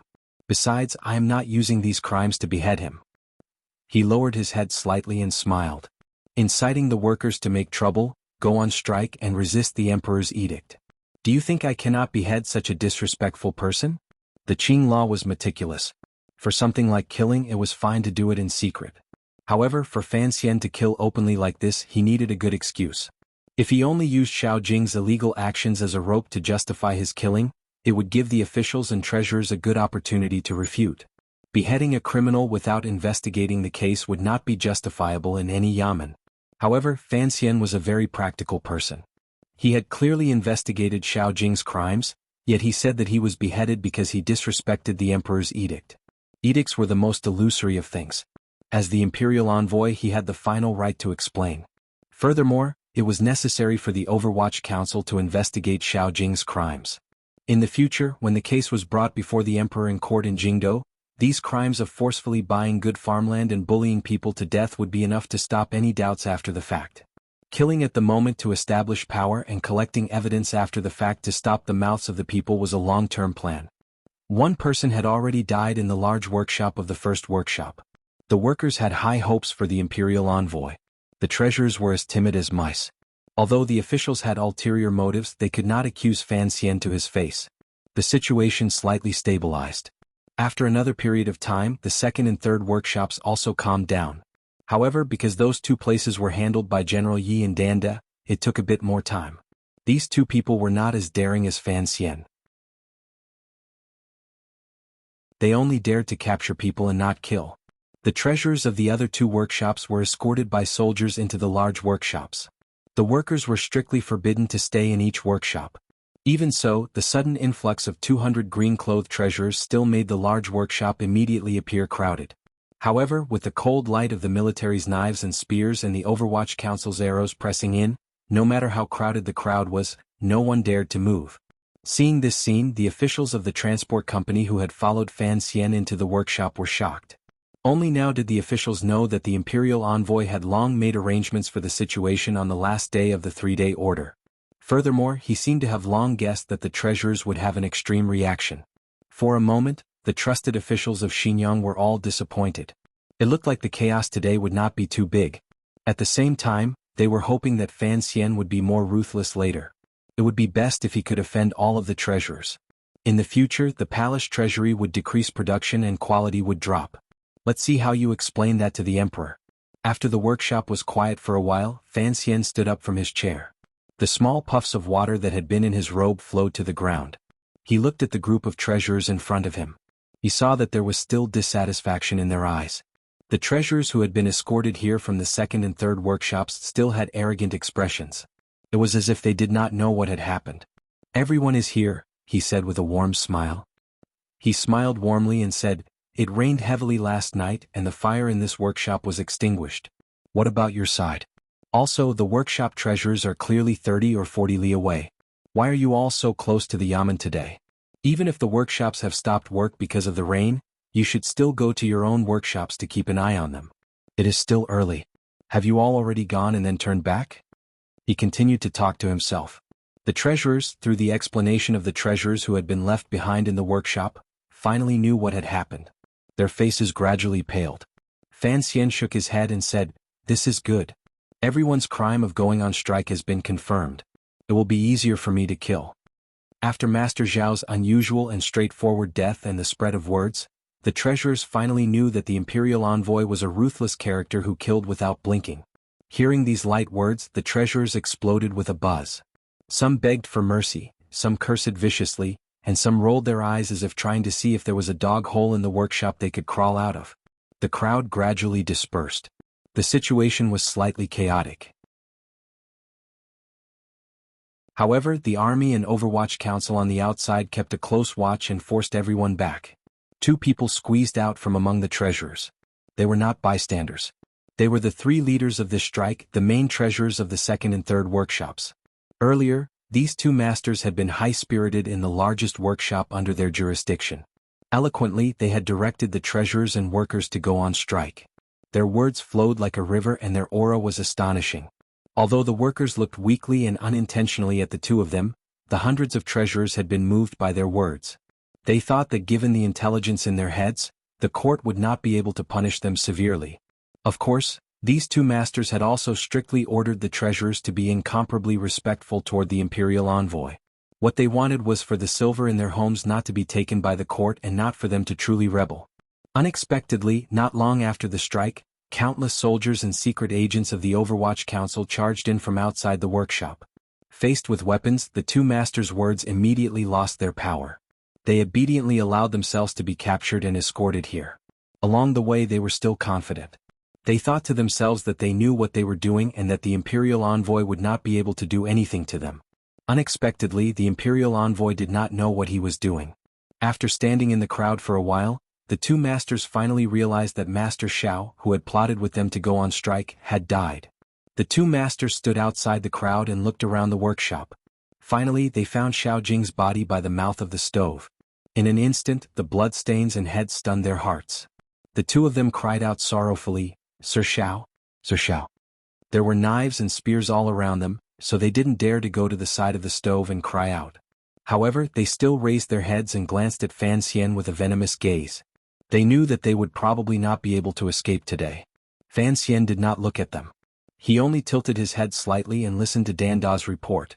When he learned that the third workshop was as usual and that the technicians of the third bureau of the Overwatch Council had all taken over and no one dared to take advantage of the chaos to do anything, he finally relaxed.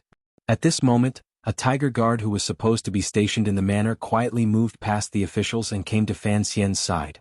Moving close to his ear, he said, "The person in the manor wants to go out for a walk." The reason the third workshop was important was because it was responsible for producing important items such as military equipment and ships. If the secrets of that place were leaked, who knew how many more young people in the Qing kingdom would die on the battlefield in the future? Fan Xian did not dare to take this responsibility. Originally, he had felt slightly more at ease listening to Dan Da's report. However, after hearing the Tiger Guard's report, his brows furrowed again. Haitang had disguised herself as a serving girl to follow him. She could fool the officials and many people, but she could not fool Gao Da's eagle-like eyes. Although Fan Xian realized that he had made a big mistake, It was already too late to make up for it. Fortunately, the Chinian unit was watching in secret. The Tiger Guards did not release any information to the outside world.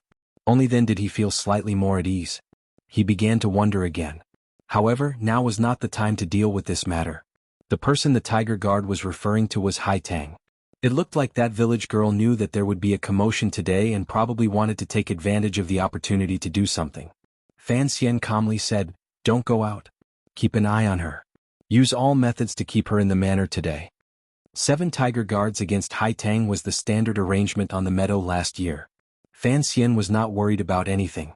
Furthermore, once military force met, Hai Tang knew his determination and would calm down.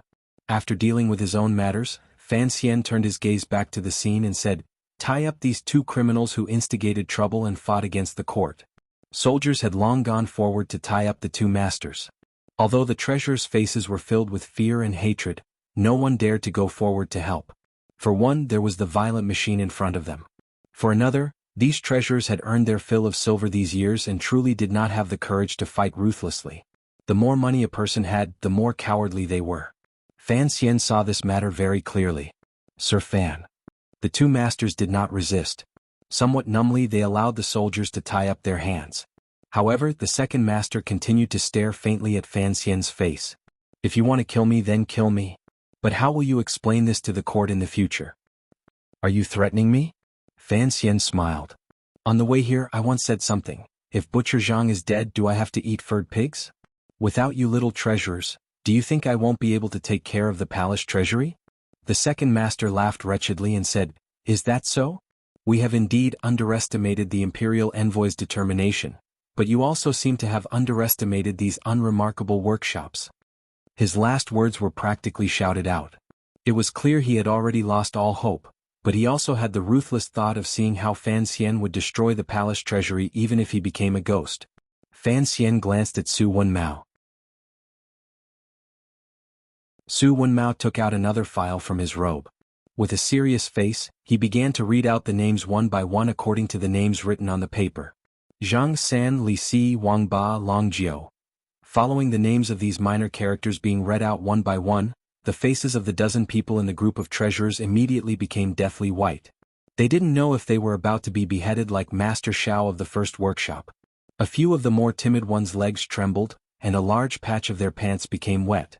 Su Wenmao glanced at these people with disgust. He didn't understand why the commissioner was doing this. After swallowing, he said with a dark expression, "You can come out now. The imperial envoy has pardoned you of no crime. Tomorrow he will write to the court to vouch for you." Not guilty? He still had to write to the court? The treasurers who had been called out were immediately dumbfounded. They had thought it was hell. Who knew that it was heaven with cool spring water and 72 virgins?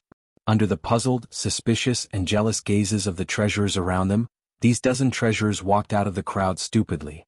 They walked in front of Fan Xian and knelt down with a thud, thanking the imperial envoy, but they didn't understand why it was like this. Fan Xian's face was filled with a warm smile. His 2 hands lifted the treasurers up. As he acted, he said in an even voice, "To be able to capture the true crimes of the 3 masters and know that there were so many illegal things among the treasurers, it is all because you placed righteousness above family and were wholeheartedly loyal to the court. Otherwise, I would not have known that the palace treasury would be in such a mess, nor would I have known that there were people who dared to incite a strike and make trouble. You have all done a service to the country, so I will not mistreat you." The marketplace was immediately in an uproar. So these dozen treasurers were spies. Even the officials behind Fan Xian were dumbfounded. They thought to themselves, the imperial envoy had only been in the palace treasury for 3 days, how could he have developed so many spies? The reputation of being a secret agent of the Overwatch Council was indeed not false. The treasurers knew that the dozen colleagues Fan Xian had asked to leave had secretly betrayed them. They couldn't help but fly into a rage. Although they didn't go forward to beat them, they began to curse them viciously. Filthy words flew through the air and burrowed into the ears of the spies. Where were the spies and treasurers? They had originally loved Sir Fan Jr. to death, but now they hated him to death. Yes, they had secretly returned the treasury silver and secretly said a few things they had heard, but it was not as serious as Sir Fan Jr. had said. They had only learned about the strike last night. Where would they have had the time to report it? As for Master Shao and the other 2 masters, God, they just wanted to be a pretty fence-sitter. How would they dare offend the head of the treasurers? These treasurers, who had been condemned by thousands of people, looked at each other. They wanted to cry but had no tears. Even if Fan Xian let them go today, he had publicly pointed out their shameless and betrayal in front of everyone. How could they face their 200 colleagues in the future? How could they face others? Zhang San looked at Li Si. Wang Ba looked at Long Jiao. With sorrowful eyes they asked, "You're also a spy?" "Yes, we're also a spy." What Fan Xian said next shocked the people in the workshop. These 13 treasurers bravely exposed the abuses and have done the country a service. I have decided that from now on, they will be the deputy masters of the 3 workshops. Fan Xian smiled warmly and asked the deputy beside him, "Sir Ma, what do you think of this proposal?" Deputy Ma Jie was still worried about how the palace treasury could produce normally and felt depressed. However, hearing these words, he still repeatedly nodded his head in agreement. In the depths of his heart, he felt great admiration for Fan Xian. This move was truly beautiful, exposing the shameless faces of the spies of the treasurers. In the future, when the treasury was governed, these people would be used as claws and teeth. There was no need to worry that they would not be convinced. This was an artificial chasm drawn out among the treasurers. If today's matter could be concluded satisfactorily, it would be difficult for the treasurers in the future to come together again and become a class that could oppose the officials. Suddenly, someone laughed coldly. Everyone focused their eyes and saw it was the second workshop treasurer who was tied up and kneeling on the ground. They saw him laugh coldly and sorrowfully. What a group of shameless people. Sir Fan, do you think you can rely on these people to keep the palace treasury running like before? I'm not threatening the court, but without the things in our heads, the palace treasury probably won't last more than a few days. After these words were said, the atmosphere became strange again. Deputy Ma Jie wanted to move closer to Fan Xian's ear to plead for mercy, but he didn't know how to say it. The trusted aides of Xinyang among the officials of the transport company also began to openly think for the court while secretly cheering for the master. They all advised Fan Xian that everything should be done for the sake of the palace treasury's production. Killing this Master Xiao was already enough of a lesson for the other party. Fan Xian would not listen to these words. He only stared at the second workshop master and didn't speak for a moment. That pair of sharp and clear eyes stared at the second workshop master until he could no longer bear it and slowly lowered his head. At this moment, Fan Xian said angrily, "You're at death's door and you still dare to threaten the court, treasurers? I'll tear off your underwear and put it on your face to see if what grows on your neck is a head or a butt." The imperial envoy's thunderous anger made the workshop fall into absolute silence. Fan Xian swept his gaze across the treasurers and said with pity and anger in his disdain, "Do you really think you're so promising? Do you think the palace treasury is still the Yi family of the past? Don't you look at your little bit of ability and say other people are shameless people? What about you? Other than being greedy for silver, stealing materials to sell, embezzling hard-earned wages and forcefully taking other people's wives, what else can you do? Shameless? If you were shameless, there wouldn't be today's matter." He turned and said angrily to the second workshop master, "You're very stubborn. The palace treasury can't do without you? Then tell me, how come the glass has become more and more muddy these years? How come the wine is so bland that it's about to give birth to a bird? The perfume has already stopped production for 10 years. Have you found a way yet? Back then you were also a servant of the Yi family, old man." Fan Xian's heart was pained and he opened his mouth to curse at the master. "How did you F***king fall to this level? I'm about to F***king die of anger." Everyone in the workshop shivered. Only now did the slow-witted people remember that there seemed to be a rumor. The angry imperial envoy in front of them was a descendant of the Yi family. F***king me? Whose mother would be angry? There is something I need to explain. Yesterday's chapter finished very comfortably. I thought to myself that no one would say the plot stopped halfway. In the end, there were still brothers and sisters who seriously criticized me. It is very difficult for me to be happy. Originally, yesterday's chapter should have ended when the deputy called for the palace treasury to go on strike. Furthermore, I was also very tired. However, I thought that being stuck halfway probably made everyone uncomfortable, so I wrote another 1,000 words. I thought about it, so I wrote another 1,000 words. The plot developed naturally, but there was a limit to how many words I could write each day. It was not purposely left there. Please understand, bravo.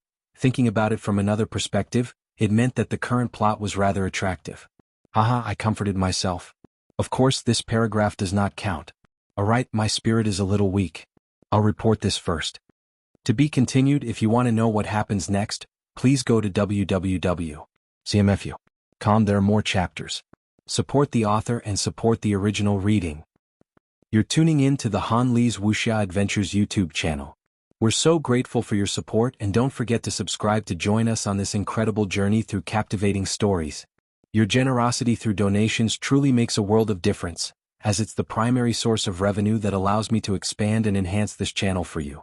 Thank you from the bottom of my heart for being a part of this adventure.